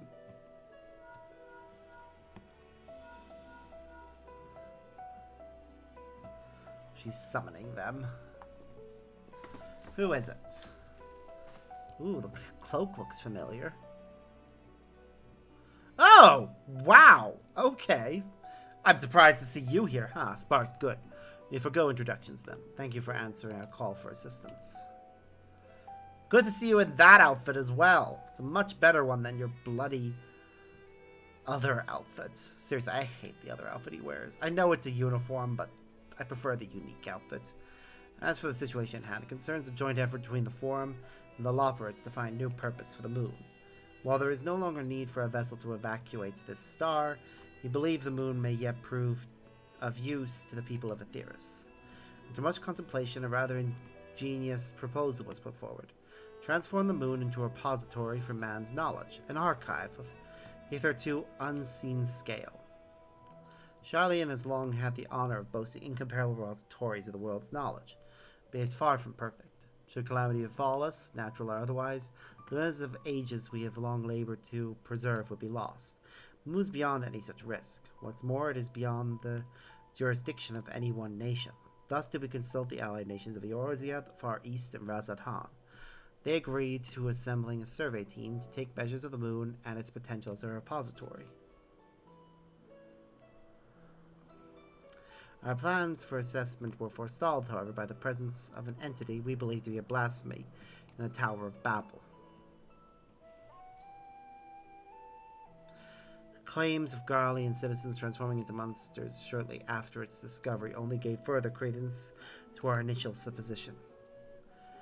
But we've not only ill tidings to share. Reinforcements have been dispatched to aid us in quelling the blasphemy's threat. Lord Arturiel and a member of the Gridania Keepers of the Entwined Serpents have already begun an investigation into the catalyst of these transformations.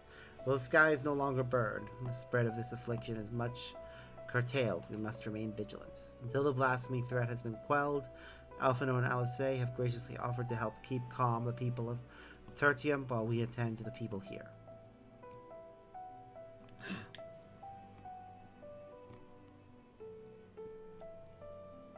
Yes.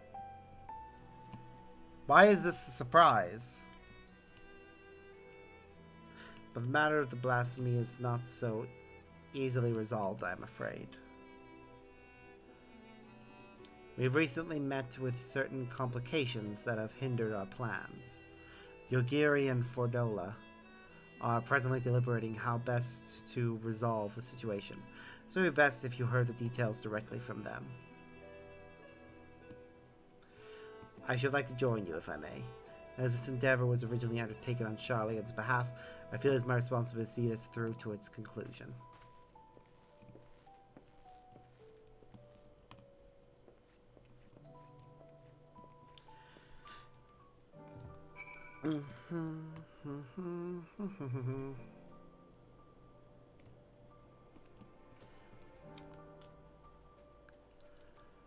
Nah, I've seen plenty of ads for it, so I never doubted that it was real.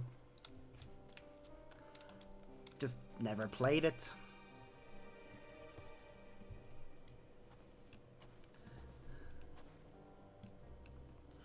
I expect to see you here of all places. I'm no guess glad for your presence. I presume word of the blasphemy is what brought you here. In which case, I believe it may be best if a member of the reconnaissance team's guard explain the situation. Of course. An acquaintance of yours? Long time no see, Lorenz. I'd heard tell you were the worldly sort, but bugger me if I know where you heard my name before. Ahem. I'm just a lowly sword for hire, hoping to fatten my purse with a touch of mercenary work after taking my leave from Limsa. The job sounded simple enough, but well, I'm sure you wouldn't be here if it were, eh? But you didn't come all this way to hear about me, did you? The blasphemy we're after is making its nest in the upper reaches of the Tower of Babel. The auxiliary sector, I believe it was. But it wasn't alone. A sizable horde of beasties were circling about like knights protecting their queen. Naturally, they thought to strike from a distance before engaging in earnest, but not a single bullet reached its mark. They were protected by some manner of mystical shroud, as far as I could figure. Without a keen eye for magic, I didn't see anyone getting through. By the time we understood the futility of the situation, we'd been spotted. Retreat was our only option. Paid to say it, there won't be any brute forcing our way through this one. My understanding was that once transformed, these blasphemies are completely devoid of ether. With what energies could it create such a barrier? That's the question, isn't it? My first thought was some heretofore unknown technique for conjuring shields. Needless to say, I'm out of my depths when it comes to matters of magic. That's precisely why I plan to speak with the Elder Seeds here when she arrives. If anyone can help us find a way to overcome the blasphemy's protection, it's her. In the meantime, could we trouble you to help with the not-so-small matter of people changing into beasts? The blasphemy's horde was large enough when first we found it. Can't afford for more to join its ranks.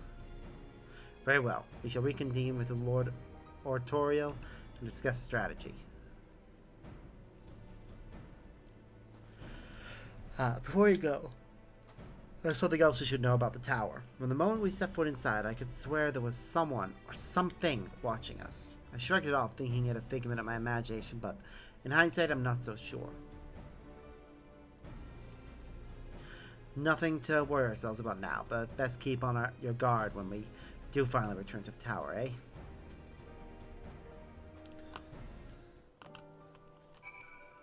Well, This is certainly interesting, seeing all the leaders from the role quests banding together like this.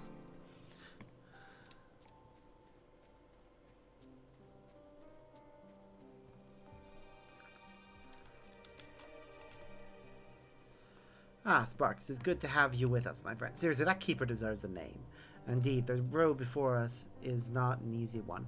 Many of your talents will prove invaluable to our efforts. You have recently returned from reconnaissance where we made a few rather surprising discoveries. First and foremost, please discover that no one residing within Camp Broken Glass or Tertium have turned. No doubt thanks to the concerted efforts of Maxima, Alphino, and Alice. However, we recently believe those who did turn all hail from Locus Amoeans. You mean Corvus, the Garleans' ancestral home. The very same. When the ill effects of the final days began to manifest there, a number of Garlean refugees from the region sought sanctuary in Garlemald, but the capital was already in ruins when they arrived. They were offered asylum, but many refused and instead chose to fend for themselves on the outskirts of the city. We are of a mind to go and speak with them directly if you would care to join us. Perhaps together we can learn what of their recent circumstances has triggered such terrible changes among their people.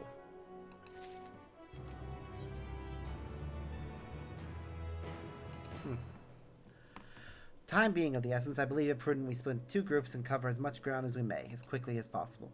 If you and Master Fortunal would inquire after the people at Victor's Spoils, two of us shall see what we may learn at Liminal Station 4. When you have finished, pray meet us there. Okay.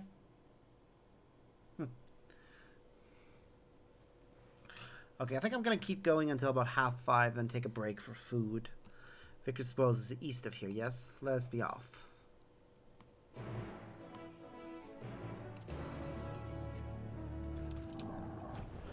Simply put, I am very hungry. My stomach is actually starting to grumble a little bit at me. So, I should definitely go and make something. Probably a slightly larger meal than I originally planned. I think I haven't eaten enough today. I really only had a small-ish meal for lunch. My breakfast wasn't exactly that big either. Actually, no. Breakfast was smallish. Was the smallest meal. Lunch was actually not much bigger. So yeah, we definitely need something substantial for dinner to make up for that. Before my stomach decides to eat itself. I also need to go and grab something for drinks. They should choose to reside here in the cold. I can't but presume they will not be amenable to conversation. Even so, we must not be deterred. Come.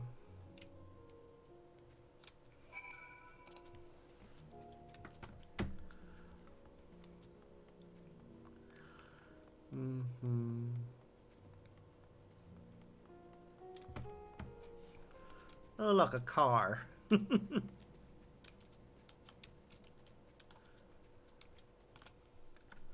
Talk? What is there to talk about? We've no home, no future, nothing. This doom spells the end for us all. Come to hear our grievances, have you? We've more than you have time to hear them, I'm sure. We've lost not one, but two homes. Our loved ones, our livelihood. There's nothing left. I served my time with the military eye. For what? Lose all my friends? My son? It was not to show for it, but our claim to Locus Amoenius. So we thought. Calamity was visited upon us for reasons we know not. And when we thought to flee, it followed on our heels to Garlemald. Ruin and ash at every turn. Ah, it's no wonder they turned.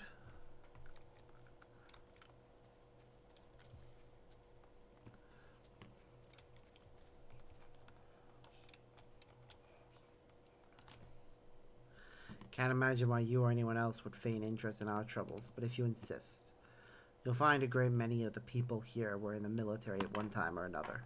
Some retiring with honors, and others without. Sadly, I'm one of the latter. Bore one too many scars in battle.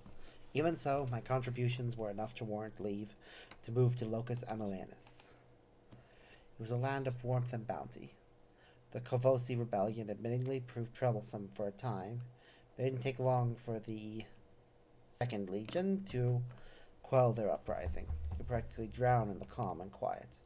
And one day the skies came alive with flame. We were overrun by all manner of foul beasts, born of our brothers and sisters. The Second Legion barely had time to assemble their forces, for they were overrun and snuffed out. We barely escaped with our lives. We were greeted only with more wrack and ruin on our arrival here, and we've not the strength to take our home back from the Kavosi a second time. There's nothing left for us anywhere. Did you learn aught of how they came to be in such dire straits? Yeah, they lost 2 homes.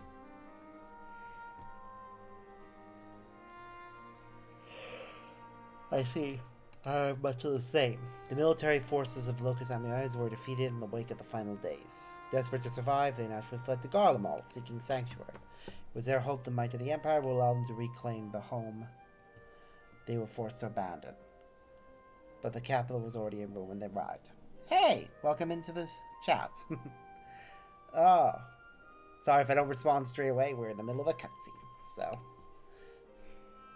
Needless to say, the lands they have long believed to be the ancestral home of the Garlean people may remain forever lost to them. Those unfamiliar with history would believe they have always resided in the bitter, cold climes of northern Ilsabar, but that was only after the Carvosi invaded 800 years prior. I'm doing pretty well. It's been a long week, so I'm very tired, but having a good day, getting some relaxation in, and enjoying some content in FF14 that I haven't seen before. With the advent of Magitech, I imagine it was all too easy for Emperor Solus to rally his people and take back what they believed to be rightfully theirs. Your history would tell us true that the land they call Locus Amuenus has been known by other names and served as home to myriad peoples.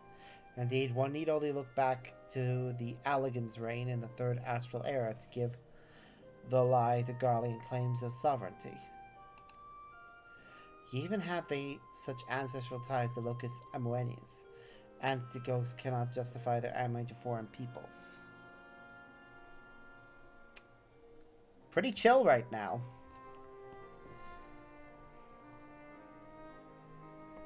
Don't know what else to say. Cannot justify their homage to foreign peoples. Animosity poorly veiled by delusion of justice, as has been the case for so many nations throughout history. Would that man have the sense and strength of will to break free from some chains of hatred? Help! Someone help! They've turned! And how the monster quickly sparks. You haven't a moment to lose. Oh no! Person turning into monster. We must go fight it and save whatever people surround them. One of my mates seemed unwell, so I thought to come over and look in on him. Next thing I knew, no one appears to be injured. Did he not attack? He just walked off in the direction of the tower in a daze, as if it was calling to him. Fair. He could not have gone far. If you will go after him, I will remain here and see that all are accounted for.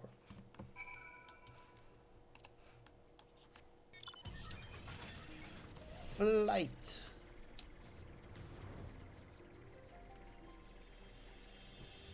There. That is tragic. It turned into one of the more boring designs for these things.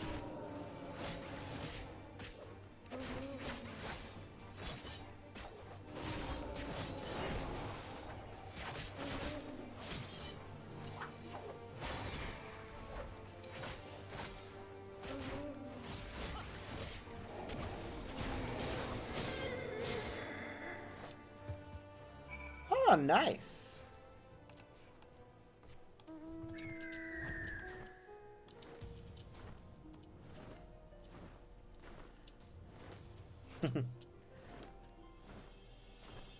Wish I was any good at that.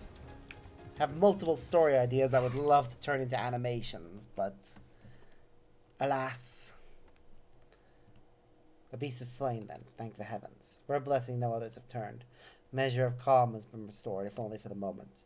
Witnesses were able to offer a clue as to the source of the transformation. They claim the afflicted was listening to this radio. Even now, it continues to play the same cryptic message. Ooh, a cryptic message. Let's hear it.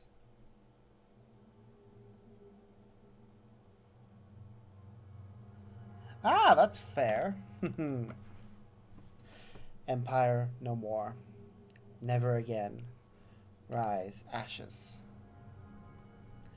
Though the story of a radio is like you hear a voice saying, the Empire is no more. Never again shall it rise from the ashes. How is this possible? There are no facilities left standing that could possibly deliver a broadcast.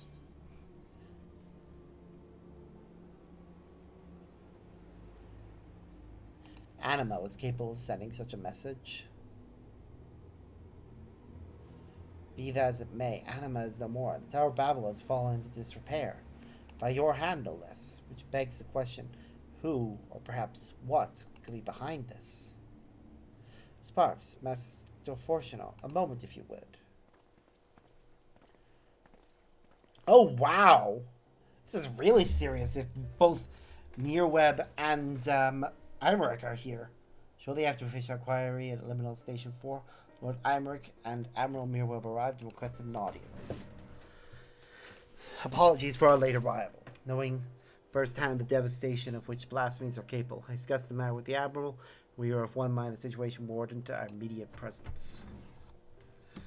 It is safe to presume a representative of the survey team has already arrived. Indeed, I have. Thank you for coming all this way on such short notice. Today, I've been streaming for nearly 4.5 hours. On Saturdays, because I have the entire day free with no work or anything else, well, sometimes I have something in the morning, but because of the fact that the buses are on strike, I'm not able to go to that right now because my only means of getting there isn't really running. There is an alternative option, but it's such an unreliable service that it's not worth trying to wake up for it because I'll probably get there and the bus won't show up. So. Oh, overall, general. I have lost track. Huh. I estimate I actually first started... I think I first started streaming just before the first lockdown. During the lockdowns, I was incredibly depressed because I wasn't able to spend time with my partner. So I wasn't really streaming then, even though I should have been. So I guess just after lockdown would be when we really restarted things. I've been trying to stay consistent. So 2 years maybe?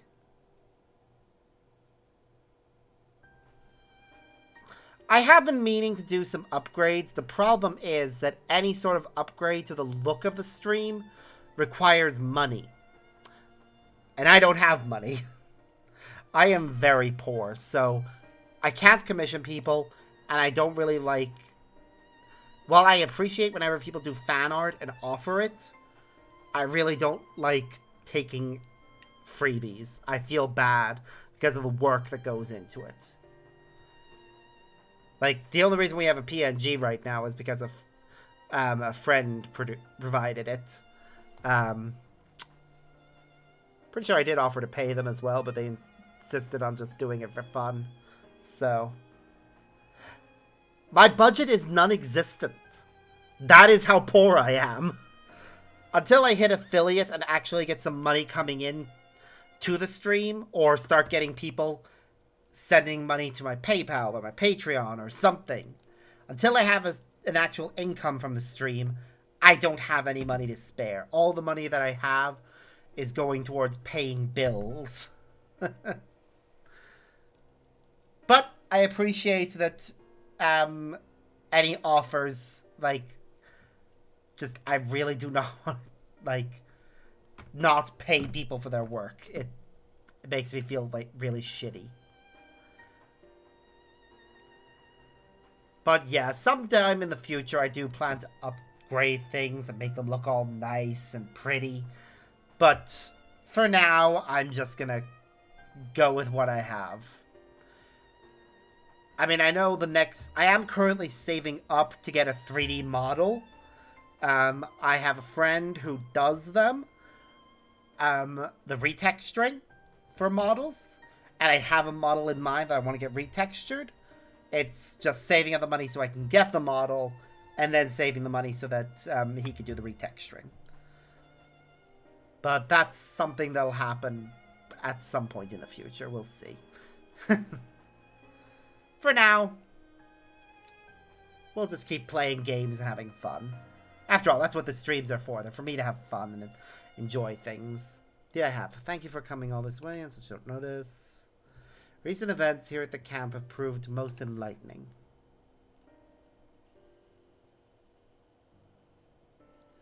I mean, by all means, feel free to send me a link. Give me a moment.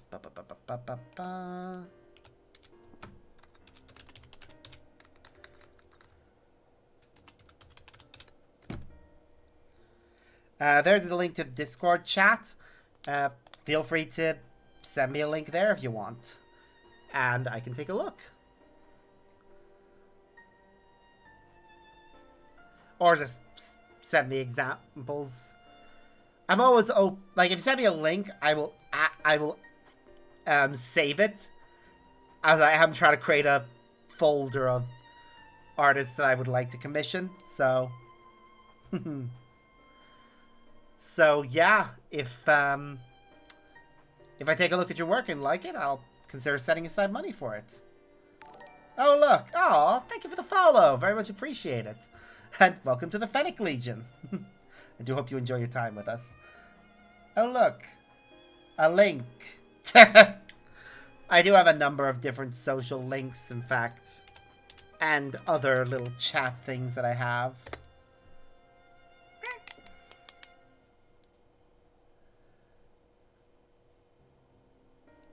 Yeah, just some fun ones. And this is the aforementioned radio. Empire no more, never again, rise ashes. A harsh reminder of their misfortune, sufficient to push some wayward few over the edge, it would seem. Yet there still remains the question of who is sending this message, and from where. Glory, everlasting, Garlemald.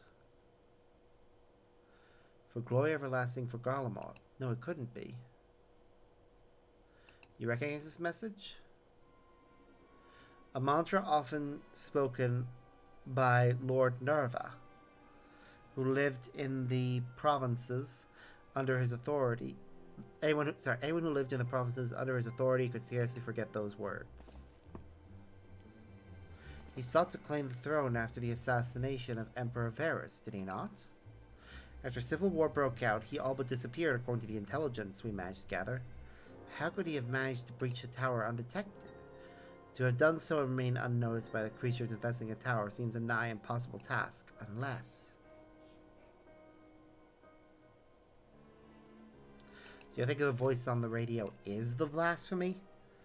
That would certainly track. I do. And as it was with Anima, these radios are somehow attuned to whatever signal is emitted. It emits from the tower. What's more, I believe the true identity of the blasphemy is Nerva, robbed of the throne and forced to watch the empire he longed to command crumble before his very eyes. If such choices did not drive him to the same fate as Quintus, despair he felt no doubt overcame and turned him.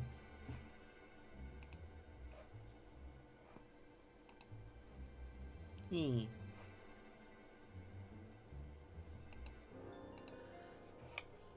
what's more, I believe the true identity of if such a loss did not drive him to the same fate as Quintus, the despair he felt no doubt overcame and turned him. Nerva's delusions of grandeur aside, the Garleans' plight sounds not unlike the Sahagin, desperate to preserve their spawning grounds. Indeed, though scrupulous by any measure, the Garleans found solidarity in their ideology, as did the people of Ishgard and the Church. Adrift without home or purpose, it is all too easy for despair to take hold. Would that a remedy were as simple as offering them land as we did the Sahagin. In all likelihood, the Garleans would refuse to settle for aught less than what they believe to be their ancestral homeland of Locus Amoenus, a claim the Corvosi would readily take arms to denounce.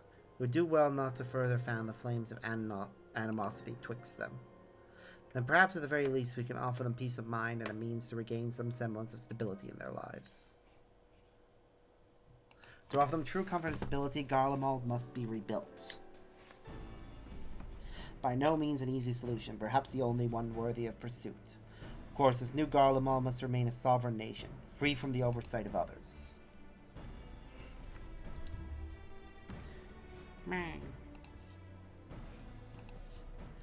Okay, that is very cute.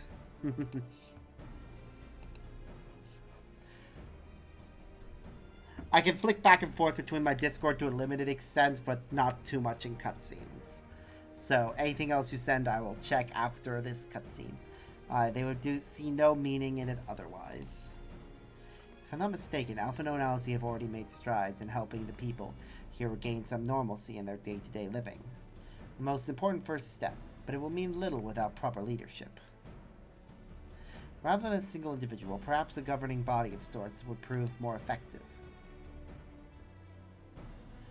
There are a number of former Senate members among the refugees of Camp Broken Glass. As I recall, with their help creating the framework for new governance is not an impossibility. Then let us call the people together and see what they make of our proposal.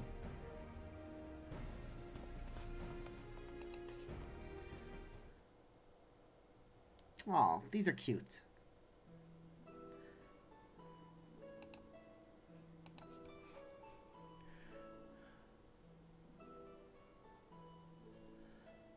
What's happening? Final Days has taken much from you all. I can't but imagine the pain you feel in the face of such immeasurable loss. And though the final days have been averted, the effects yet linger, and the blasphemy has been born of your suffering. Decisive action must be taken before further harm is wrought upon you. To overcome such adversity is too great a task for any one person, but as people united there may yet be hope for the morrow. While it is not our place to decide how you will move forward, we would offer a small measure of guidance. We were told a number of former members of your Senate yet remain among you. Would you be amenable to an interim government led by these individuals until such time as Garlemald can be rebuilt?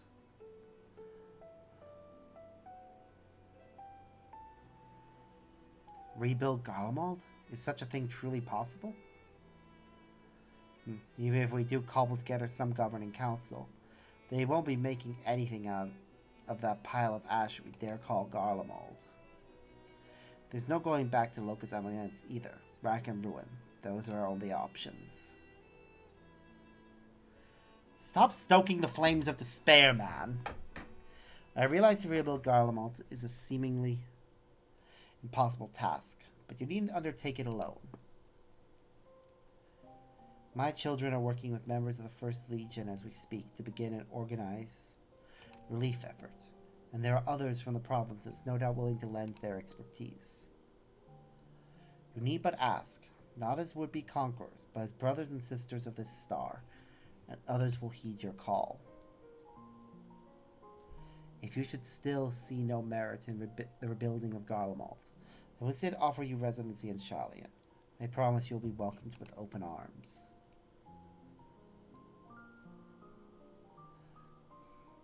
Sharlayans. Now you'd expect us to go and lick boots in some country we've never even heard. Never even... Really? You're that closed off? My apologies if I appeared overly forward in my proposition. Considering our strict policies on non-intervention until but recently, it is as surprising as you are unfamiliar with my homeland. It is an island nation to the north, home to myriad people, which is why I believe it would not prove difficult to accommodate you and yours. To be clear, you would not be migrating to Sharlayan to live in servitude. You have my word that each and every one of you would be guaranteed citizenship upon entry.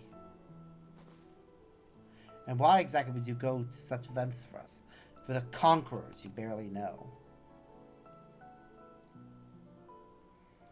Sharlayan was long aware of the coming doom that would be the final days, and so we were preparing to evacuate this star, taking as many people and resources as our stores would allow. Initially, it was our intent to save the people of Garlemald as well, We had not forgotten your transgressions invading Almigo, your rejection of our entreaties of peace for peace. After a great deal of deliberation, it was decided that we would forego an invitation to Garlemald. Determination made with great trepidation. However, we had convinced ourselves it was ultimately for the greater good, though I can think of at least one individual who will continue to protest. To ignore the plight of those one might conceivably save is not wisdom, it's indolence. Ah, his father. Sage counsel I brazenly cast aside when confronted with the final days in earnest. But Sparks here and his companion refused to forsake those we were otherwise unwilling to save. With great risk to themselves, they achieved the impossible and opened my eyes to the error of the form's decision.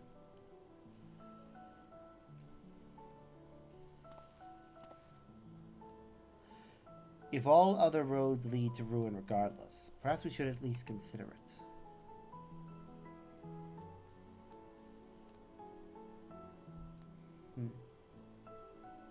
Aw.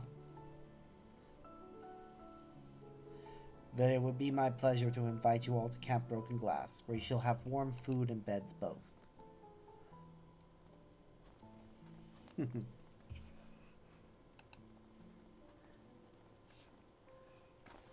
Okay, yeah. Just while it's quiet, I'm taking a look at those images you sent again there.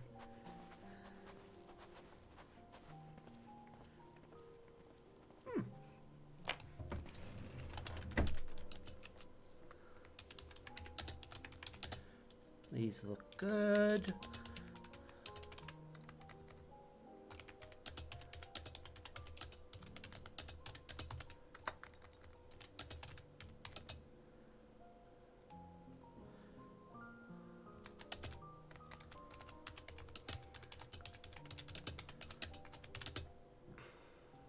In the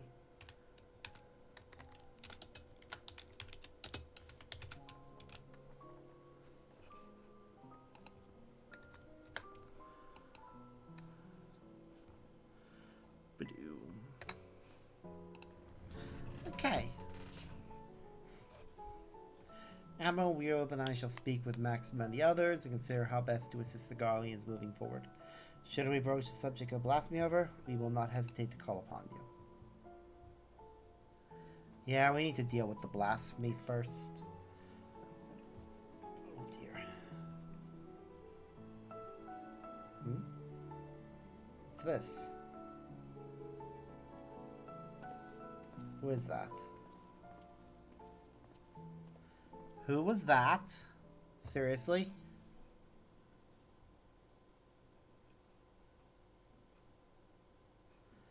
I'll take that one. I'm probably not going to use it, but I'll take it.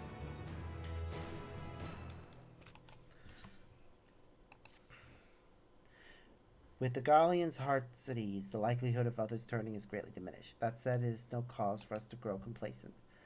Must needs find a way to overcome the blasphemy's protective warding. If I understand correctly, blasphemy's behavior is oftentimes influenced by the memories and emotions of their originator, in which case it would be prudent to learn more of the man who birthed this monstrosity. How fortuitous, then, that a number of soldiers from the 3rd Legion are in our custody. For a mercy, their tempering was not so severe as to be beyond our ability to heal them. They are presently being treated at Broken Glass. Perhaps the camp's intelligence officer can tell us who among them knows Don of Irva's whereabouts.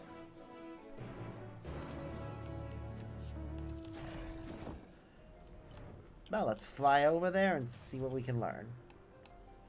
I know I could teleport, but that seems like a waste of money when we're this close. Do do do do do do. But also.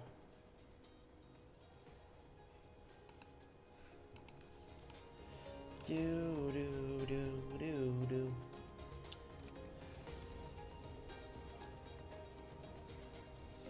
Do do do do do.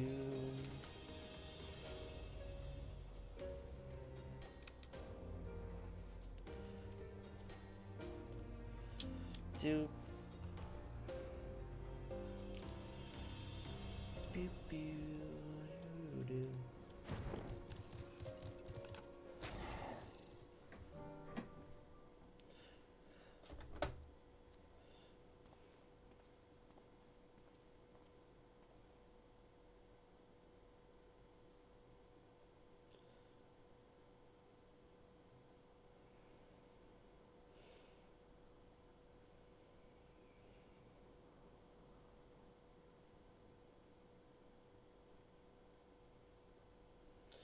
Ba ba da ba ba.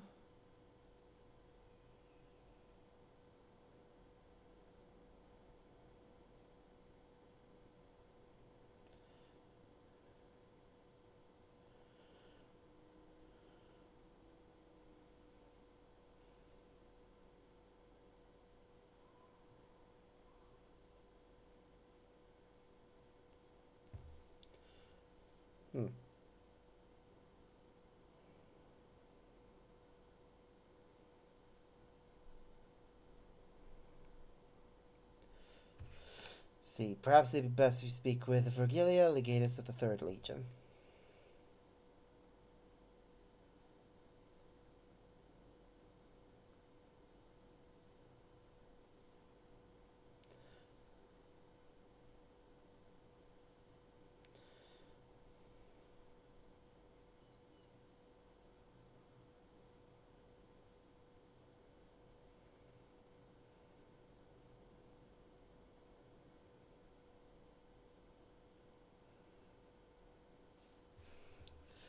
She's still on the mend, but the Jerugans aren't like to oppose the brief conversation if you wait here a moment. Sorry, I was just checking.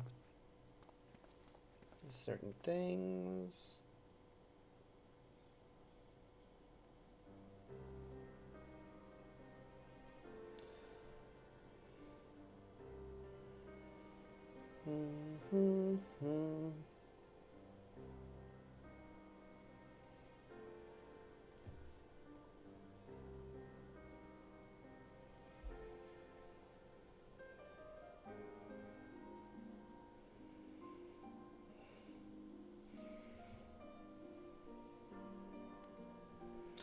Champion, I presume, and one of his cohorts.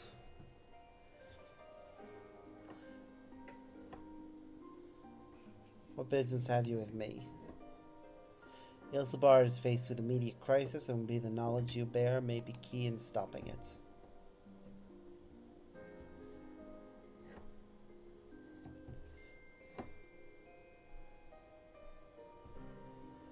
Thus do we believe the blasphemy to be Nerva. His whereabouts in the wake of Garlemald's fall, or that thereof, give credence to our theory. Lord Nerva. From what we have pieced together thus far, you are one of the last to see him alive. Please, will you not share with us what you know? Well, though I suspect what meager knowledge I possess shall avail you not.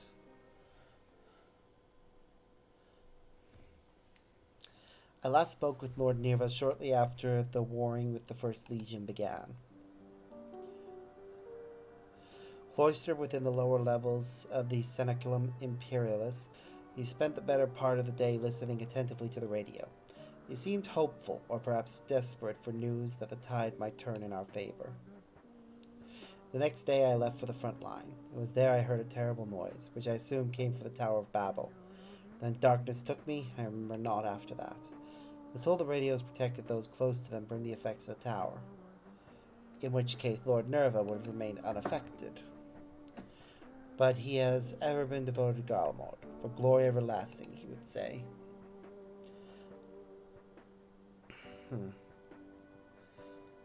To watch the empire he loved so dearly crumble, I can think of no one who would be more stricken by the sight.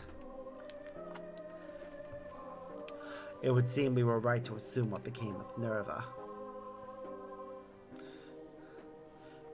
And it does not surprise me the beast would choose to make its nest within the Tower of Babel. It stands atop the remains of the imperial palace, the throne he revered so highly. But the empire is no more. Lord Nerva, apparently, is no longer the man he once was. He deserves to be laid to rest, together with his dreams of glory. You'll fell the beast. You have my word.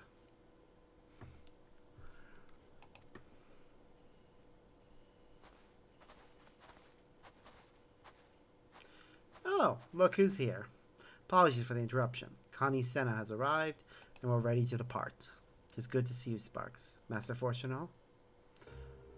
I have spoken with Lorenz of the ward protecting the blasphemy, and I'm quite confident some manner of ether-based magic bars our path.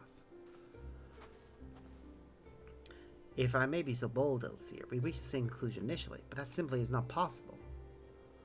These creatures born in the final days are devoid of ether. As such, they would be unable to produce such a barrier in a manner to which we are accustomed. Do you suppose it possible they manipulated dynamis to achieve a similar effect? I too thought to dismiss the notion of a barrier fueled by ether. That is, until I stepped foot here in Garlemald. Even now I can sense streams of ether flowing toward the tower. Its purpose was, after all, to harvest reserves of energy sufficient to reach the moon. Even if one was incapable of manipulating ether directly, it stands to reason control of the tower would alleviate such a need. 'Tis merely conjecture, of course. I cannot say for certain until I have examined the currents with mine own eyes. May I ask you to accompany us? Of course. Whoa.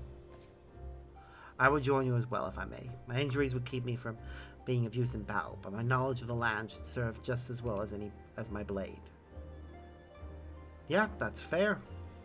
I would not be opposed to your company, but it is not my decision to make.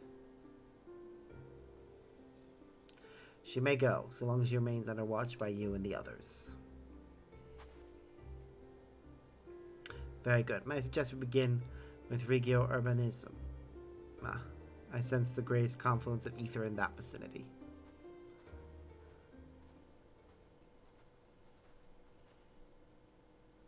Okay, who is this person that is watching us? God, I wish Justinian was with us. He would have just called the person out and told them to just step out of the shadows.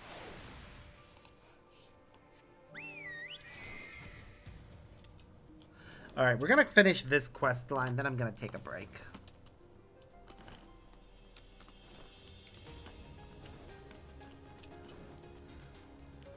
And when we come back, we'll continue with the Manderville quest line, I believe. Will be the best option for us.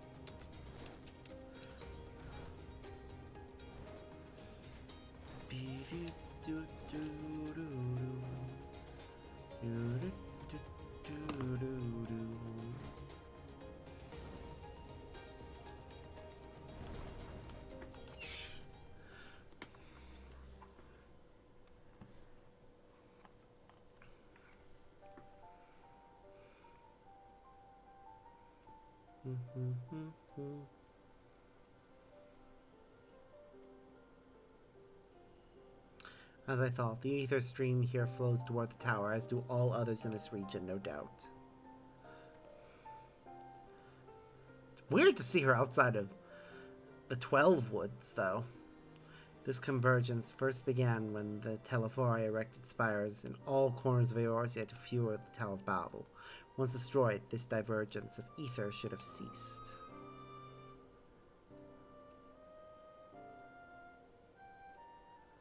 Alright, whoever you are, if you have business with us, quit your skulking about in the shadows and speak your piece.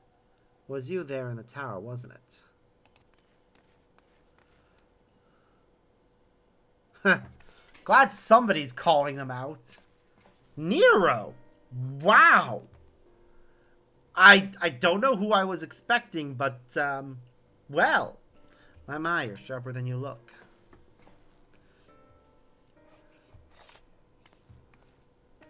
I recognize you. Nero, yes. Why are you following us? Who said I'm following you? Being a native of Garlemald, does it not stand to reason I might be inclined to come and see what has become of my home? I don't know what you're scheming. We've no time to entertain your games. Perhaps Master Garland will make better company for you. Spare me. I am a man of great ambition and greater intellect.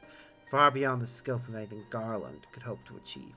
He still keeps his head in the clouds, while I would set my sights to the stars beyond. Which is why you snuck into the tower, but like us, you couldn't get past the blasphemy to reach the transporter. Yes, well, I was very much hoping you would dispense with that little obstacle. And having caught wind of your plans, curiosity compelled me to see if you we're truly up to the task. Do you have reason to believe we are not? Or perhaps does the great genius Nero mean to dispense with the blasphemy himself?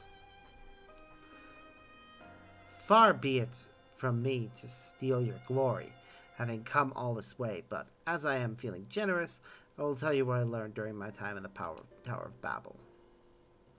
I was able to access its systems, you see, and discovered one of those dreadful spires still appears to be active. Possible. They all vanished when Anima was destroyed. Yes, and I've heard of your escapades reclaiming the remains of the Emperor. But obviously you failed to reclaim his entire body. As it stands, a piece remains powering a tower of Fabrica. Ah, yes, a manufacturing district just north of the erstwhile Imperial Palace.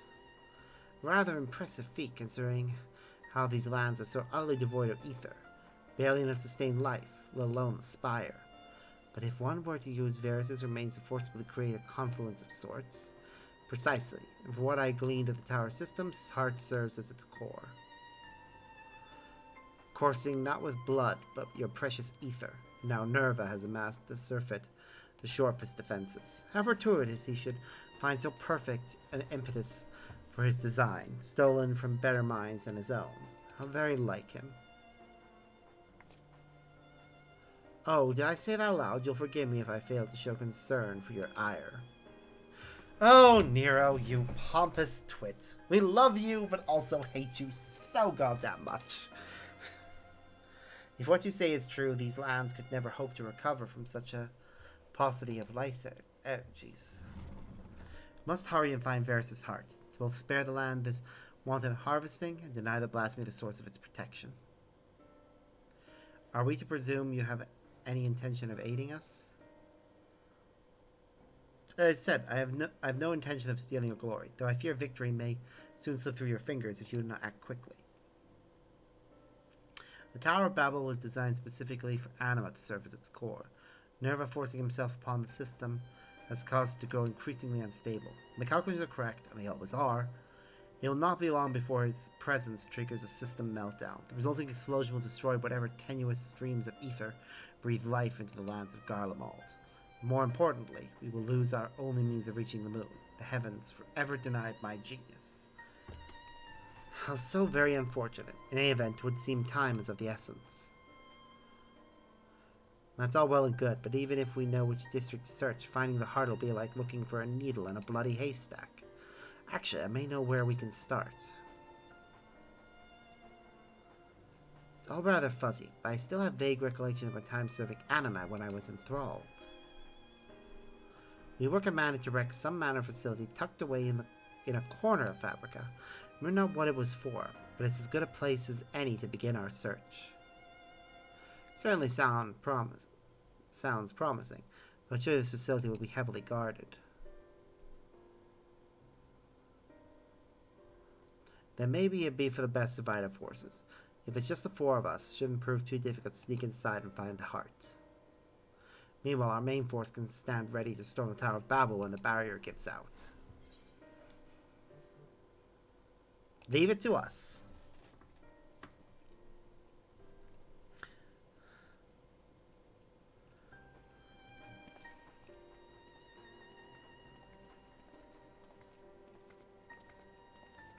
Yugiri and Fordola. Okay. That's actually a pretty decent party. I mean, they don't have a healer on them. But 3 DPS and a tank. Actually, we know. Maybe that one legatus they've got with them will actually be would be their healer. Yeah, she could be their healer. Then they've got a tank with Fordola and Lorenz and Yugiri acting as DPS. This is Levia. What? Very well, we shall return at once. A number of Garleans have left camp for the Tower of Babel. They have somehow misunderstood the threat of the tower and convinced themselves that Nerva has taken refuge there, still clinging to their ill-placed patriotism. No doubt. They could not have gone far. If we act quickly, perhaps they can be found before they come to harm. A wise man would not waste his time on a few wayward refugees. I thought you Charlian scholars knew better. To ignore the plight of those one might conceivably save is not wisdom, sir. If it is all the same to you, Sparks, I would join you. I'll return to camp, begin preparations for our assault on the tower.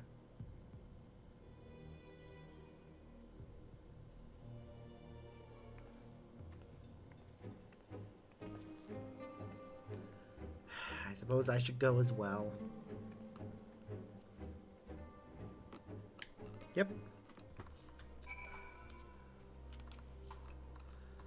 Though I am armed, I promise not to be a burden. That said, I move us to avoid any undue confrontation if possible. Now then, let us be off.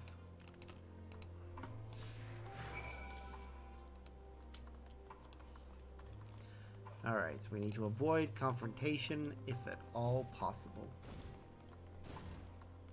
Easier said than done, really, with all the enemies stalking the streets.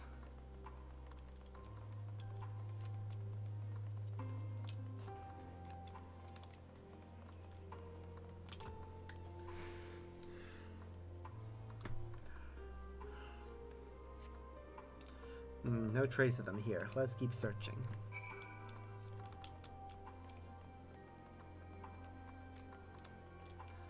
I don't know which direction that bit is facing. Okay, we're fine. I still love that Garlemald's design is basically just modern city. Please don't get too close, Colossus. Help, someone, please! Hear that? It came from over there. And he runs off without us. Of course he does.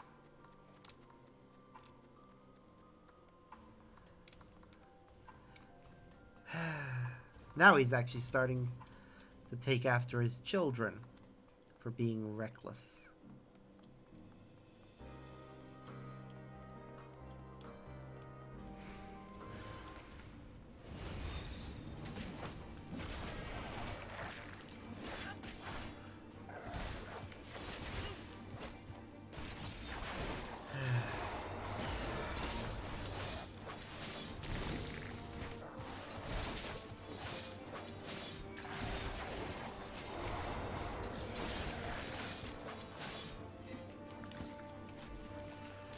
Whoop.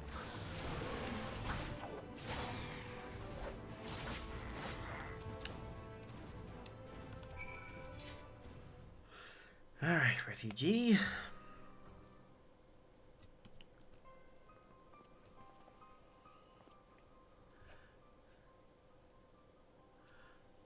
You're the ones who came to speak with us before. You hear Lord Neva had returned and was assembling his forces in the tower, but...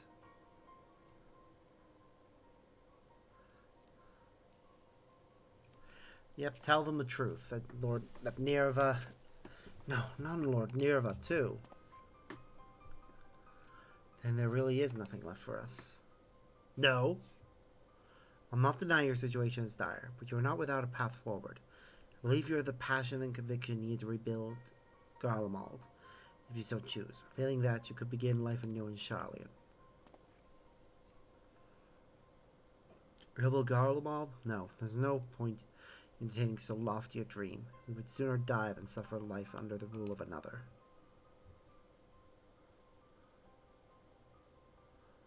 You would sooner seek death than sanctuary. Your resolve is admirable, but sorely misplaced. If you would not see Garlemald rise from the snow and ashes here in Ilsebard, might you consider venturing onto a new frontier? A new frontier? Where exactly? Is this a land ripe for exploration? There, on the moon. It is our goal to create a repository of man's knowledge there, free from the jurisdiction of any nation. As I understand, the magitech and technological advancements of Garlemald were without peer. Your expertise would be indispensable in the endeavor, should you be willing, of course. Really expect us to go and live on the bloody moon? Is such a thing even possible? Have you a better alternative?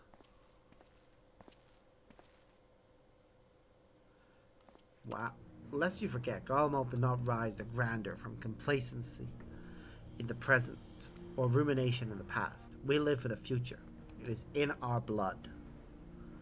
Life is not without its hardships, of course. Even I have met with the occasional stumbling block.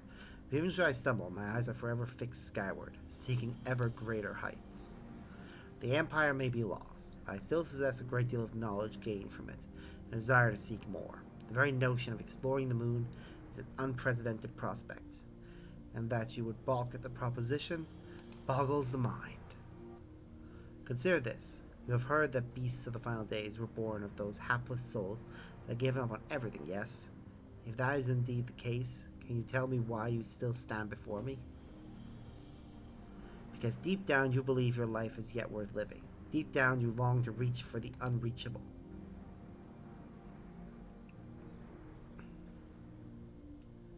Or perhaps you don't. If you should choose to lay down and die here in the snow, that's none of my concern.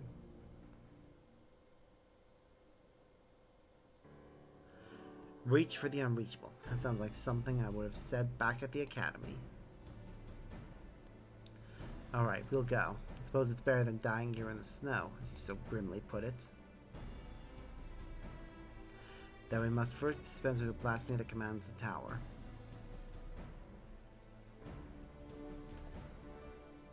It's hard to believe Lord Nerva of all people could be turned into one of those monsters. Please, you must stop him. Put his soul to rest. Thank you. And sorry for causing all this trouble. It's fine. Could have been worse. Thank you for the rousing call to action. But I thought you had no interest in meddling in our affairs. Lest you misunderstand, I abhor the idea of my countrymen blindly following nobles they know next to nothing about.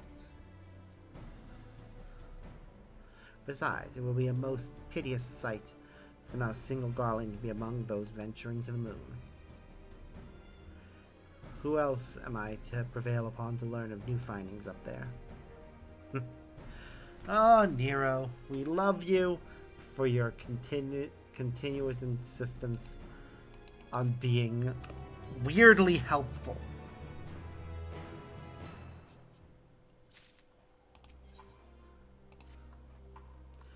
From what Nero has told us, time is now a luxury we can ill afford. Let us return to Camp Broken Glass, if only for a moment. The others are no doubt finishing their preparations for battle. Alright, as much as part of me wants to keep going, I really do need food, so I'm gonna first fast travel back to Camp Broken Glass.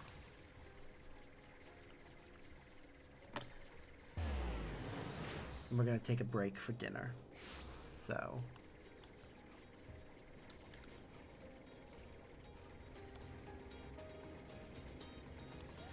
let's just get over to where the story is. Okay. That'll actually be where we're taking a break for now. I'm not going to be right back because I'm not going to be back for at least an hour or two. Partially because I need to cook my food, partially because I want to take some time to myself before I get on with the rest of the stream. So yeah, that'll be it. So I'll see you all in a few hours. Until then, as always, I've been Sparks, and I hope you all have a wonderful day. Bye!